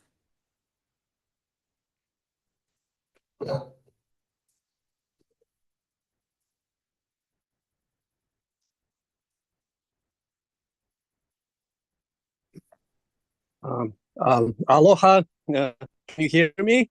Yes, we can. Okay, aloha all the Bill and our members. Well, my name is Val Sanjara. I'm the landowner. And I would like to request the contested case hearing for this KI item. K1 item? Yeah, excuse me, K1. K1. Okay. All right. All right. And you are the owner of the property? Yes, I am, ma'am. Okay, and you know that you have 10 days after the close of this meeting to submit a written petition to request. Yes, I do. All right. He has submitted a written. Oh, we okay, have that. I'm sorry, okay. All right, with that being said, it is our practice for purposes of being in compliance with case law, that once a request for contested case hearing, we take no further action, including taking no comment, no public testimony on the item. So with that being said, with the contested case hearing request that has been filed, I am going to close this matter. One follow-up, Yes, not substantive. Okay. It is our, OCCL will ask the chair to, appoint a hearing officer. Our understanding is because it's a judicial matter. She has the authority to do that without coming back to the board and asking for a delegation. So I just wanted to let the board know that, and Yeah. if an AG overrules me, I will be back. Otherwise, we will proceed. I think he's with about the to. contested case. Yeah, Do you need a the motion? appointment would not be acting in a quasi judicial manner. Okay. But do you have a delegation to allow appointment already? I believe, I believe she well, I does. believe I do, because for If you many, don't, then we'll just put it on a future agenda. all right. Yeah. Well, you're gonna put this item on a future agenda, or? For the appointment of a hearings officer. Oh, okay, okay. Oh, as a gentleman. Okay, very good. I believe we have that delegation. Yeah, If you do, then just, We'll Yeah, do that. 'cause So I I think just we- wanted to note that for the Okay. record. I believe we do too. So with that being said, Leimana and Auntie, I know you were here for K1. So with being put on notice that he's requested a contested case here, we're not going to take any public comments, okay? Thank you very much. Okay, so with that being said, Thank you. thank you. Item K2 Yes. is regards to a conservation district use application, OA-3952 by the Laie Water Company for to develop a production well at their site in Laie, the Ko'olaloa area on Oahu. This is northwest Oahu. Laie Water Company currently has a site with water tanks that services over 700 customers. There are 2 production wells, more in the residential area, that are close together. And what they found is there are many times when the wells have to be run simultaneously, which is not an ideal situation. Their proposal is to develop 2 new production wells on their site and near the existing water tanks. We looked for public comment. We received no objections. Seaworm did note that they would still need to follow through with the required permits. DOFA provided some suggestions regarding just some environmental mitigation measures to protect against the introduction of invasive species or to monitor for protective species. We've incorporated those as a recommendation in our permit. And our staff has presented a nice, concise report. I stand by her recommendations. And we're recommending approval of the permit with the additional conditions as requested by DOFA, Division of Forestry and Wildlife. And I noticed you did, or the applicant prepared a couple of analysis. That's correct.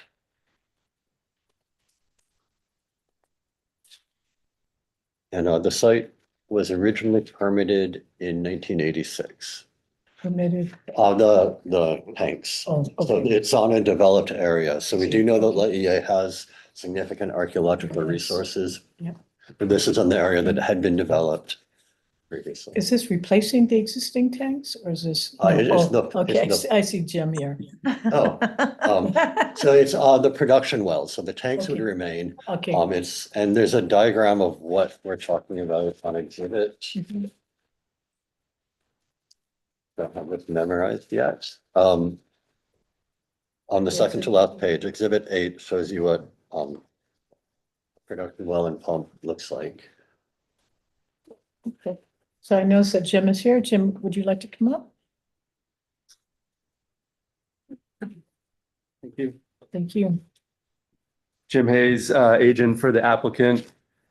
And we're here to answer any questions, but the general, as Michael has described, it's a small expansion of what has currently been used as a tank site. The fence area will only get slightly larger to accommodate the well installation and use. Less than 5,000 square feet of new fenced area. And as you can see from the photographs, the Lehigh Water Company is maintaining the site quite nicely and has been operating there since the 80s. Is the existing well that's no longer in use, you indicate? Well, there are a number of wells that Lehigh Water Company utilizes, and some of them are like over 100 years old. And they want to, some of those wells are difficult to use because they're a long way away from the tank. And it doesn't fit in well with sort of the standard operations of water utilities in the modern age. And so they want to put in these new wells so that those older wells can be decommissioned because they weren't built, those older wells weren't built to modern standards. And so this will enable them to do that. Well, and they don't own those wells. They own a few of the wells that they use, but they don't own all the wells that they use. So the owner of the wells will determine what to do with those wells once the Lehigh Water Company finishes using them. And this is a private water company?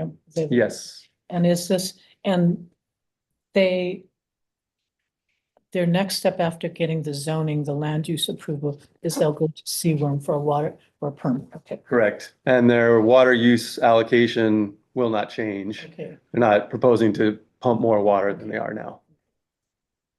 And the alternatives are briefly outlined on page 5, and that discusses the existing wells that will be decommissioned. Is LWC locally owned and operated? Yes. Have you met with Jim Anthony? Jim Anthony, not on this project, no. I know he's very he was very actively involved in the, and I thought it was the EA Water Company and other, no, you know what, it might have been the wastewater. Okay, I'm not sure. Way different. We didn't, yeah. Well, we didn't- well, I know he was involved in water issues out there and, okay. Did you, and has there been community outreach on this project? There has been, the Lehigh Water Company regularly presents to the neighborhood board and the community associations. So just like the Board of Water Supply presents to neighborhood boards in town, they present to the neighborhood board out there. And we did a draft environmental assessment and a final environmental assessment and sent that around. Interviewed a few Kapuna in the community, and we didn't hear a lot of input, frankly. People seem to understand the project and think that it was a good move on the water company's part. Are they regulated, a PUC regulated water company? I don't believe, they submit things to, but I don't know that they're regulated the same way the Board of Water Supply is regulated, because it's a very small utility. Yeah, that's what I thought they'd, Two customers. unique yeah, I thought use. there's a criteria. I think there's kind of tiers of how much they're, but I don't know. So- It's not my thing. And then there is I'm assuming, have you also conferred with Department of Health? Yes. Because this is potable water, right? Yes. Okay, okay. Yep. So part of the process is to, get permits from the Department of Health related to the wells. So this is just the first step to get authorization to use the land that is Correct. conservation. All right. Board members, any other questions? Can I just ask a question about the fuel tank? Is that existing or is that new to be built? It would be new. So typically at well sites, there's a generator in case the power goes out. And there'll be a tank. The tank is usually a part of the generator. Like the generator sits on top of the tank. It's a standard application in well sites like this. And what's the current, is that backup power? That backup power, yes. Is there currently a backup power on site or? The site now is only for tanks, and they don't require power because there's no pumps. The pumps are at the wells, which are, like I said earlier, there's a couple different wells. And there's a well just down the hill, and that well site does have a generator and backup power. But that well site is just outside of the conservation district. This site is just over the border into the conservation district. Okay. Okay, thank you. Thank you, board members. Any other questions for either the applicant or staff? Is there anyone on Zoom? Just a point of clarification for the agenda. If this is a portion of parcel 1, right? Correct. Okay, because the agenda title is just 1, so just clarifying. Okay, thank you. Thank you. Thank you. Seeing no other public comments, I'll close public comments. Board members, do you have a motion? So moved. Second. A motion has been moved and seconded to approve staff's recommendation on item K2. All in favor, please say aye or raise your hand. Motion passes unanimous. Okay. Motion passes unanimously. That is the last item on our agenda. Is that correct, Brianna? Seeing no other further business before this board, I'm going to adjourn. Right. Good job, everybody. My crew came back